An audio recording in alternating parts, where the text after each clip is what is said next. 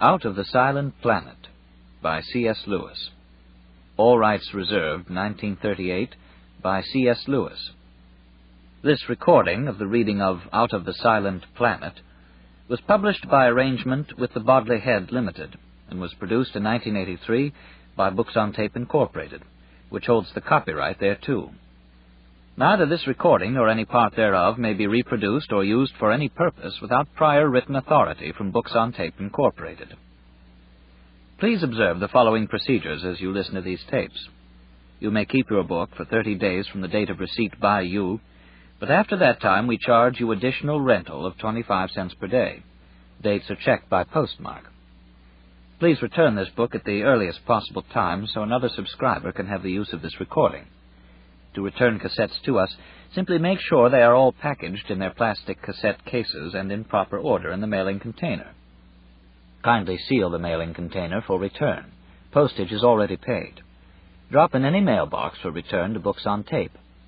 Unless you are at home during the day, you will probably find it more convenient to have tapes mailed to you at your business address rather than your home. The reason is that the postman cannot leave packages if no one is there to receive them.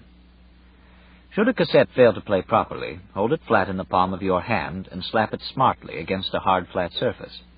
If this does not work, or if you cannot otherwise free the reels, call us at the number which appears on the enclosed copyright information card. Give us the name of the book and the number of the cassette. We will immediately send you a replacement at no charge. Discard the broken cassette. Out of the Silent Planet by C.S. Lewis. This book consists of 22 chapters and is 182 pages long. The following material appears on the dust jacket of the book. This is the story of a voyage to another planet. The reader had better not know which any earlier than the hero did, for this time the hero is not the usual infallible scientist, but an ill-informed and frankly terrified victim who left the earth much against his will. Why they took him, and what he found there, and how the expedition got back, they very nearly didn't, is the matter of this book. The author writes partly in the Wellsian tradition, but is not quite so certain as Wells about the beneficence of science and the importance of the human race. His universe is dangerous enough, but leaves more room for color, legend, fun, and whimsicality than usually appears in stories of this kind. And the reader may feel that his Malacandra is the only imaginary world he has met for a long time which he felt any real desire to visit. Dedication to my brother, W.H.L., a lifelong critic of the space and time story. Note: certain slighting references to earlier stories of this type, which will be found in the following pages, have been put there for purely dramatic purposes. The author would be sorry if any reader supposed he was too stupid to have enjoyed Mr. H.G. Wells's fantasies, or too ungrateful to acknowledge his debt to them. C.S.L. Chapter 1. The last drops of the thunder shower had hardly ceased falling when the pedestrian stuffed his map into his pocket, settled his pack more comfortably on his tired shoulders, and stepped out from the shelter of a large chestnut tree into the middle of the road. A violent yellow sunset was pouring through a rift in the clouds to westward, but straight ahead over the hills the sky was the color of dark slate. Every tree and blade of grass was dripping, and the road shone like a river. The pedestrian wasted no time on the landscape, but set out at once with the determined stride of a good walker who has lately realized that he will have to walk farther than he intended. That indeed was his situation. If he had chosen to look back, which he did not, he could have seen the spire of Much Natterby, and seeing it, might have uttered a malediction on the inhospitable little hotel which, though obviously empty, had refused him a bed. The place had changed hands since he last went for a walking tour in these parts. The kindly old landlord on whom he had reckoned had been replaced by someone whom the barmaid referred to as the lady, and the lady was apparently a British innkeeper of that orthodox school who regard guests as a nuisance. His only chance now was Stirk, on the far side of the hills and a good 6 miles away. The map marked an inn at Stirk. The pedestrian was too experienced to build any very sanguine hopes on this, but there seemed nothing else within range. He walked fairly fast and doggedly, without looking much about him, like a man trying to shorten the way with some interesting train of thought. He was tall, but a little round-shouldered, about 35 to 40 years of age, and dressed with that particular kind of shabbiness which marks a member of the intelligentsia on a holiday. He might easily have been mistaken for a doctor or a schoolmaster at first sight, though he had not the man-of-the-world air of the one or the indefinable breeziness of the other. In fact, he was a philologist and fellow of a Cambridge college. His name was Ransom. He had hoped when he left Natterby that he might find a night's lodging at some friendly farm before he had walked as far as Stirk. But the land this side of the hills seemed almost uninhabited. It was a desolate, featureless sort of country, mainly devoted to cabbage and turnip, with poor hedges and few trees. It attracted no visitors like the richer country south of Natterby, and it was protected by the hills from the industrial areas beyond Stirk. As the evening drew in and the noise of the birds came to an end, it grew more silent than an English landscape usually is. The noise of his own feet on the metalled road became irritating. He had walked thus for a matter of 2 miles when he became aware of a light ahead. He was close under the hills by now, and it was nearly dark, so that he still cherished hopes of a substantial farmhouse until he was quite close to the real origin of the light, which proved to be a very small cottage of ugly 19th-century brick. A woman darted out of the open doorway as he approached it, and almost collided with him. "I beg your pardon, sir," she said. "I thought it was my Airy." Ransom asked her if there was any place nearer than Stirk where he might possibly get a bed. "No, sir," said the woman, "not nearer than Stirk. I dare say as they might fix you up at Natterby." She spoke in a humble, fretful voice, as if her mind were intent on something else. Ransom explained that he had already tried Natterby. "Then I don't know, I'm sure, sir," she replied. "There isn't hardly any house before Stirk. Not what you want. There's only the rise where my Harry works, and I thought you was coming from that way, sir, and that's why I come out when I heard you, thinking it might be him. You ought to be home this long time." "The rise?" said Ransom. "What's that? A farm? Will they put me up?" "Oh, no, sir. You see, there's no one there now except the professor and the gentleman from London, not since Miss Alice died. They wouldn't do anything like that, sir. They don't even keep any servants, except my Harry, for doing the furnace like, and he's not in the house." "What's this professor's name?" asked Ransom, with a faint hope. "I don't know, I'm sure, sir," said the woman. "The other gentleman's Mr. Devine, he is, and Harry says the other gentleman is a professor. He don't know much about it, you see, sir, being a little simple, and that's why I don't like him coming home so late. And they said they'd always send him home at 6 o'clock. It isn't as if he didn't do a good day's work, either." The monotonous voice and the limited range of the woman's vocabulary did not express much emotion, but Ransom was standing sufficiently near to perceive that she was trembling and nearly crying. It occurred to him that he ought to call on the mysterious professor and ask for the boy to be sent home. And it occurred to him just a fraction of a second later that, once he were inside the house, among men of his own profession, he might very reasonably accept the offer of a night's hospitality. Whatever the process of thought may have been, he found that the mental picture of himself calling at the rise had assumed all the solidity of a thing determined upon. He told the woman what he intended to do. "Thank you very much, sir, I'm sure," she said. "And if you would be so kind as to see him out of the gate and on the road before you leave, if you see what I mean, sir. He's that frightened of the professor, and he wouldn't come away once your back was turned, sir, not if they hadn't sent him home themselves, like." Ransom reassured the woman as well as he could, and bade her good-bye, after ascertaining that he would find the rise on his left in about 5 minutes. Stiffness had grown upon him while he was standing still, and he proceeded slowly and painfully on his way. There was no sign of any lights on the left of the road, nothing but the flat fields and a mass of darkness which he took to be a copse. It seemed more than 5 minutes before he reached it and found that he had been mistaken. It was divided from the road by a good hedge, and in the hedge was a white gate. And the trees which rose above him as he examined the gate were not the first line of a copse, but only a belt, and the sky showed through them. He felt quite sure now that this must be the gate of the rise, and that these trees surrounded a house and garden. He tried the gate and found it locked. He stood for a moment undecided, discouraged by the silence and the growing darkness. His first inclination, tired as he felt, was to continue his journey to Stirk, but he had committed himself to a troublesome duty on behalf of the old woman. He knew that it would be possible, if one really wanted, to force a way through the hedge. He did not want to. A nice fool he would look, blundering in upon some retired eccentric, the sort of a man who kept his gates locked in the country, with his silly story of a hysterical mother in tears because her idiot boy had been kept a half an hour late at his work.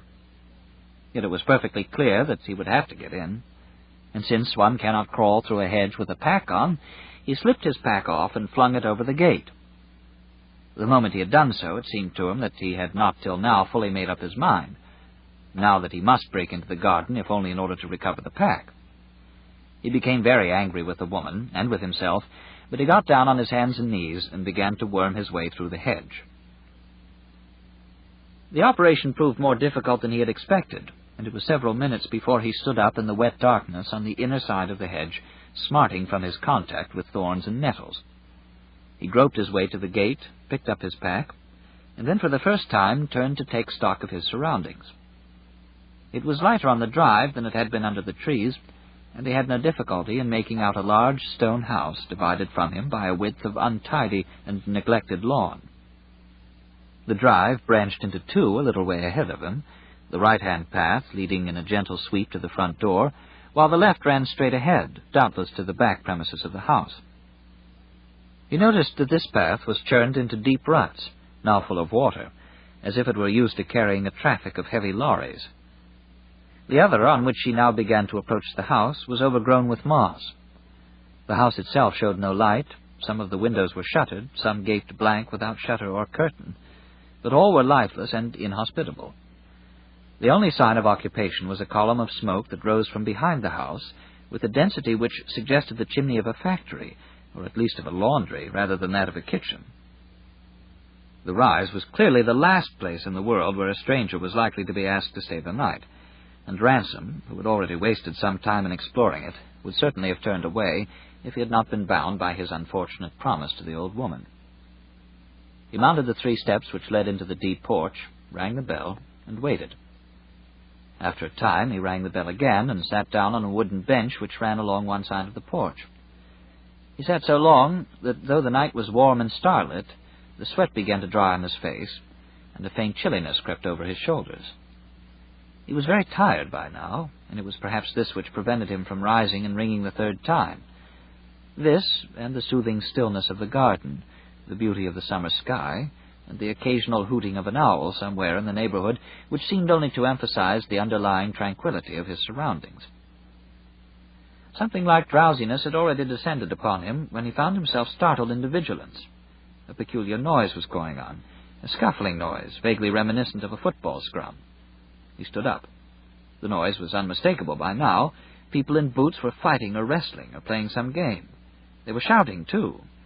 He could not make out the words, but he heard the monosyllabic, barking ejaculations of men who are angry and out of breath. The last thing Ransom wanted was an adventure, but a conviction that he ought to investigate the matter was already growing upon him when a much louder cry rang out, in which he could distinguish the words, "Let me go! Let me go!" and then, a second later, "I'm not going in there. Let me go home."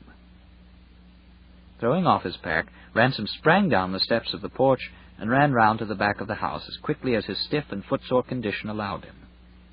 The ruts and pools of the muddy path led him to what seemed to be a yard, but a yard surrounded with an unusual number of outhouses. He had a momentary vision of a tall chimney, a low door filled with red firelight, and a huge round shape that rose black against the stars, which he took for the dome of a small observatory. Then all this was blotted out of his mind by the figures of 3 men who were struggling together so close to him that he almost cannoned into them. From the very first, Ransom felt no doubt that the central figure, whom the 2 others seemed to be detaining in spite of his struggles, was the old woman's Harry. He would like to have thundered out, "What are you doing to that boy?" But the words that actually came, in rather an unimpressive voice, were, "Here, I say." The 3 combatants fell suddenly apart, the boy blubbering. "May I ask," said the thicker and taller of the 2 men, "who the devil you may be and what you're doing here?" His voice had all the qualities which Ransom's had so regrettably lacked.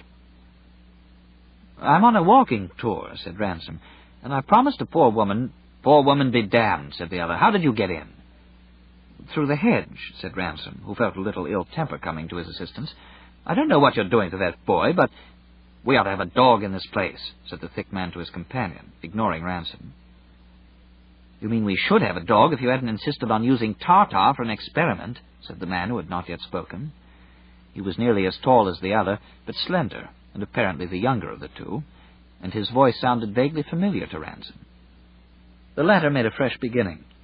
"Look here," he said, "I don't know what you're doing to that boy, but it's long after hours, and it's high time you sent him home. I haven't the least wish to interfere in your private affairs, but—" "Who are you?" bawled the thick man. "My name is Ransom, if that is what you mean, and—" "By Jove," said the slender man, "not Ransom who used to be at Wedenshaw?" "I was at school at Wedenshaw," said Ransom. "I thought I knew you as soon as you spoke," said the slender man. "I'm Devine. Don't you remember me?" "Of course, I should think I do," said Ransom, as the two men shook hands with the rather labored cordiality which is traditional in such meetings. In actual fact, Ransom had disliked Devine at school as much as anyone he could remember. "Touching, isn't it?" said Devine. "The far-flung line even in the wilds of Stirk and Netherby. This is where we get a lump in our throats and remember Sunday evening chapel in the D.O.P. You don't know Weston, perhaps?" Devine indicated his massive and loud-voiced companion. "The Weston," he added. "You know, the great physicist. Has Einstein on toast and drinks a pint of Schrödinger's blood for breakfast. Weston, allow me to introduce my old schoolfellow, Ransom. Dr. Elwyn Ransom. The Ransom, you know, the great philologist. Has Jesperson on toast and drinks a pint—" "I know nothing about it," said Weston, who was still holding the unfortunate Harry by the collar. "If you expect me to say that I'm pleased to see this person who's just broken into my garden, you'll be disappointed.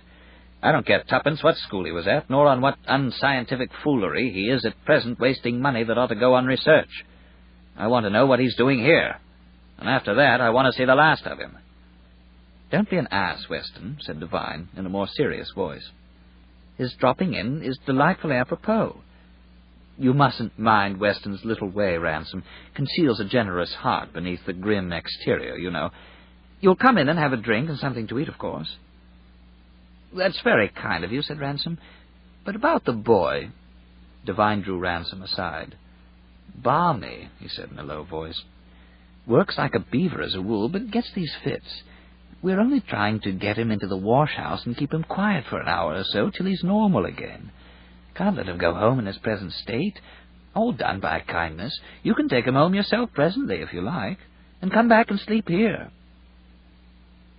Ransom was very much perplexed. There was something about the whole scene suspicious enough and disagreeable enough to convince him that he had blundered on something criminal, while, on the other hand, he had all the deep, irrational conviction of his age and class that such things could never cross the path of an ordinary person, except in fiction, and could least of all be associated with professors and old schoolfellows. Even if they had been ill-treating the boy, Ransom did not see much chance of getting him from them by force. While these thoughts were passing through his head, Devine had been speaking to Weston in a low voice, but no lower than was to be expected of a man discussing hospitable arrangements in the presence of a guest. It ended with a grunt of assent from Weston. Ransom, to whose other difficulties a mere social embarrassment was now being added, turned with the idea of making some remark. But Weston was now speaking to the boy. "You've given enough trouble for one night, Harry," he said, "and in a properly governed country I'd know how to deal with you. Hold your tongue and stop snivelling. You needn't go into the wash-house if you don't want—" "It weren't the wash-house," sobbed the half-wit. "You know it weren't. I don't want to go in that thing again." "He means the laboratory," interrupted Devine. "He got in there and was shut in by accident for a few hours once. It put the wind up him for some reason. Lo, the poor Indian, you know." He turned to the boy. "Listen, Harry," he said, "this kind gentleman is going to take you home as soon as he's had a rest. If you'll come in and sit down quietly in the hall, I'll give you something you like." He imitated the noise of a cork being drawn from a bottle. Ransom remembered it had been one of Devine's tricks at school, and a guffaw of infantile knowingness broke from Harry's lips. "Bring him in," said Weston as he turned away and disappeared into the house. Ransom hesitated to follow, but Devine assured him that Weston would be very glad to see him. The lie was barefaced, but Ransom's desire for a rest and a drink were rapidly overcoming his social scruples. Preceded by Devine and Harry, he entered the house and found himself a moment later seated in an armchair and awaiting the return of Devine, who had gone to fetch refreshments. Chapter 2. The room into which he had been shown revealed a strange mixture of luxury and squalor. The windows were shuttered and curtainless. The floor was uncarpeted and strewn with packing cases, shavings, newspapers, and boots, and the wallpaper showed the stains left by the pictures and furniture of the previous occupants. On the other hand, the only two armchairs were of the costliest type, and in the litter which covered the tables, cigars, oyster shells, and empty champagne bottles jostled with tins of condensed milk and open sardine tins, with cheap crockery, broken bread, and teacups a quarter full of tea and cigarette ends. His hosts seemed to be a long time away, and Ransom fell to thinking of Devine. He felt for him that sort of distaste we feel for someone whom we have admired in boyhood for a very brief period, and then outgrown. Devine had learned just half a term earlier than anyone else that kind of humor which consists in a perpetual parody of the sentimental or idealistic clichés of one's elders. For a few weeks his references to the dear old place and to playing the game, to the white man's burden and a straight bat, had swept everyone, Ransom included, off their feet.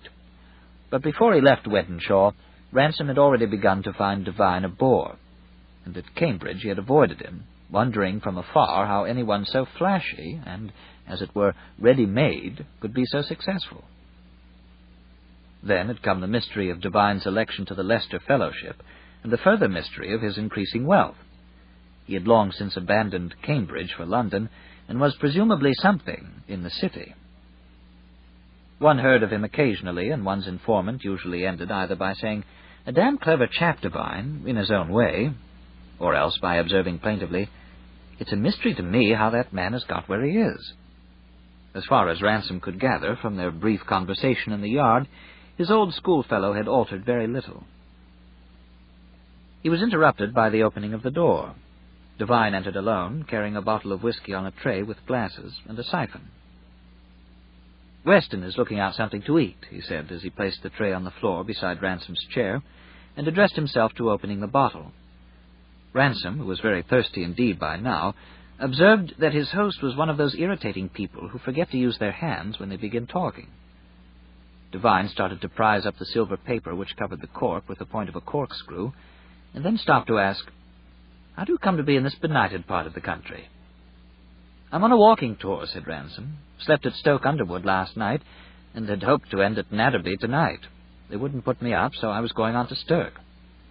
"God!" exclaimed Devine, his corkscrew still idle. "Do you do it for money, or is it sheer masochism?" "Pleasure, of course," said Ransom, keeping his eye immovably on the still unopened bottle. "Can the attraction of it be explained to the uninitiate?" asked Devine, remembering himself sufficiently to rip up a small portion of the silver paper. "I hardly know. To begin with, I like the actual walking. God, you must have enjoyed the army. Jogging along to Thingamy, eh?" No, it's just the opposite of the army. The whole point about the army is that you're never alone for a moment and can never choose where you're going or even what part of the road you're walking on. On a walking tour, you're absolutely detached. You stop where you like and go on when you like. As long as it lasts, you need consider no one and consult no one but yourself. Until one night you find a wire waiting at your hotel saying, "Come back at once," replied Devine, at last removing the silver paper. "Only if you were fool enough to leave a list of addresses and go to them. The worst thing that could happen to me would be that man on the wireless saying, 'Will Dr. Elwyn Ransom, believed to be walking somewhere in the Midlands—'" "I begin to see the idea," said Devine, pausing in the very act of drawing the cork. "It wouldn't do if you were in business. You are a lucky devil. But can even you just disappear like that? No wife, no young, no aged but honest parent or anything of that sort?" "Only a married sister in India. And then, you see, I'm a Don, and a Don in the middle of long vacation is almost a non-existent creature, as you ought to remember. College neither knows nor cares where he is, and certainly no one else does." The cork at last came out of the bottle with a heart-cheering noise. "Say when," said Devine, as Ransom held out his glass. "But I feel sure there's a catch somewhere. Do you really mean to say that no one knows where you are or when you ought to get back, and no one can get hold of you?" Ransom was nodding in reply when Devine, who had picked up the siphon, suddenly swore.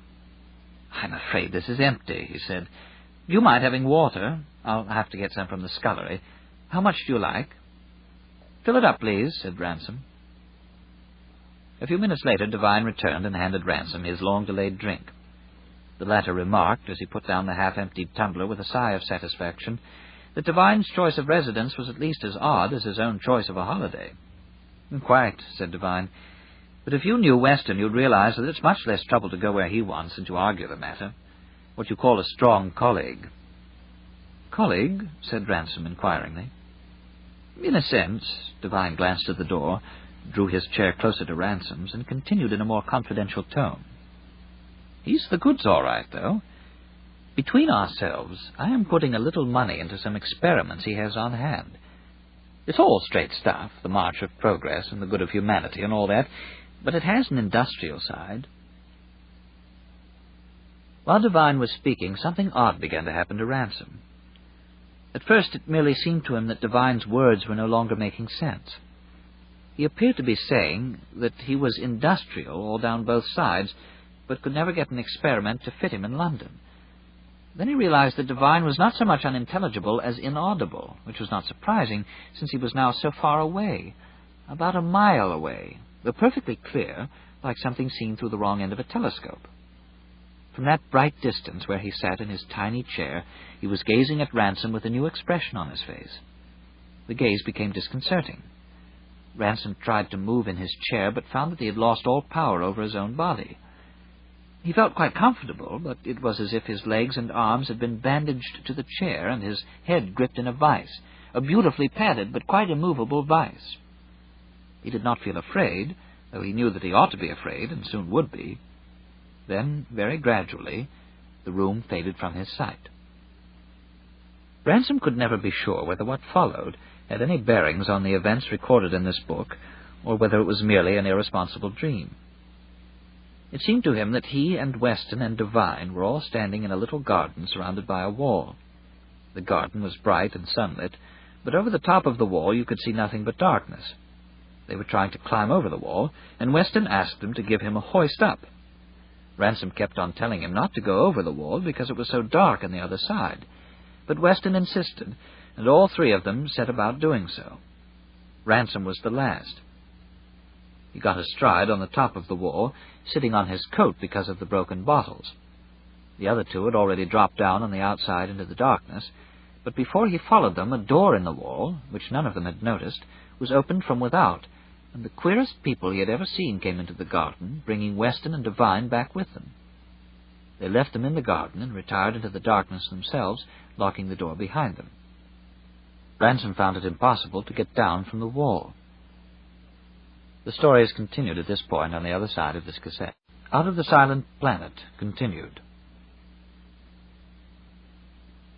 Ransom found it impossible to get down from the wall.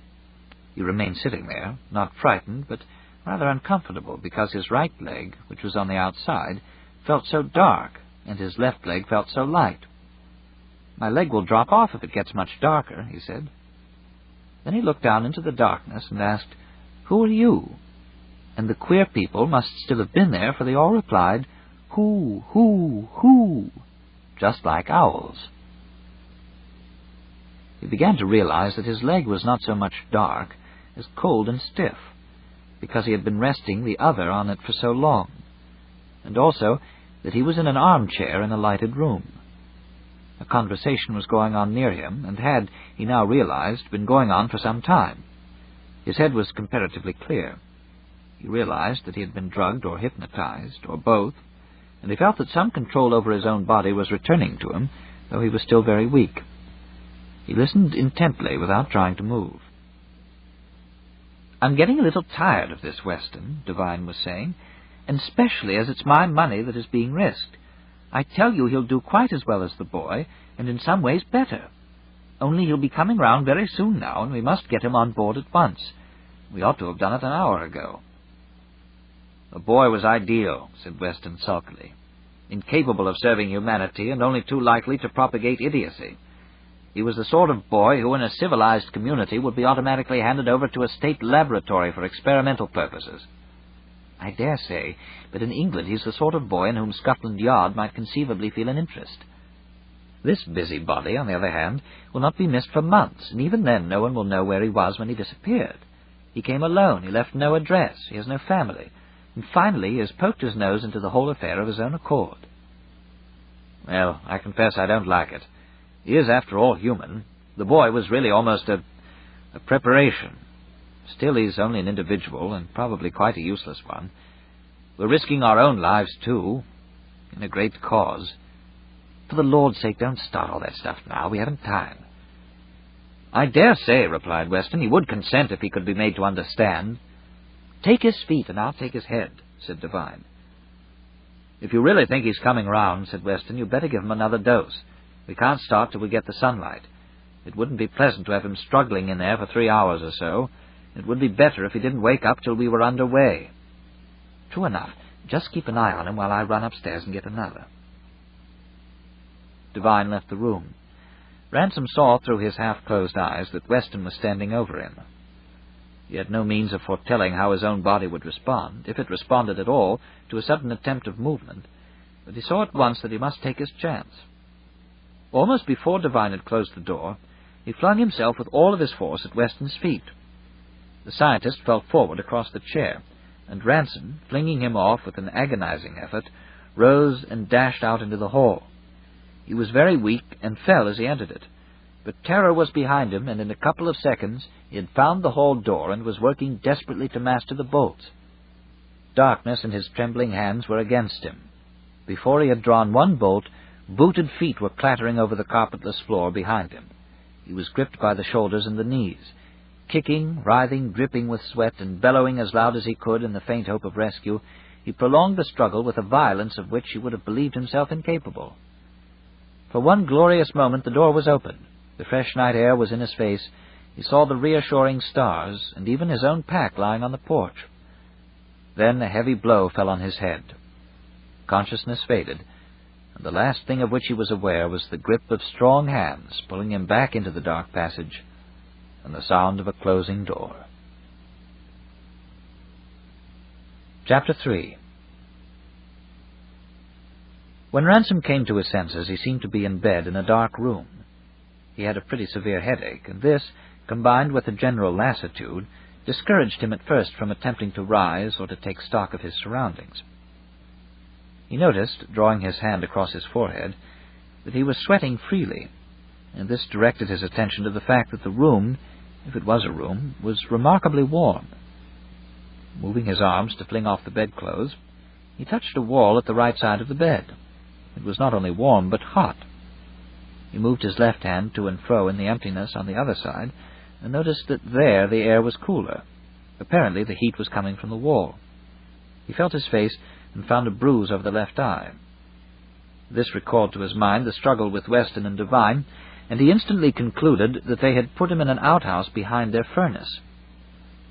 At the same time he looked up and recognized the source of the dim light in which, without noticing it, he had all along been able to see the movements of his own hands.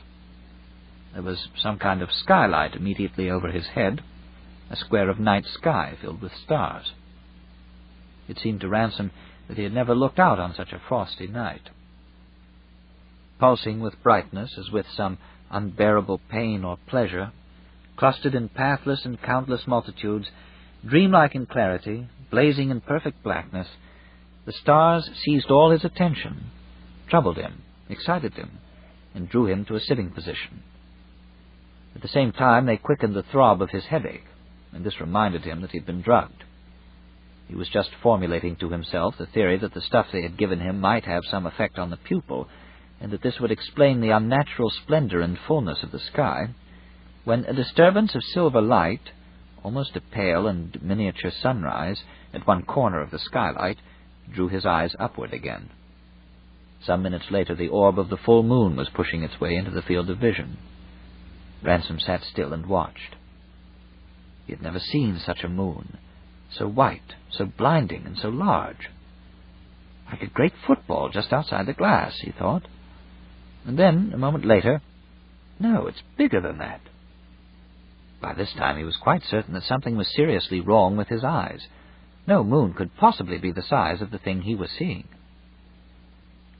The light of the huge moon, if it was a moon, had by now illuminated his surroundings almost as clearly as if it were day. It was a very strange room. The floor was so small that the bed and a table beside it occupied the whole width of it. The ceiling seemed to be nearly twice as wide, and the walls sloped outward as they rose, so that Ransom had the impression of lying at the bottom of a deep and narrow wheelbarrow. This confirmed his belief that his sight was either temporarily or permanently injured. In other respects, however, he was recovering rapidly, and even beginning to feel an unnatural lightness of heart, and a not disagreeable excitement. The heat was still oppressive, and he stripped off everything but his shirt and trousers before rising to explore. His rising was disastrous, and raised graver apprehensions in his mind about the effects of being drugged. Although he had been conscious of no unusual muscular effort, he found himself leaping from the bed with an energy which brought his head into sharp contact with the skylight, and flung him down again in a heap on the floor. He found himself on the other side against the wall, a wall that ought to have sloped outwards like the side of a wheelbarrow, according to his previous reconnaissance. But it didn't. He felt it and looked at it. It was unmistakably at right angles to the floor. More cautiously this time, he rose again to his feet. He felt an extraordinary lightness of body, and it was with difficulty that he kept his feet on the floor. For the first time, a suspicion that he might be dead and already in the ghost life crossed his mind. He was trembling, but 100 mental habits forbade him to consider this possibility. Instead, he explored his prison. The result was beyond doubt. All the walls looked as if they sloped outwards, so as to make the room wider at the ceiling than it was at the floor. But each wall, as you stood beside it, turned out to be perfectly perpendicular, not only to sight, but to touch also. If one stooped down and examined with one's fingers the angle between it and the floor. The same examination revealed two other curious facts. The room was walled and floored with metal, and was in a state of continuous faint vibration, a silent vibration with a strangely lifelike and unmechanical quality about it. But if the vibration was silent, there was plenty of noise going on, a series of musical raps at quite irregular intervals which seemed to come from the ceiling. It was as if the metal chamber in which he found himself was being bombarded with small, tinkling missiles. Ransom was by now thoroughly frightened, not with the prosaic fright that a man suffers in a war, but with a heady, bounding kind of fear that was hardly distinguishable from his general excitement. He was poised on a sort of emotional watershed from which he felt he might at any moment pass either into delirious terror or into an ecstasy of joy. He knew now that he was not in a house, but in some moving vessel. It was clearly not a submarine, and the infinitesimal quivering of the metal did not suggest the motion of any wheeled vehicle. A ship, then, he supposed, or some kind of airship. But there was an oddity in all his sensations for which neither supposition accounted. Puzzled, he sat down again on the bed and stared at the portentous moon. An airship, some kind of flying machine. But why did the moon look so big? It was larger than he had thought at first. No moon could really be that size. And he realized now that he had known this from the first, but had repressed the knowledge through terror. At the same moment a thought came into his head which stopped his breath. There could be no full moon at all that night. He remembered distinctly that he had walked from Natterby in a moonless night. Even if the thin crescent of a new moon had escaped his notice, it could not have grown to this in a few hours. It could not have grown to this at all, this megalomaniac disk, far larger than the football he had at first compared it to, larger than a child's hoop, filling almost half the sky. And where was the old man in the moon, the familiar face that had looked down on all the generations of men? The thing wasn't the moon at all, and he felt his hair move on his scalp. At that moment the sound of an opening door made him turn his head. An oblong of dazzling light appeared behind him, and instantly vanished as the door closed again, having admitted the bulky form of a naked man whom Ransom recognized as Weston. No reproach, no demand for an explanation rose to Ransom's lips or even to his mind, not with that monstrous orb above them. The mere presence of a human being, with its offer of at least some companionship, broke down the tension in which his nerves had long been resisting a bottomless dismay. He found, when he spoke, that he was sobbing. "Weston! Weston!" he gasped. "What is it? It's not the moon, not that size. It can't be, can it?" "No," replied Weston. "It's the earth." Chapter 4. Ransom's legs failed him, and he must have sunk back upon the bed, but he only became aware of this many minutes later. At the moment he was unconscious of everything except his fear. He did not even know what he was afraid of. The fear itself possessed his whole mind, a formless, infinite misgiving. He did not lose consciousness, though he greatly wished that he might do so. Any change, death or sleep, or, best of all, a waking which would show all this for a dream, would have been inexpressibly welcome. None came. Instead, the lifelong self-control of social man, the virtues which are half hypocrisy, or the hypocrisy which is half a virtue, came back to him, and soon he found himself answering Weston in a voice not shamefully tremulous. "Do you mean that?" he asked. "Certainly." "Then where are we?" "Standing out from Earth about 85,000 miles. "You mean we're in space?" Ransom uttered the word with difficulty, as a frightened child speaks of ghosts, or a frightened man of cancer. Weston nodded. "What for?" said Ransom. "And what on earth have you kidnapped me for? And how have you done it?" For a moment Weston seemed disposed to give no answer. Then, as if on a second thought, he sat down on the bed beside Ransom and spoke as follows. "I suppose it will save trouble if I deal with these questions at once, instead of leaving you to pester us with them every hour for the next month. As to how we do it, I suppose you mean how the spaceship works. There's no good your asking that. Unless you were one of the 4 or 5 real physicists now living, you couldn't understand. And if there were any chance of your understanding, you certainly wouldn't be told. If it makes you happy to repeat words that don't mean anything, which is in fact what unscientific people want when they ask for an explanation, you may say we work by exploiting the less observed properties of solar radiation. As to why we are here, we are on our way to Malacandra." "Do you mean a star called Malacandra?" "Even you can hardly suppose we are going out of the solar system. Malacandra is much nearer than that. We shall make it in about 28 days. "There isn't a planet called Malacandra," objected Ransom. "I'm giving it its real name, not the name invented by terrestrial astronomers," said Weston. "But surely this is nonsense," said Ransom. "How the deuce did you find out its real name, as you call it?" "From the inhabitants." It took Ransom some time to digest this statement. "Do you mean to tell me you claim to have been to this star before, or this planet, or whatever it is?" "Yes." "You can't really ask me to believe that," said Ransom. "Damn it all, it's not an everyday affair. Why has no one heard of it? Why has it not been in all the papers?" "Because we're not perfect idiots," said Weston gruffly. After a few moments' silence, Ransom began again. "Which planet is it in our terminology?" he asked. "Once and for all," said Weston, "I'm not going to tell you. If you know how to find out when we get there, you're welcome to do so. I don't think we have much to fear from your scientific attainments. In the meantime, there's no reason for you to know." "And you say this place is inhabited?" said Ransom. Weston gave him a peculiar look and then nodded. The uneasiness which this produced in Ransom rapidly merged in an anger which he had almost lost sight of amidst the conflicting emotions that beset him. "And what has all this to do with me?" he broke out. "You have assaulted me, drugged me, and are apparently carrying me off as a prisoner in this infernal thing. What have I done to you? What do you say for yourself?" "I might reply by asking you why you crept into my backyard like a thief. If you had minded your own business, you would not be here. As it is, I admit that we have had to infringe your rights. My only defense is that small claims must give way to great. As far as we know, we are doing what has never been done in the history of man. perhaps never in the history of the universe. We have learned how to jump off the speck of matter on which our species began.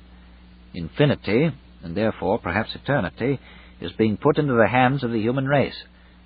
You cannot be so small-minded as to think that the rights or the life of an individual or of 1,000,000 individuals are of the slightest importance in comparison with this."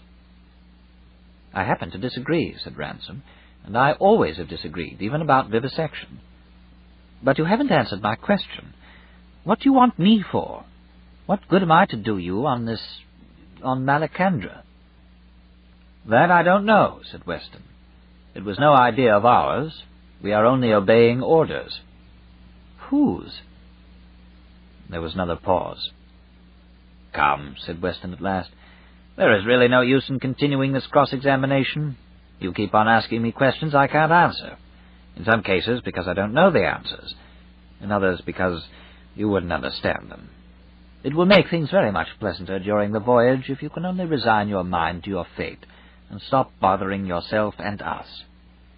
It would be easier if your philosophy of life were not so insufferably narrow and individualistic. I had thought no one could fail to be inspired by the role you are being asked to play, that even a worm, if it could understand, would rise to the sacrifice. I mean, of course, the sacrifice of time and liberty, and some little risk. Don't misunderstand me." "Well," said Ransom, "you hold all the cards, and I must make the best of it. I consider your philosophy of life raving lunacy. I suppose all that stuff about infinity and eternity means that you think you are justified in doing anything, absolutely anything, here and now, on the off chance that some creatures or other descended from man as we know them may crawl about a few centuries longer in some part of the universe." "Yes, anything whatever," returned the scientist sternly. "And all educated opinion, for I do not call classics and history and such trash education, is entirely on my side. I am glad you raised the point, and I advise you to remember my answer. In the meantime, if you follow me into the next room, we will have breakfast. Be careful how you get up. Your weight here is hardly appreciable compared to your weight on Earth." Ransom rose, and his captor opened the door. Instantly the room was flooded with a dazzling golden light, which completely eclipsed the pale earth-light behind him. "I will give you darkened glasses in a moment," said Weston, as he preceded him into the chamber whence the radiance was pouring. It seemed to Ransom that Weston went up a hill towards the doorway, and then disappeared suddenly downwards when he had passed it. When he followed, which he did with caution, he had the curious impression that he was walking up to the edge of a precipice. The new room beyond the doorway seemed to be built on its side, so that its farther wall lay almost in the same plane as the floor of the room he was leaving. When, however, he ventured to put forward his foot, he found that the floor continued flush, and as he entered the second room, the walls suddenly righted themselves, and the rounded ceiling was over his head. Looking back, he perceived that the bedroom in its turn was now heeling over, its roof a wall, and one of its walls a roof. "You will soon get used to it," said Weston, following his gaze. "The ship is roughly spherical, and now that we are outside the gravitational field of the Earth, down means and feels towards the center of our own little metal world. This, of course, was foreseen, and we built her accordingly. The core of the ship is a hollow globe. We keep our stores inside it, and the surface of that globe is the floor we are walking on. The cabins are arranged all around this, their walls supporting an outer globe, which from our point of view is the roof. As the center is always down, the piece of floor you are standing on always feels flat or horizontal, and the wall you are standing against always seems vertical. On the other hand, the globe of the floor is so small that you can always see over the edge of it, over what would be the horizon if you were a flea, and then you can see the floors and wall of the next cabin in a different plane.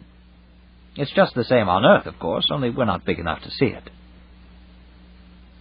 After this explanation, he made arrangements in his precise, ungracious way for the comfort of his guest or prisoner. Ransom, at his advice, removed all his clothes and substituted a little metal girdle hung with enormous weights to reduce, as far as possible, the unmanageable lightness of his body. He also assumed tinted glasses, and soon found himself seated opposite Weston at a small table laid for breakfast. He was both hungry and thirsty, and eagerly attacked the meal, which consisted of tinned meat, biscuit, butter, and coffee. But all of these actions he had performed mechanically. Stripping, eating, and drinking passed almost unnoticed, and all he ever remembered of his first meal in the spaceship was the tyranny of heat and light. Both were present in a degree which would have been intolerable on Earth, but each had a new quality. The light was paler than any light of comparable intensity that he had ever seen. It was not pure white, but the palest of all imaginable golds, and it cast shadows as sharp as a floodlight. The heat, utterly free from moisture, seemed to knead and stroke the skin like a gigantic masseur.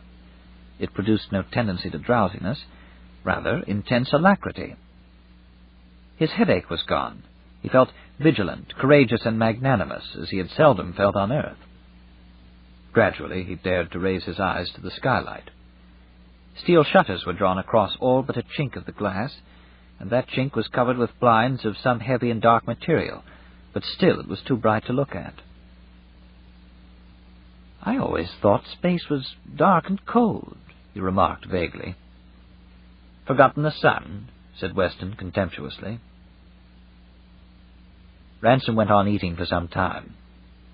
Then he began, "If it's like this in the early morning," and stopped, warned by the expression on Weston's face. Awe fell upon him. There were no mornings here, no evenings, and no nights, nothing but the changeless noon which had filled for centuries beyond history so many millions of cubic miles. He glanced at Weston again, but the latter held up his hand. "Don't talk," he said. "We've discussed all that is necessary. The ship does not carry oxygen enough for any unnecessary exertion, not even for talking." Shortly afterwards he rose, without inviting the other to follow him, and left the room by one of the many doors which Ransom had not yet seen opened. Chapter 5. The period spent in the spaceship ought to have been one of terror and anxiety for Ransom. He was separated by an astronomical distance from every member of the human race except two whom he had excellent reasons for distrusting. He was heading for an unknown destination, and was being brought thither for a purpose which his captors steadily refused to disclose. Devine and Weston relieved each other regularly in a room which Ransom was never allowed to enter, and where he supposed the controls of their machine must be. Weston, during his watches off, was almost entirely silent. Devine was more loquacious, and would often talk and guffaw with the prisoner until Weston rapped on the wall of the control room and warned them not to waste air. But Devine was secretive after a certain point. He was quite ready to laugh at Weston's solemn scientific idealism. He didn't give a damn, he said, for the future of the species or the meeting of two worlds. "There's more to Malacandra than that," he would add with a wink. But when Ransom asked him what more, he would lapse into satire and make ironical remarks about the white man's burden and the blessings of civilization. "It is inhabited, then?" Ransom would press. "Ah, there's always a native question in these things," Devine would answer. For the most part his conversation ran on the things he would do when he got back to Earth. Ocean-going yachts, the most expensive women, and a big place on the Riviera figured largely in his plans. "I'm not running all these risks for fun." Direct questions about Ransom's own role were usually met with silence. Only once, in reply to such a question, Devine, who was then in Ransom's opinion very far from sober, admitted they were rather handing him the baby. "But I'm sure," he added, "you'll live up to the old-school tie." All this, as I have said, was sufficiently disquieting. The odd thing was that it did not very greatly disquiet him. It is hard for a man to brood on the future when he is feeling so extremely well as Ransom now felt. There was an endless night on one side of the ship, and an endless day on the other. Each was marvelous, and he moved from one to the other at his will, delighted. In the nights, which he could create by turning the handle of a door, he lay for hours in contemplation of the skylight. The earth's disk was nowhere to be seen. The stars, thick as daisies on an uncut lawn, reigned perpetually, with no cloud, no moon, no sunrise to dispute their sway. There were planets of unbelievable majesty, and constellations undreamed of. There were celestial sapphires, rubies, emeralds, and pinpricks of burning gold. Far out on the left of the picture hung a comet, tiny and remote.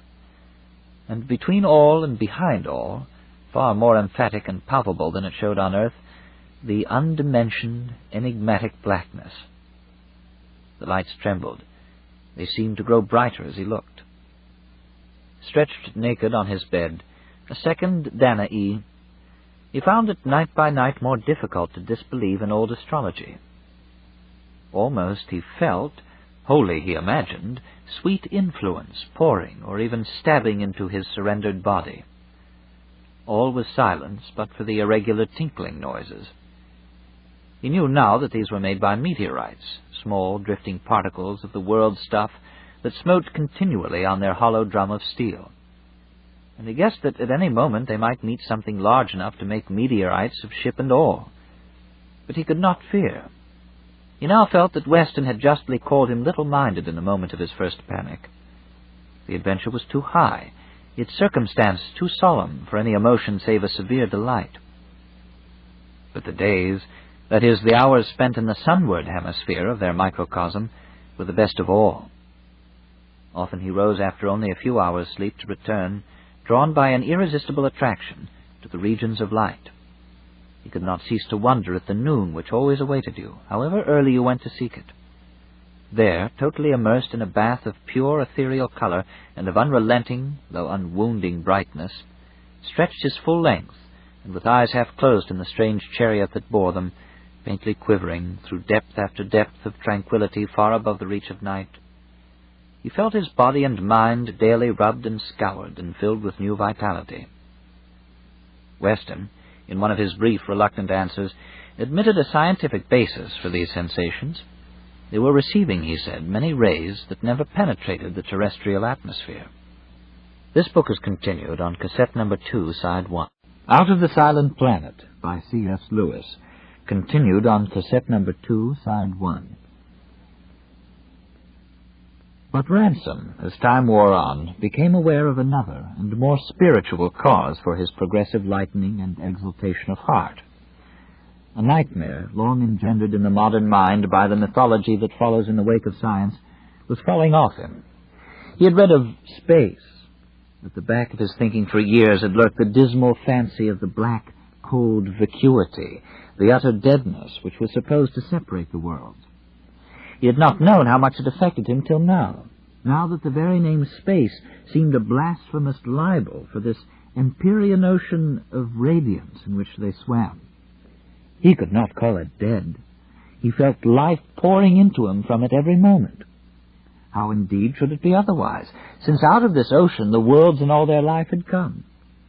He had thought it barren. He saw now that it was the womb of worlds, whose blazing and innumerable offspring looked down nightly, even upon the earth, with so many eyes. And here, with how many more? No, space was the wrong name.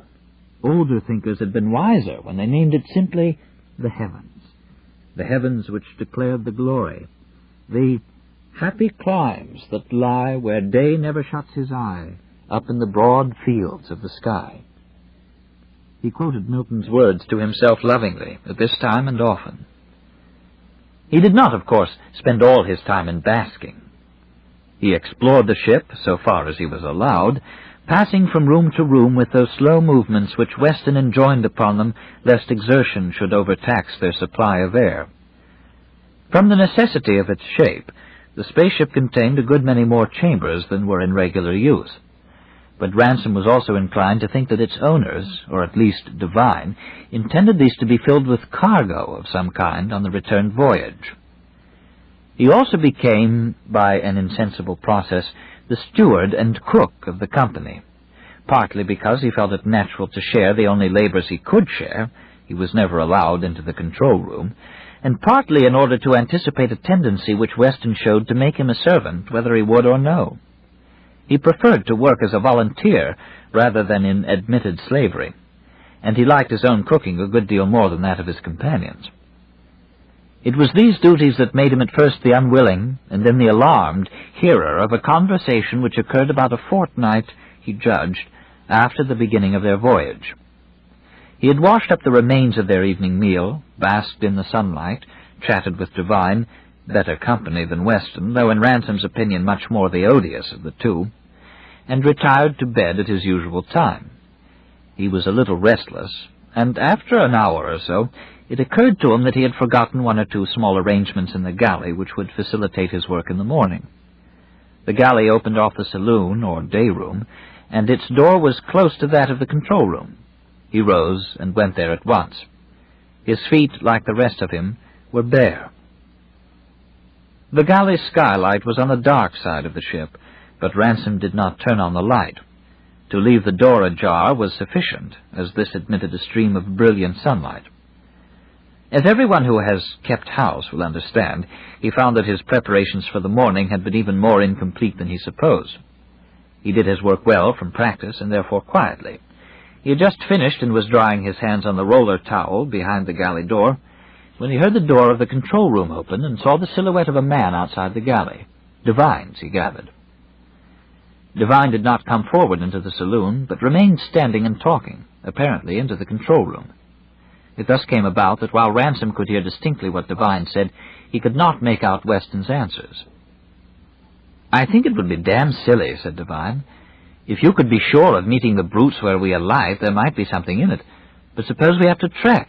All we'd gain by your plan would be having to carry a drugged man and his pack, instead of letting a live man walk with us and do his share of the work." Weston apparently replied. "But he can't find out," returned Devine, "unless someone is fool enough to tell him. Anyway, even if he suspects, do you think a man like that would have the guts to run away on a strange planet, without food, without weapons? You'll find he'll eat out of your hand at the first sight of a sword." Again Ransom heard the indistinct noise of Weston's voice. "How should I know?" said Devine. "It may be some sort of chief, much more likely a mumbo-jumbo." This time came a very short utterance from the control room, apparently a question. Devine answered at once. It would explain why he was wanted. Weston asked him something more. "Human sacrifice, I suppose. At least it wouldn't be human from their point of view. You know what I mean." Weston had a good deal to say this time, and it elicited Devine's characteristic chuckle. Quite, he said. "It is understood that you are doing it all from the highest motives. So long as they lead to the same actions as my motives, you are quite welcome to them." Weston continued, and this time Devine seemed to interrupt him. "You're not losing your own nerve, are you?" he said. He was then silent for some time, as if listening. Finally he replied, "If you're so fond of the brutes as that, you'd better stay and interbreed, if they have sexes, which we don't yet know. Don't you worry. When the time comes for cleaning the place up, we'll save one or two for you, and you can keep them as pets, or vivisect them, or sleep with them, or all three, whichever way it takes you. Yes, I know, perfectly loathsome. I was only joking. Good night." A moment later, Devine closed the door of the control room, crossed the saloon, and entered his own cabin. Ransom heard him bolt the door of it, according to his invariable, though puzzling, custom. The tension with which he had been listening relaxed. He found that he had been holding his breath, and breathed deeply again. Then, cautiously, he stepped out into the saloon. Though he knew that it would be prudent to return to his bed as quickly as possible, he found himself standing still in the now familiar glory of the light, and viewing it with a new and poignant emotion. Out of this heaven, these happy climes, they were presently to descend. Into what? Sorns, human sacrifice, loathsome, sexless monsters. What was a Sorn? His own role in the affair was now clear enough. Somebody or something had sent for him. It could hardly be for him personally. The somebody wanted a victim, any victim, from Earth. He had been picked because Devine had done the picking. He realized for the first time, in all circumstances a late and startling discovery, that Devine had hated him all these years as heartily as he hated Devine. But what was a Sorn? When he saw them, he would eat out of Devine's hands. His mind, like so many minds of his generation, was richly furnished with bogies. He had read his H.G. Wells and others. His universe was peopled with horrors such as ancient and medieval mythology could hardly rival. No insect-like, vermiculate, or crustacean abominable, no twitching feelers, rasping wings, slimy coils, curling tentacles, no monstrous union of superhuman intelligence and insatiable cruelty seemed to him anything but likely on an alien world. The Sorns would be... He dared not think what the Sorns would be. And he was to be given to them. Somehow this seemed more horrible than being caught by them. Given, handed over, offered. He saw in imagination various incompatible monstrosities, bulbous eyes, grinning jaws, horns, stings, mandibles, loathing of insects, loathing of snakes, loathing of things that squashed and squelched, all played their horrible symphonies over his nerves. But the reality would be worse. It would be an extraterrestrial otherness, something one had never thought of, never could have thought of.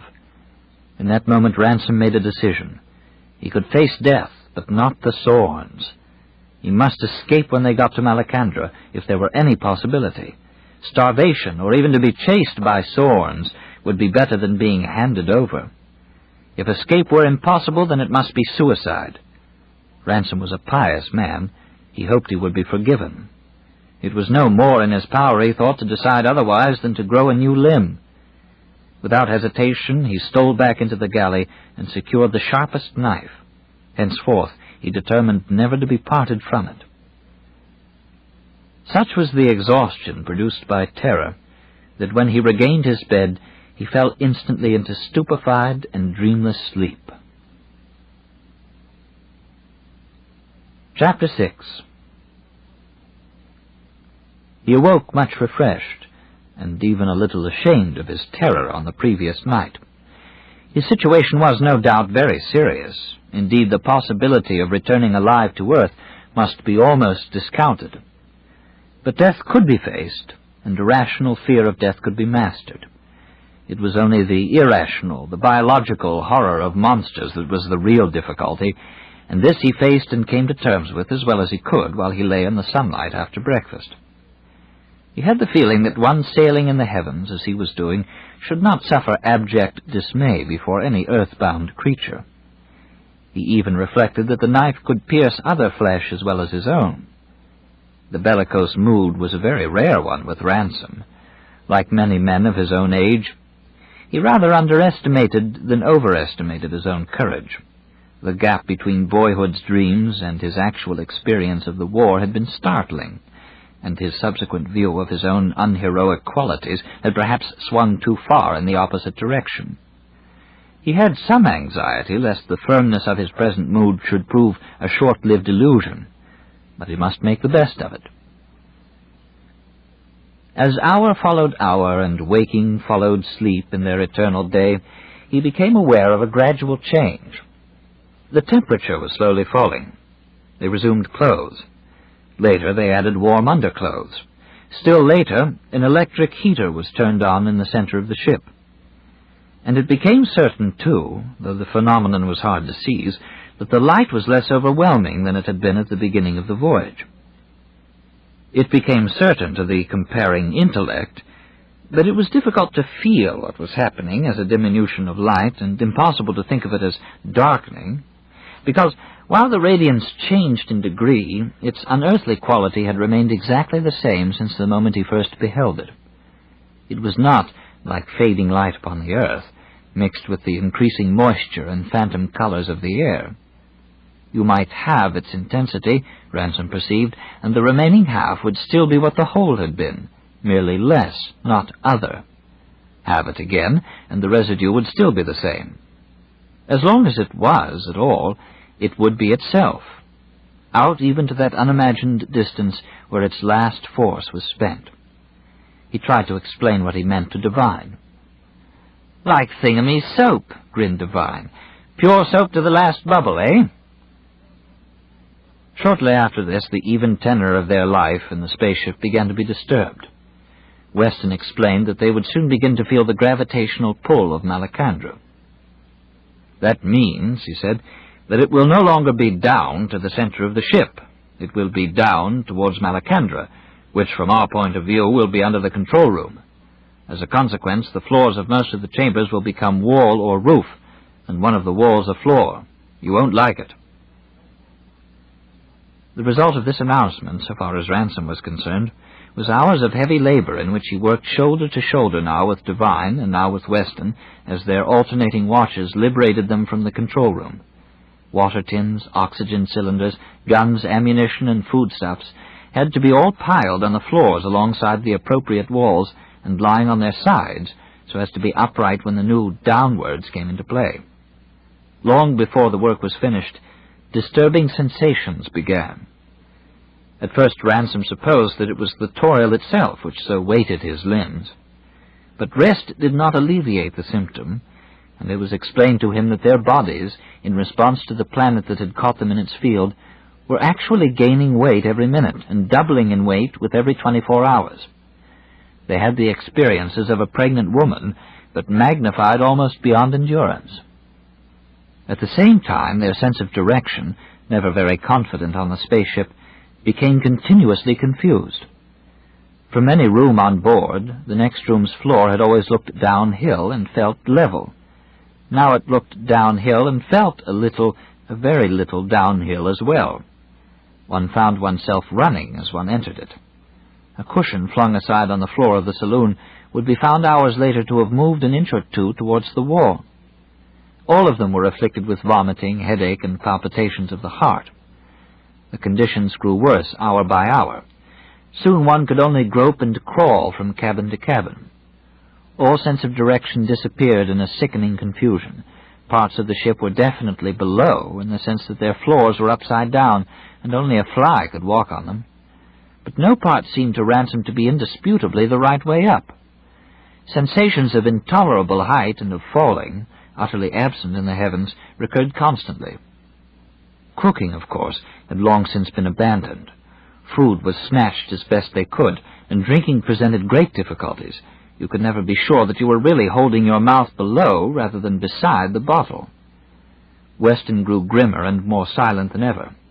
Devine, a flask of spirits ever in his hand, flung out strange blasphemies and coprologies, and cursed Weston for bringing them.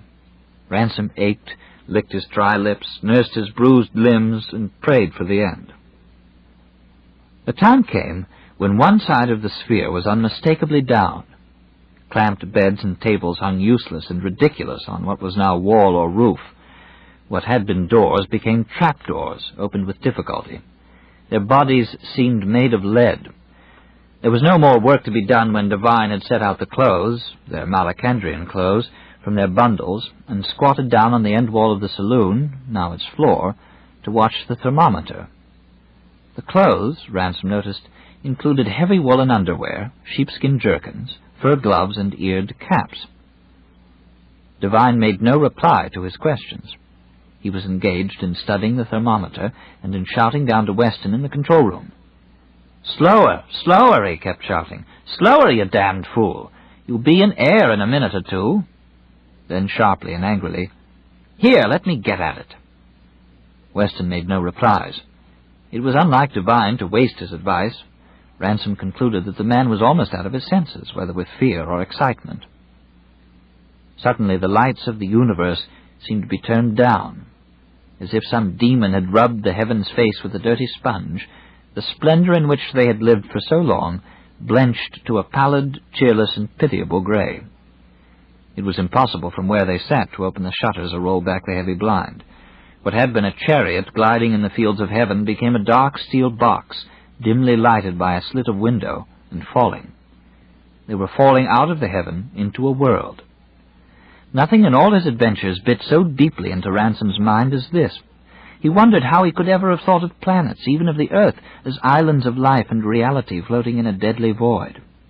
Now, with a certainty which never after deserted him, he saw the planets, the earths, he called them in his thoughts, as mere holes or gaps in the living heaven, excluded and rejected wastes of heavy matter and murky air, formed not by addition to, but by subtraction from, the surrounding brightness.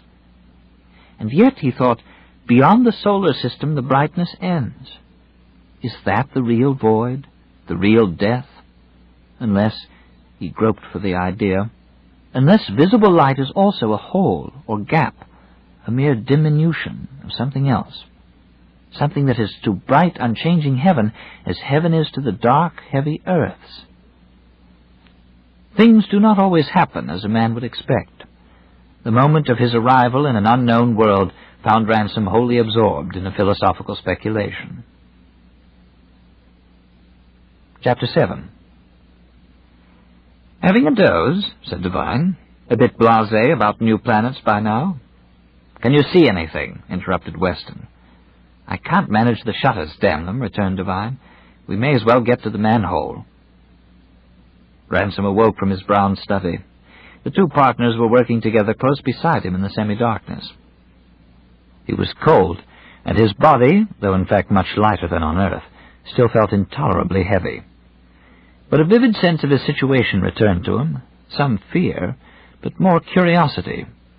It might mean death, but what a scaffold! Already cold air was coming in from without, and light. He moved his head impatiently to catch some glimpse between the laboring shoulders of the two men. A moment later the last nut was unscrewed. He was looking out through the manhole. Naturally enough, all he saw was the ground, a circle of pale pink, almost of white. Whether very close and short vegetation, or very wrinkled and granulated rock or soil, he could not say. Instantly the dark shape of Devine filled the aperture, and Ransom had time to notice that he had a revolver in his hand. For me, or for Sorns, or both, he wondered. "You next," said Weston curtly. Ransom took a deep breath, and his hand went to the knife beneath his belt. Then he got his head and shoulders through the manhole, his two hands on the soil of Malacandra.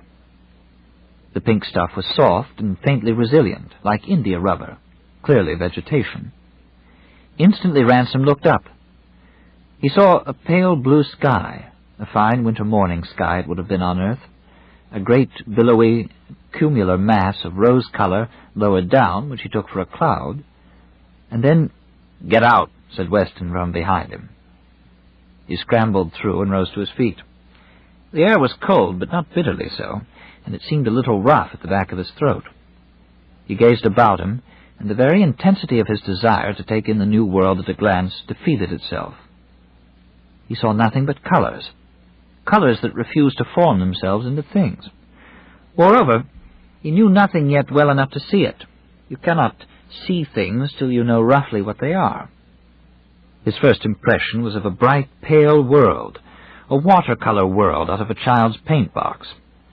A moment later he recognized the flat belt of light blue as a sheet of water, or of something like water, which came nearly to his feet. They were on the shore of a lake or river. "Now then," said Weston, brushing past him. He turned and saw to his surprise a quite recognizable object in the immediate foreground, a hut of unmistakably terrestrial pattern, though built of strange materials. "They're human," he gasped. "They build houses?"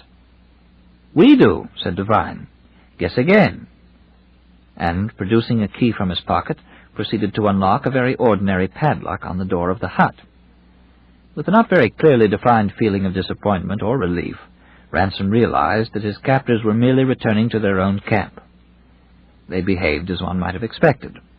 They walked into the hut, let down the slats which served for windows, sniffed the close air, expressed surprise that they had left it so dirty, and presently re-emerged. "We'd better see about the stores," said Weston. Ransom soon found that he was to have little leisure for observation and no opportunity of escape. The monotonous work of transferring food, clothes, weapons, and many unidentifiable packages from the ship to the hut kept him vigorously occupied for the next hour or so, and in the closest contact with his kidnappers. But something he learned. Before anything else, he learned that Malacandra was beautiful, and he even reflected how odd it was that this possibility had never entered into his speculations about it.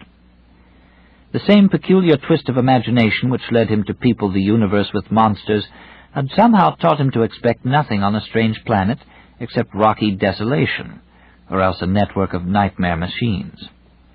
He could not say why, now that he came to think of it. He also discovered that the blue water surrounded them on at least 3 sides. His view in the 4th direction was blotted out by the vast steel football in which they had come. The hut, in fact, was built either on the point of a peninsula or on the end of an island.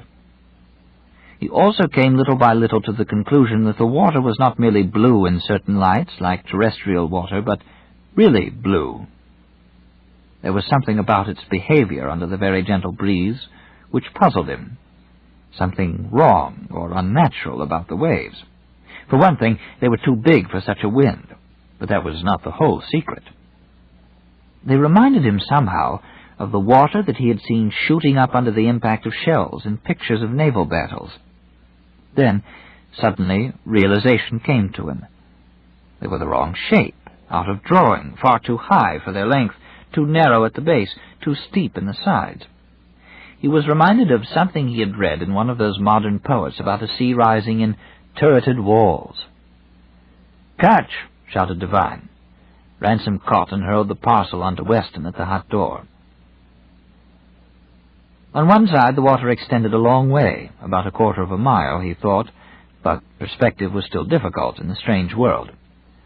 On the other side it was much narrower, not wider than 15 feet perhaps, and seemed to be flowing over a shallow, broken and swirling water that made a softer and more hissing sound than water on earth.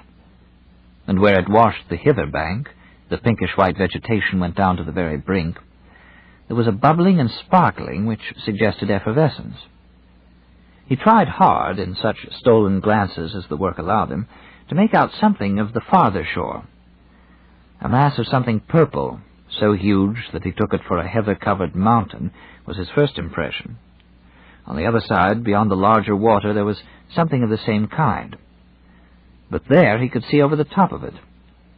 Beyond were strange upright shapes of whitish green, too jagged and irregular for buildings, too thin and steep for mountains. Beyond and above these again was the rose-colored cloud-like mass. It might really be a cloud, but it was very solid-looking, and did not seem to have moved since he first set eyes on it from the manhole. It looked like the top of a gigantic red cauliflower, or like a huge bowl of red soapsuds, and it was exquisitely beautiful in tint and shape. Baffled by this, he turned his attention to the nearer shore beyond the shallows. The purple mass looked for a moment like a clump of organ pipes, then like a stack of rolls of cloth set up on end, then like a forest of gigantic umbrellas blown inside out. It was in faint motion. Suddenly his eyes mastered the object. The purple stuff was vegetation. More precisely, it was vegetables. Vegetables about twice the height of English elms, but apparently soft and flimsy. The stalks, one could hardly call them trunks, rose smooth and round, and surprisingly thin, for about 40 feet. Above that, the huge plants opened into a sheaf-like development, not of branches but of leaves, leaves large as lifeboats, but nearly transparent. The whole thing corresponded roughly to his idea of a submarine forest. The plants, at once so large and so frail, seemed to need water to support them, and he wondered that they could hang in the air. Lower down, between the stems, he saw the vivid purple twilight, mottled with paler sunshine, which made up the internal scenery of the wood. "Time for lunch," said Devine suddenly. Ransom straightened his back. In spite of the thinness and coldness of the air, his forehead was moist. They had been working hard, and he was short of breath. Weston appeared from the door of the hut and muttered something about finishing first. Devine, however, overruled him. A tin of beef and some biscuits were produced, and the men sat down on the various boxes which were still plentifully littered between the spaceship and the hut. Some whiskey, again at Devine's suggestion and against Weston's advice, was poured into tin cups and mixed with water. The latter, Ransom noticed, was drawn from their own water tins and not from the blue lakes. As often happens, the cessation of bodily activity drew Ransom's attention to the excitement under which he had been laboring ever since their landing. Eating seemed almost out of the question. Mindful, however, of a possible dash for liberty, he forced himself to eat very much more than usual, and appetite returned as he ate. He devoured all that he could lay hands on, either of food or drink, and the taste of that first meal was ever after associated in his mind with the first unearthly strangeness, never fully recaptured, of the bright, still, sparkling, unintelligible landscape, with needling shapes of pale green, thousands of feet high, with sheets of dazzling blue soda water, and acres of rose-red soapsuds. He was a little afraid that his companions might notice and suspect his new achievements as a trencherman, but their attention was otherwise engaged. Their eyes never ceased roving the landscape. They spoke abstractedly and often changed position, and were ever looking over their shoulders. Ransom was just finishing his protracted meal when he saw Devine stiffen like a dog and lay his hand in silence on Weston's shoulder. The story is continued at this point on the other side of this cassette. Out of the Silent Planet continued. Ransom was just finishing his protracted meal when he saw Devine stiffen like a dog and lay his hand in silence on Weston's shoulder. Both nodded. They rose. Ransom, gulping down the last of his whiskey, rose too. He found himself between his two captors. Both revolvers were out. They were edging him to the shore of the narrow water, and they were looking and pointing across it. At first he could not see clearly what they were pointing at. There seemed to be some paler and slenderer plants than he had noticed amongst the purple ones. He hardly attended to them, for his eyes were busy searching the ground. So obsessed was he with the reptile fears and insect fears of modern imagining. It was the reflections of the new white objects in the water that sent his eyes back to them. Long, streaky white reflections, motionless in the running water, 4 or 5, no, to be precise, 6 of them. He looked up. 6 white things were standing there, spindly and flimsy things, twice or 3 times the height of a man. His first idea was that they were images of men, the work of savage artists. He had seen things like them in books of archaeology. But what could they be made of? And how could they stand? So crazily thin and elongated in the leg, so top-heavily pouted in the chest, such stocky, flexible-looking distortions of earthly bipeds, like something seen in one of those comic mirrors. They were certainly not made of stone or metal, for now they seemed to sway a little as he watched. Now, with a shock that chased the blood from his cheeks, he saw that they were alive, that they were moving, that they were coming at him. He had a momentary scared glimpse of their faces, thin and unnaturally long, with long drooping noses and drooping mouths of half-spectral, half-idiotic solemnity. Then he turned wildly to fly, and found himself gripped by Devine. "Let me go," he cried. "Don't be a fool," hissed Devine, offering the muzzle of his pistol. Then, as they struggled, one of the things sent its voice across the water to them, an enormous horn-like voice, far above their heads. "They want us to go across," said Weston. Both the men were forcing him to the water's edge. He planted his feet, bent his back, and resisted donkey fashion. Now the other 2 were in the water, pulling him, and he was still on the land. He found that he was screaming. Suddenly a second, much louder and less articulate noise broke from the creatures on the far bank. Weston shouted too, relaxed his grip on Ransom, and suddenly fired his revolver, not across the water, but up it. Ransom saw why at the same moment. A line of foam like the track of a torpedo was speeding towards them, and in the midst of it some large, shining beast. Devine shrieked a curse, slipped and collapsed into the water.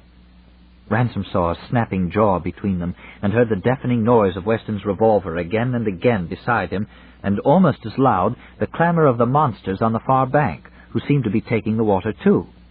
He had had no need to make a decision. The moment he was free, he had found himself automatically darting behind his captors, then behind the spaceship and on, as fast as his legs could carry him into the utterly unknown beyond it. As he rounded the metal sphere, a wild confusion of blue, purple, and red met his eyes. He did not slacken his pace for a moment's inspection. He found himself splashing through water and crying out not with pain, but with surprise, because the water was warm. In less than a minute he was climbing out onto dry land again. He was running up a steep incline. and now he was running through purple shadow between the stems of another forest of the huge plants. Chapter 8. A month of inactivity, a heavy meal, and an unknown world do not help a man to run. Half an hour later, Ransom was walking, not running, through the forest, with a hand pressed to his aching side and his ears strained for any noise of pursuit. The clamor of revolver shots and voices behind him, not all human voices, had been succeeded first by rifle shots and calls at long intervals, and then by utter silence. As far as eye could reach, he saw nothing but the stems of the great plants about him receding in the violet shade, and far overhead the multiple transparency of huge leaves filtering the sunshine to the solemn splendor of twilight in which he walked. Whenever he felt able, he ran again. The ground continued soft and springy, covered with the same resilient weed which was the first thing his hands had touched in Malacandra. Once or twice a small red creature scuttled across his path, but otherwise there seemed to be no life stirring in the wood. Nothing to fear, except the fact of wandering unprovisioned and alone in a forest of unknown vegetation thousands or millions of miles beyond the reach or knowledge of man. But Ransom was thinking of Sorns, for doubtless those were the Sorns, those creatures they had tried to give him to. They were quite unlike the horrors his imagination had conjured up, and for that reason had taken him off his guard. They appealed away from the Wellesian fantasies to an earlier, almost infantile complex of fears. Giants, ogres, ghosts, skeletons, those were its key words. Spooks on stilts, he said to himself, surrealistic bogeymen with their long faces. At the same time, the disabling panic of the first moments was ebbing away from him. The idea of suicide was now far from his mind. Indeed, he was determined to back his luck to the end. He prayed, and he felt his knife. He felt a strange emotion of confidence and affection towards himself. He checked himself on the point of saying, "We'll stick to one another." The ground became worse and interrupted his meditation. He had been going gently upwards for some hours, with steeper ground on his right, apparently half scaling, half skirting a hill. His path now began to cross a number of ridges, spurs, doubtless, of the higher ground on the right. He did not know why he should cross them, but for some reason he did. Possibly a vague memory of earthly geography, suggesting that the lower ground would open out to bare places between wood and water where Sorns would be more likely to catch him. As he continued crossing ridges and gullies, he was struck with their extreme steepness. But somehow they were not very difficult to cross. He noticed, too, that even the smallest hummocks of earth were of an unearthly shape, too narrow, too pointed at the top, and too small at the base. He remembered that the waves on the blue lakes had displayed a similar oddity, and glancing up at the purple leaves, he saw the same theme of perpendicularity, the same rush to the sky, repeated there. They did not tip over at the ends. Vast as they were, air was sufficient to support them, so that the long aisles of the forest all rose to a kind of fan tracery. And the Sorns, likewise, he shuddered as he thought it, they too were madly elongated. He had sufficient science to guess that he must be on a world lighter than the earth, where less strength was needed, and nature was set free to follow her skyward impulse on a super-terrestrial scale. This set him wondering where he was. He could not remember whether Venus was larger or smaller than Earth, and he had an idea that she would be hotter than this. Perhaps he was on Mars, perhaps even on the Moon. The latter he at first rejected on the ground that, if it were so, he ought to have seen the Earth in the sky when they landed. But later he remembered having been told that one face of the Moon was always turned away from the Earth. For all he knew, he was wandering on the Moon's outer side. And, irrationally enough, this idea brought about him a bleaker sense of desolation than he had yet felt. Many of the gullies which he crossed now carried streams, blue, hissing streams, all hastening to the lower ground on his left. Like the lake, they were warm, and the air was warm above them, so that as he climbed down and up the sides of the gullies, he was continually changing temperatures. It was the contrast, as he crested the farther bank of one such small ravine, which first drew his attention to the growing chilliness of the forest. And as he looked about him, he became certain that the light was failing too. He had not taken night into his calculations. He had no means of guessing what night might be on Malacandra. As he stood gazing into the deepening gloom, a sigh of cold wind crept through the purple stems and set them all swaying, revealing once again the startling contrast between their size and their apparent flexibility and lightness. Hunger and weariness, long kept at bay by the mingled fear and wonder of his situation, smote him suddenly. He shivered and forced himself to proceed. The wind increased. The mighty leaves danced and dipped above his head, admitting glimpses of a pale and then a paler sky, and then, discomfortingly, of a sky with one or two stars in it. The wood was no longer silent. His eyes darted hither and thither in search of an approaching enemy, and discovered only how quickly the darkness grew upon him. He welcomed the streams now for their warmth. It was this that first suggested to him a possible protection against the increasing cold. There was really no use in going farther. For all he knew, he might as well be walking towards danger as away from it. All was danger. He was no safer traveling than resting. Beside some stream, it might be warm enough to lie. He shuffled on to find another gully, and went so far that he began to think he had got out of the region of them. He had almost determined to turn back when the ground began falling steeply. He slipped, recovered, and found himself on a bank of a torrent.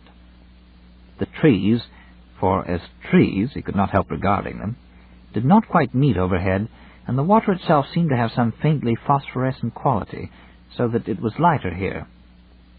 The fall from right to left was steep. Guided by some vague picnicker's hankering for a better place, he went a few yards upstream. The valley grew steeper, and he came to a little cataract.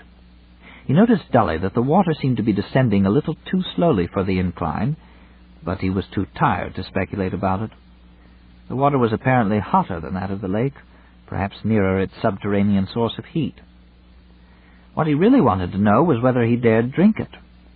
He was very thirsty by now, but it looked very poisonous, very unwatery. He would try not to drink it.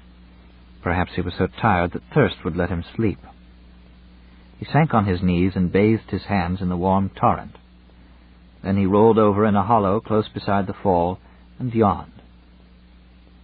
The sound of his own voice yawning, the old sound heard in night nurseries, school dormitories, and in so many bedrooms, liberated a flood of self-pity. He drew his knees up and hugged himself. He felt a sort of physical, almost a filial love for his own body. He put his wristwatch to his ear and found that it had stopped. He wound it. Muttering, half-whimpering to himself, he thought of men going to bed on the far-distant planet Earth, men in clubs and liners and hotels, married men and small children who slept with nurses in the room, and warm, tobacco-smelling men tumbling together in forecastles and dugouts. The tendency to talk to himself was irresistible. "We'll look after you, Ransom. We'll stick together, old man." It occurred to him that one of those creatures with snapping jaws might live in the stream.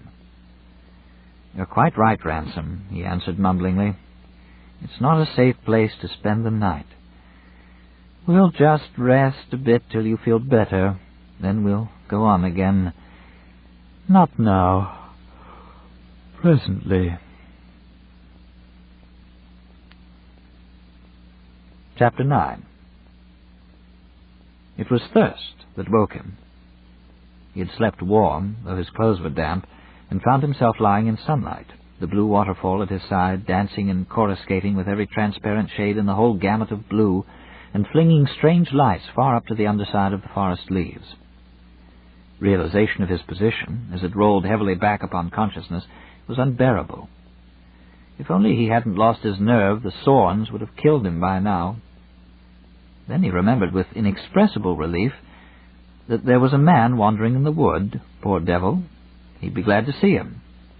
He would come up to him and say, "Hello, Ransom." He stopped, puzzled. No, it was only himself. He was Ransom. Or was he? Who was the man whom he had led to a hot stream and tucked up in bed, telling him not to drink the strange water? Obviously some newcomer who didn't know the place as well as he. But whatever Ransom had told him, he was going to drink now. He lay down on the bank and plunged his face in the warm, rushing liquid. It was good to drink. It had a strong mineral flavor, but it was very good. He drank again and found himself greatly refreshed and steadied. All that about the other Ransom was nonsense. He was quite aware of the danger of madness, and applied himself vigorously to his devotions and his toilet. Not that madness mattered much. Perhaps he was mad already, and not really on Malacandra, but safe in bed in an English asylum. If only it might be so. He would ask Ransom. Curse it, there his mind went playing the same trick again. He rose and began walking briskly away. The delusions recurred every few minutes as long as this stage of his journey lasted. He learned to stand still mentally, as it were, and let them roll over his mind. It was no good bothering about them. When they were gone, you could resume sanity again. Far more important was the problem of food. He tried one of the trees with his knife. As he expected, it was toughly soft like a vegetable, not hard like wood.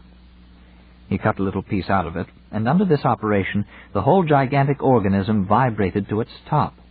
It was like being able to shake the mast of a full-rigged ship with one hand.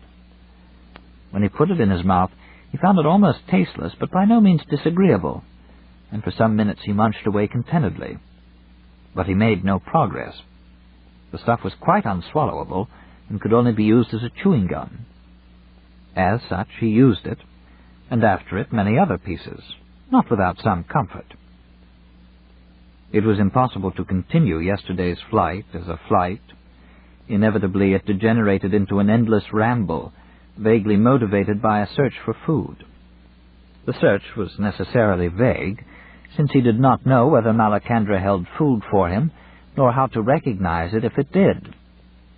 He had one bad fright in the course of the morning, when, passing through a somewhat more open glade, he became aware first of a huge yellow object, then two of them, and then of an indefinite multitude coming towards him. Before he could fly, he found himself in the midst of a herd of enormous pale furry creatures, more like giraffes than anything else he could think of, except that they could and did raise themselves on their hind legs, and even progress several paces in that position. They were slenderer and very much higher than giraffes, and were eating the leaves off the tops of the purple plants.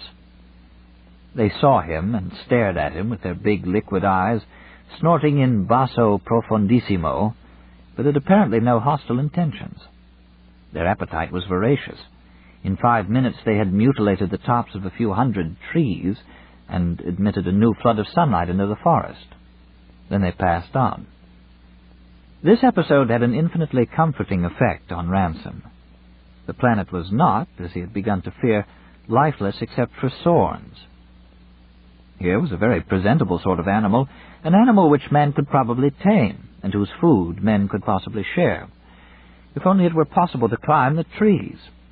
He was staring about him with some idea of attempting this feat, when he noticed that the devastation wrought by the leaf-eating animals had opened a vista overhead, beyond the plant tops, to a collection of the same greenish-white objects which he had seen across the lake at their first landing.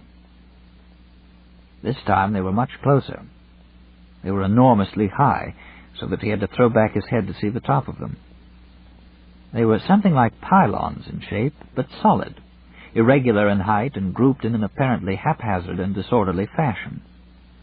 Some ended in points that looked from where he stood as sharp as needles, while others, after narrowing towards the summit, expanded again into knobs or platforms that seemed to his terrestrial eyes ready to fall at any moment. He noticed that the sides were rougher and more seamed with fissures than he had realized at first, and between two of them he saw a motionless line of twisting blue brightness, obviously a distant fall of water. It was this which finally convinced him that the things, in spite of their improbable shape, were mountains. And with that discovery, the mere oddity of the prospect was swallowed up in the fantastic sublime. Here, he understood, was the full statement of that perpendicular theme which beast and plant and earth all played on Malacandra. Here in this riot of rock, leaping and surging skyward like solid jets from some rock fountain, and hanging by their own lightness in the air, so shaped, so elongated, that all terrestrial mountains must ever after seem to him to be mountains lying on their sides. He felt a lift and lightening at the heart. But next moment his heart stood still. Against the pallid background of the mountains, and quite close to him, for the mountains themselves seemed but a quarter of a mile away, a moving shape appeared. He recognized it instantly as it moved slowly, and he thought stealthily, between two of the denuded plant tops. The giant stature, the cadaverous leanness, the long, drooping, wizard-like profile of a Sorn. The head appeared to be narrow and conical. The hands, or paws with which it parted the stems before it as it moved, were thin, mobile, spidery, and almost transparent. He felt an immediate certainty that it was looking for him. All this he took in an infinitesimal time. The ineffaceable image was hardly stamped onto his brain before he was running as hard as he could into the thickest of the forest. He had no plan, save to put as many miles as he could between himself and the Sorn. He prayed fervently that there might be only one. Perhaps the wood was full of them. Perhaps they had the intelligence to make a circle round him. No matter. There was nothing for it now but sheer running knife in hand. The fear had all gone into action. Emotionally he was cool and alert and ready as he ever would be, for the last trial. His flight led him downhill at an ever-increasing speed. Soon the incline was so steep that if his body had had terrestrial gravity, he would have been compelled to take to his hands and knees and clamber down. Then he saw something gleaming ahead of him. A moment later, he emerged from the wood altogether. He was standing, blinking in the light of sun and water, on the shore of a broad river, and looking out on a flat landscape of intermingled river, lake, island, and promontory, the same sort of country on which his eyes had first rested in Malacandra. There was no sound of pursuit. Ransom dropped down on his stomach and drank, cursing a world where cold water appeared to be unobtainable. Then he lay still to listen and to recover his breath. His eyes were upon the blue water. It was agitated. Circles shuddered, and bubbles danced 10 yards away from his face. Suddenly the water heaved, and a round, shining black thing like a cannonball came into sight. Then he saw eyes and mouth, a puffing mouth bearded with bubbles. More of the thing came up out of the water. It was gleaming black. Finally it splashed and wallowed to the shore and rose, steaming, on its hind legs, 6 or 7 feet high and too thin for its height, like everything in Malacandra. It had a coat of thick black hair, lucid as sealskin, very short legs with webbed feet, a broad beaver-like or fish-like tail, strong forelimbs with webbed claws or fingers, and some complications halfway up the belly which Ransom took to be its genitals. It was something like a penguin, something like an otter, something like a seal. The slenderness and flexibility of the body suggested a giant stoat. The great round head, heavily whiskered, was mainly responsible for the suggestion of seal, but it was higher in the forehead than a seal's, and the mouth was smaller. There comes a point at which the actions of fear and precaution are purely conventional, no longer felt as terror or hope by the fugitive. Ransom lay perfectly still, pressing his body as well down into the weed as he could, in obedience to a wholly theoretical idea that he might thus pass unobserved. He felt little emotion. He noted in a dry, objective way that this was apparently to be the end of his story, caught between a Sorn from the land and a big black animal from the water. He had, it is true, a vague notion that the jaws and mouth of the beast were not those of a carnivore, but he knew that he was too ignorant of zoology to do more than guess. Then something happened which completely altered his state of mind. The creature, which was still steaming and shaking itself on the bank, had obviously not seen him, opened its mouth, and began to make noises. This in itself was not remarkable, but a lifetime of linguistic study assured Ransom almost at once that these were articulate noises. The creature was talking, It had language. If you are not yourself a philologist, I'm afraid you must take on trust the prodigious emotional consequences of this realization in Ransom's mind. A new world he had already seen, but a new, an extraterrestrial, a non-human language was a different matter. Somehow he had not thought of this in connection with the Sorns. Now it flashed upon him like a revelation. The love of knowledge is a kind of madness. In the fraction of a second which it took Ransom to decide that the creature was really talking, and while he still knew that he might be facing instant death, his imagination had leaped over every fear and hope and probability of his situation to follow the dazzling project of making a Malacandrian grammar. An introduction to the Malacandrian language, the lunar verb, a concise Martian English dictionary. The title flitted through his mind. And what might one not discover from the speech of a non-human race? The very form of language itself, the principle behind all possible languages, might fall into his hands. Unconsciously he raised himself on his elbow and stared at the black beast. It became silent. The huge bullet head swung round, and lustrous amber eyes fixed on him. There was no wind on the lake or in the wood. Minute after minute, in utter silence, the representatives of two so far divided species stared each into the other's face. Ransom rose to his knees. The creature leaped back, watching him intently, and they became motionless again. Then it came a pace nearer, and Ransom jumped up and retreated, but not far. Curiosity held him. He summoned up his courage and advanced, holding out his hand. The beast misunderstood the gesture. It backed into the shallows of the lake, and he could see the muscles tightening under its sleek pelt, ready for sudden movement. But there it stopped. It, too, was in the grip of curiosity. Neither dared let the other approach, yet each repeatedly felt the impulse to do so himself, and yielded to it. It was foolish, frightening, ecstatic, and unbearable all in one moment. It was more than curiosity. It was like a courtship, like the meeting of the first man and the first woman in the world. It was like something beyond that. So natural is the contact of sexes, so limited the strangeness, so shallow the reticence, so mild the repugnance to be overcome, compared with the first tingling intercourse of two different but rational species. The creature suddenly turned and began walking away. A disappointment like despair smote Ransom. "Come back," he shouted in English. The thing turned, spread out its arms, and spoke again in its unintelligible language. Then it resumed its progress. It had not gone more than 20 yards when Ransom saw it stoop down and pick something up. It returned.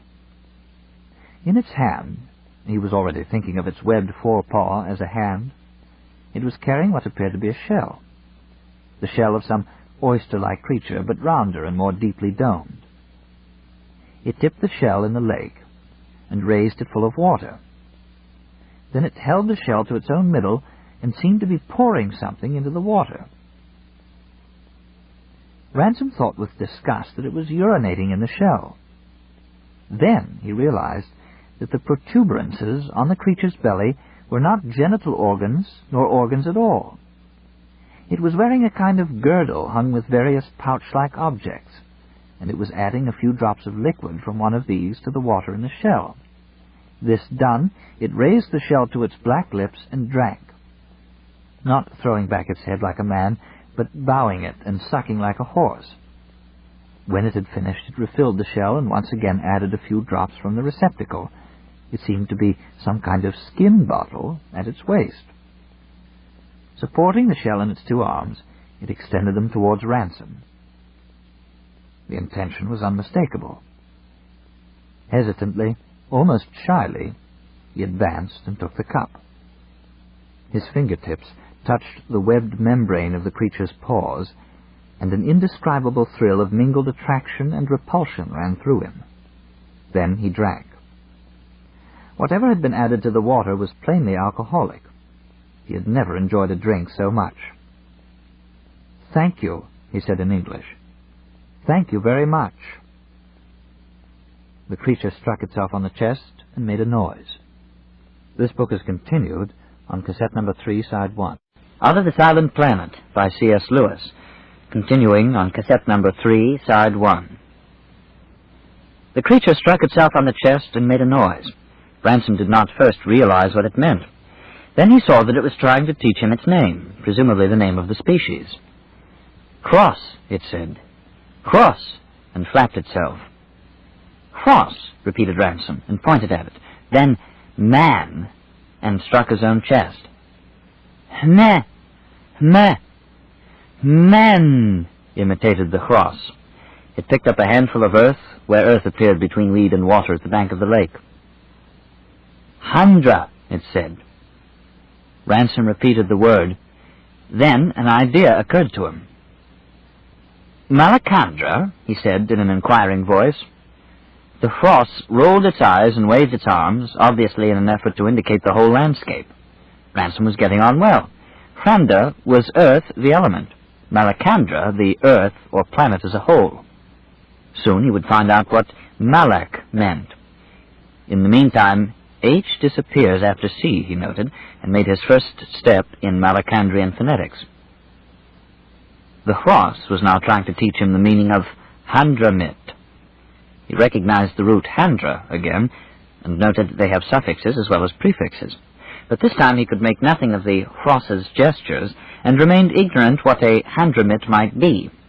He took the initiative by opening his mouth, pointing to it, and going through the pantomime of eating. The Malacandrian word for food, or eat, which he got in return, proved to contain consonants unreproducible by a human mouth, and Ransom, continuing the pantomime, tried to explain that his interest was practical as well as philological. The cross understood him, though he took some time to understand from its gestures that it was inviting him to follow it. In the end, he did so. It took him only as far as where it had got the shell, and here, to his not very reasonable astonishment, Ransom found that a kind of boat was moored. Manlike, when he saw the artifact, he felt more certain of the cross's rationality. He even valued the creature the more because the boat, allowing for the usual Malacandrian height and flimsiness, was really very like an earthly boat. Only later did he set himself the question, what else could a boat be like?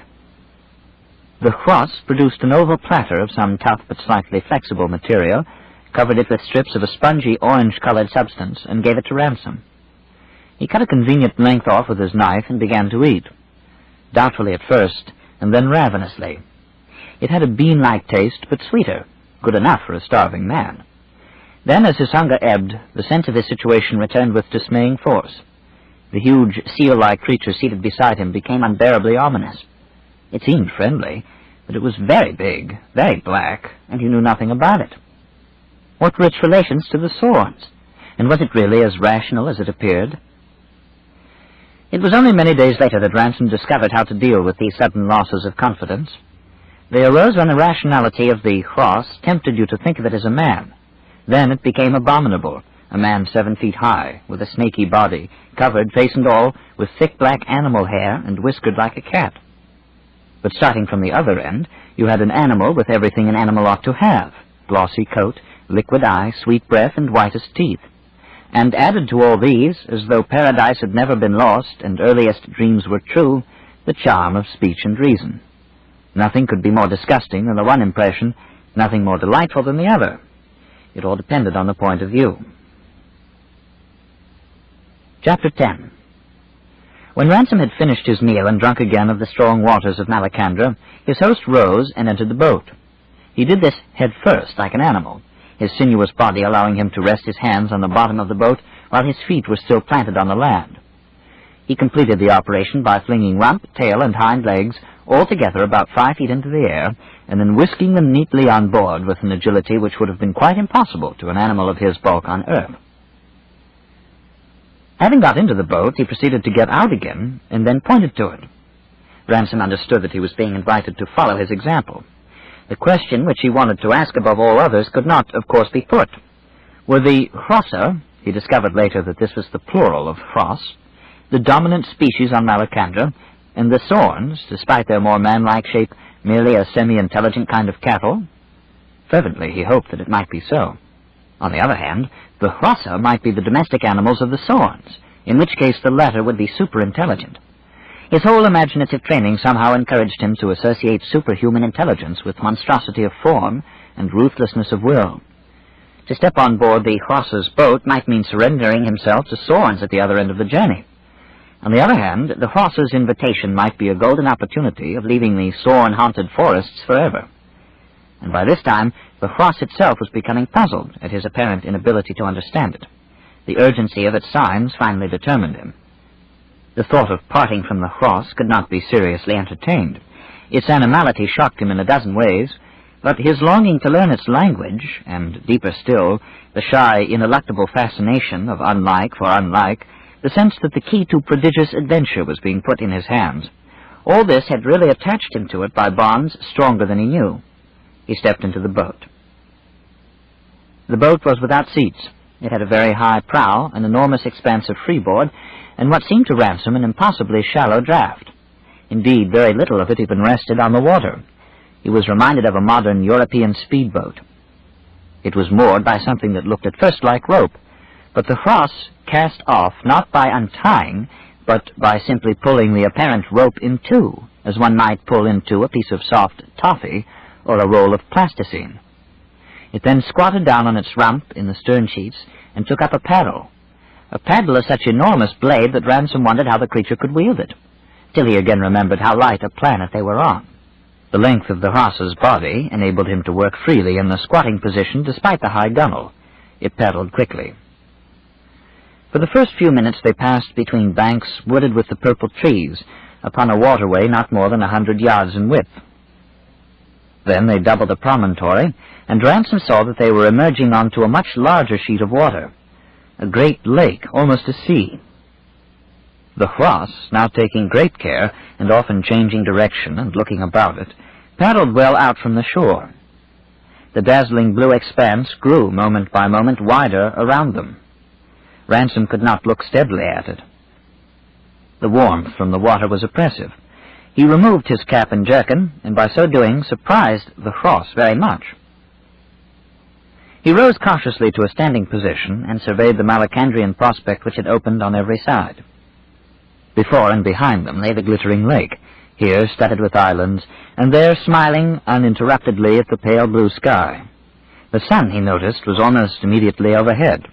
They were in the Malacandrian tropics. At each end the lake vanished into more complicated groupings of land and water, softly, featherily embossed in the purple giant weed. But this marshy land, or chain of archipelagos, as he now beheld it, was bordered on each side with jagged walls of the pale green mountains, which he could still hardly call mountains, so tall were they, so gaunt, sharp, narrow, and seemingly unbalanced. On the starboard they were not more than a mile away, and seemed divided from the water only by a narrow strip of forest. To the left they were far more distant, though still impressive, perhaps 7 miles from the boat. They ran on each side of the watered country as far as he could see, both onwards and behind them. He was sailing, in fact, on the flooded floor of a majestic canyon nearly 10 miles wide and of unknown length. Behind, and sometimes above the mountain peaks, he could make out in many places great billowy piles of the rose-red substance which he had yesterday mistaken for cloud. The mountains, in fact, seemed to have no fall of ground behind them. They were rather the serrated bastion of immeasurable tablelands, higher in many places than themselves, which made the Malacandrian horizon left and right as far as the eye could reach. Only straight ahead and straight astern was the planet cut with the vast gorge, which now appeared to him only as a rut or crack in the tableland. He wondered what the cloud-like red masses were, and endeavored to ask by signs. The question was, however, too particular for sign language. The Ross, with a wealth of gesticulation, its arms or forelimbs were more flexible than his, and in quick motion almost whip-like, made it clear that it supposed him to be asking about the high ground in general. It named this Harandra. The low-watered country, the gorge or canyon, appeared to be Handramit. Ransom grasped the implications. Handra, earth; Harandra, high earth, mountain; Handramit, low earth, valley. Highland and lowland, in fact. The peculiar importance of the distinction in Malacandrian geography he learned later. By this time the Ross had attained the end of its careful navigation. They were a couple of miles from land when it suddenly ceased paddling and sat tense with its paddle poised in the air. At the same moment the boat quivered and shot forward as if from a catapult. They had apparently availed themselves of some current. In a few seconds they were racing forward at some 15 miles an hour, and rising and falling on the strange, sharp, perpendicular waves of Malacandra with a jerky motion quite unlike that of the choppiest sea that Ransom had ever met on earth. It reminded him of disastrous experiences on a trotting horse in the army, and it was intensely disagreeable. He gripped the gunwale with his left hand and mopped his brow with his right.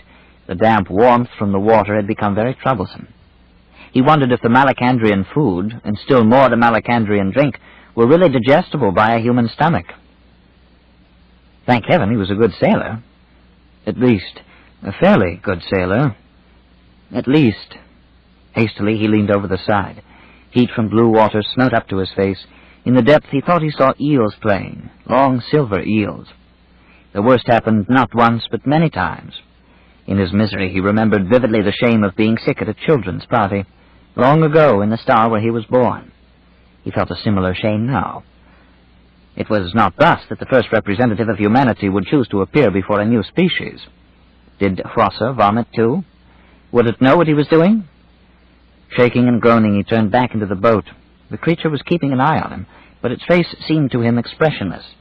It was only long after that he learned to read the Malacandrian face. The current, meanwhile, seemed to be gathering speed.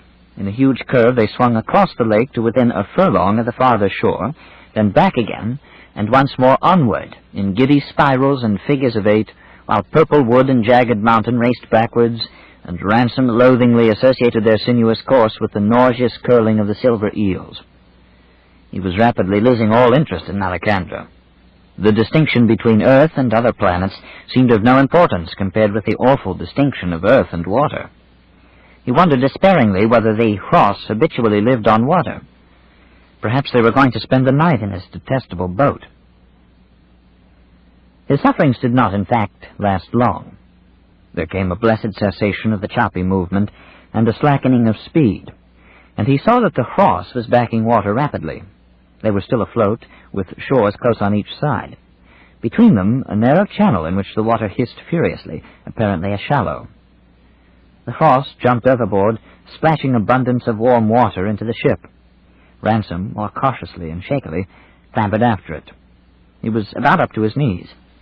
To his astonishment, the Hross, without any appearance of effort, lifted the boat bodily onto the top of its head, steadied it with one forepaw, and proceeded, erect as a Grecian caryatid, to the land.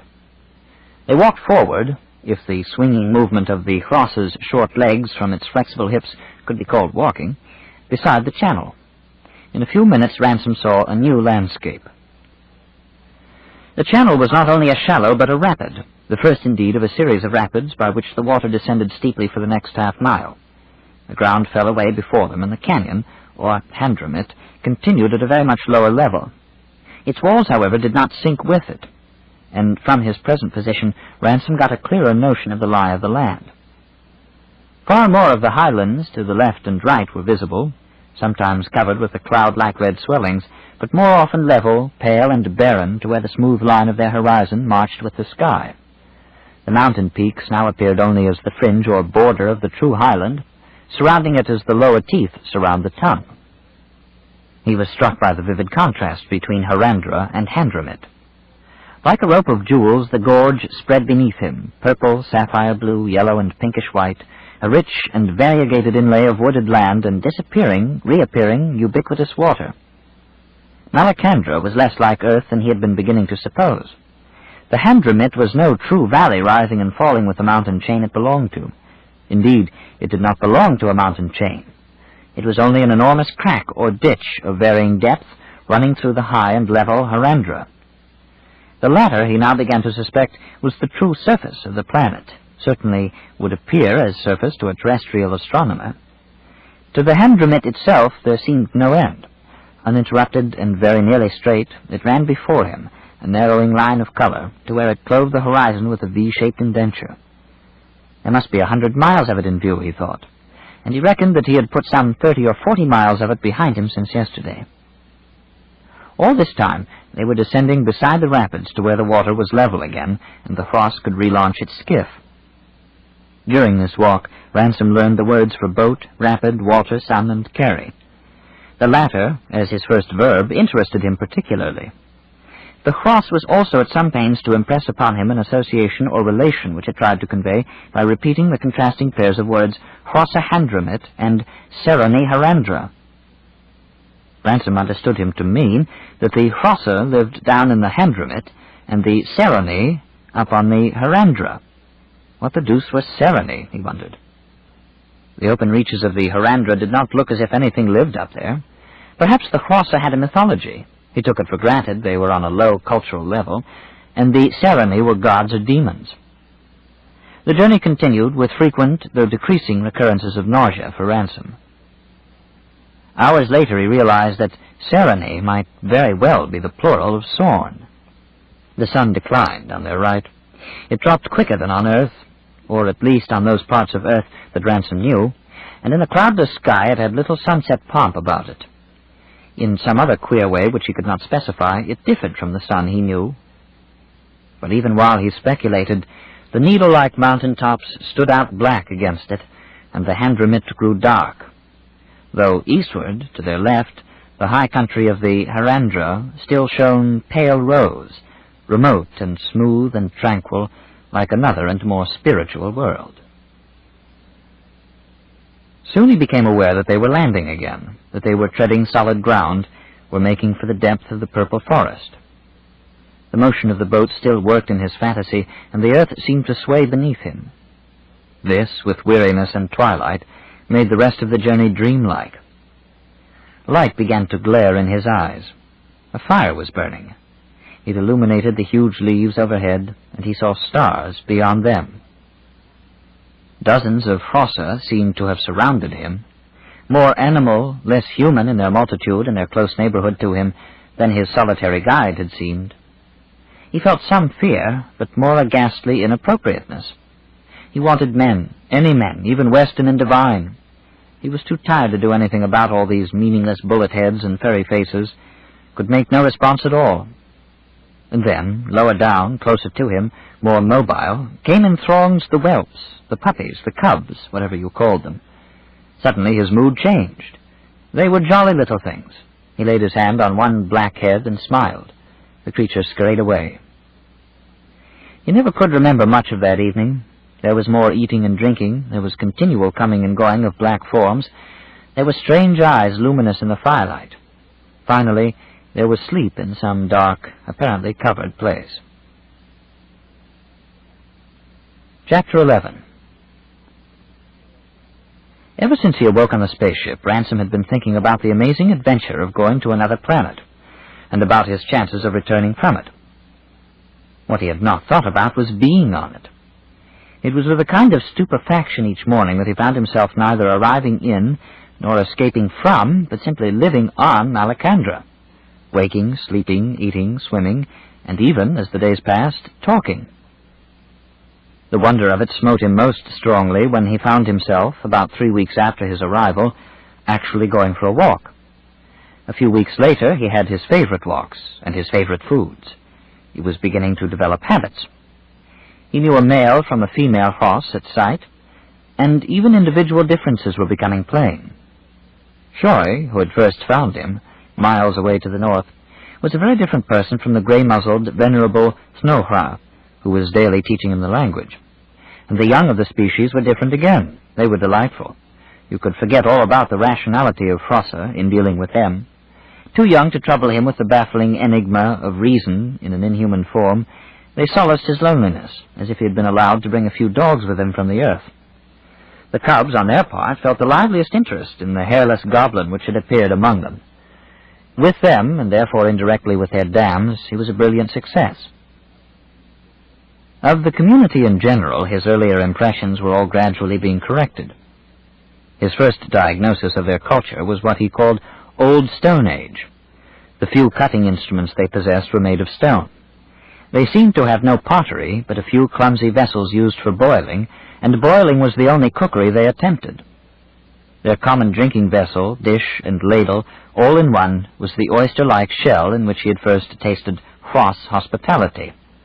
The fish which it contained was their only animal food. Vegetable fare they had in great plenty and variety, some of it delicious.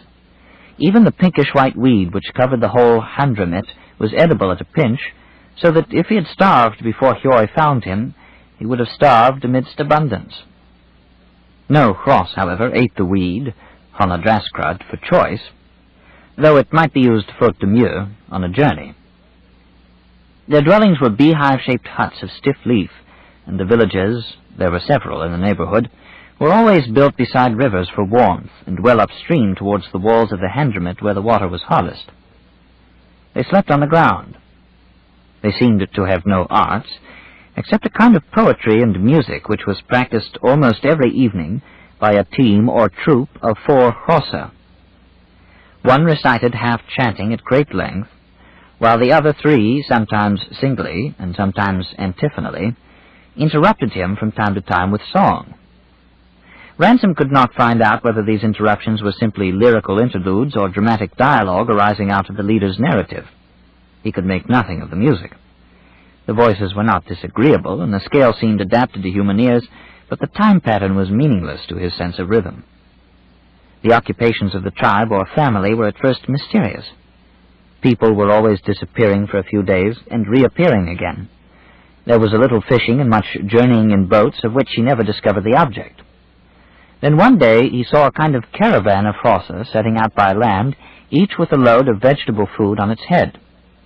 Apparently there was some kind of trade in Malacandra. He discovered their agriculture in the first week. About a mile down the handramit, one came to broad lands free of forest and clothed for many miles together in low, pulpy vegetation, in which yellow, orange, and blue predominated. Later on, there were lettuce-like plants, about the height of a terrestrial birch tree. Where one of these overhung the warmth of water, you could step into one of the lower leaves and lie deliciously as in a gently moving, fragrant hammock. Elsewhere it was not warm enough to sit still for long out of doors. The general temperature of the handramit was that of a fine winter's morning on earth. These food-producing areas were worked communally by the surrounding villages, and division of labor had been carried to a higher point than he expected. Cutting, drying, storing, transport, and something like manuring were all carried on, and he suspected that some, at least, of the water channels were artificial.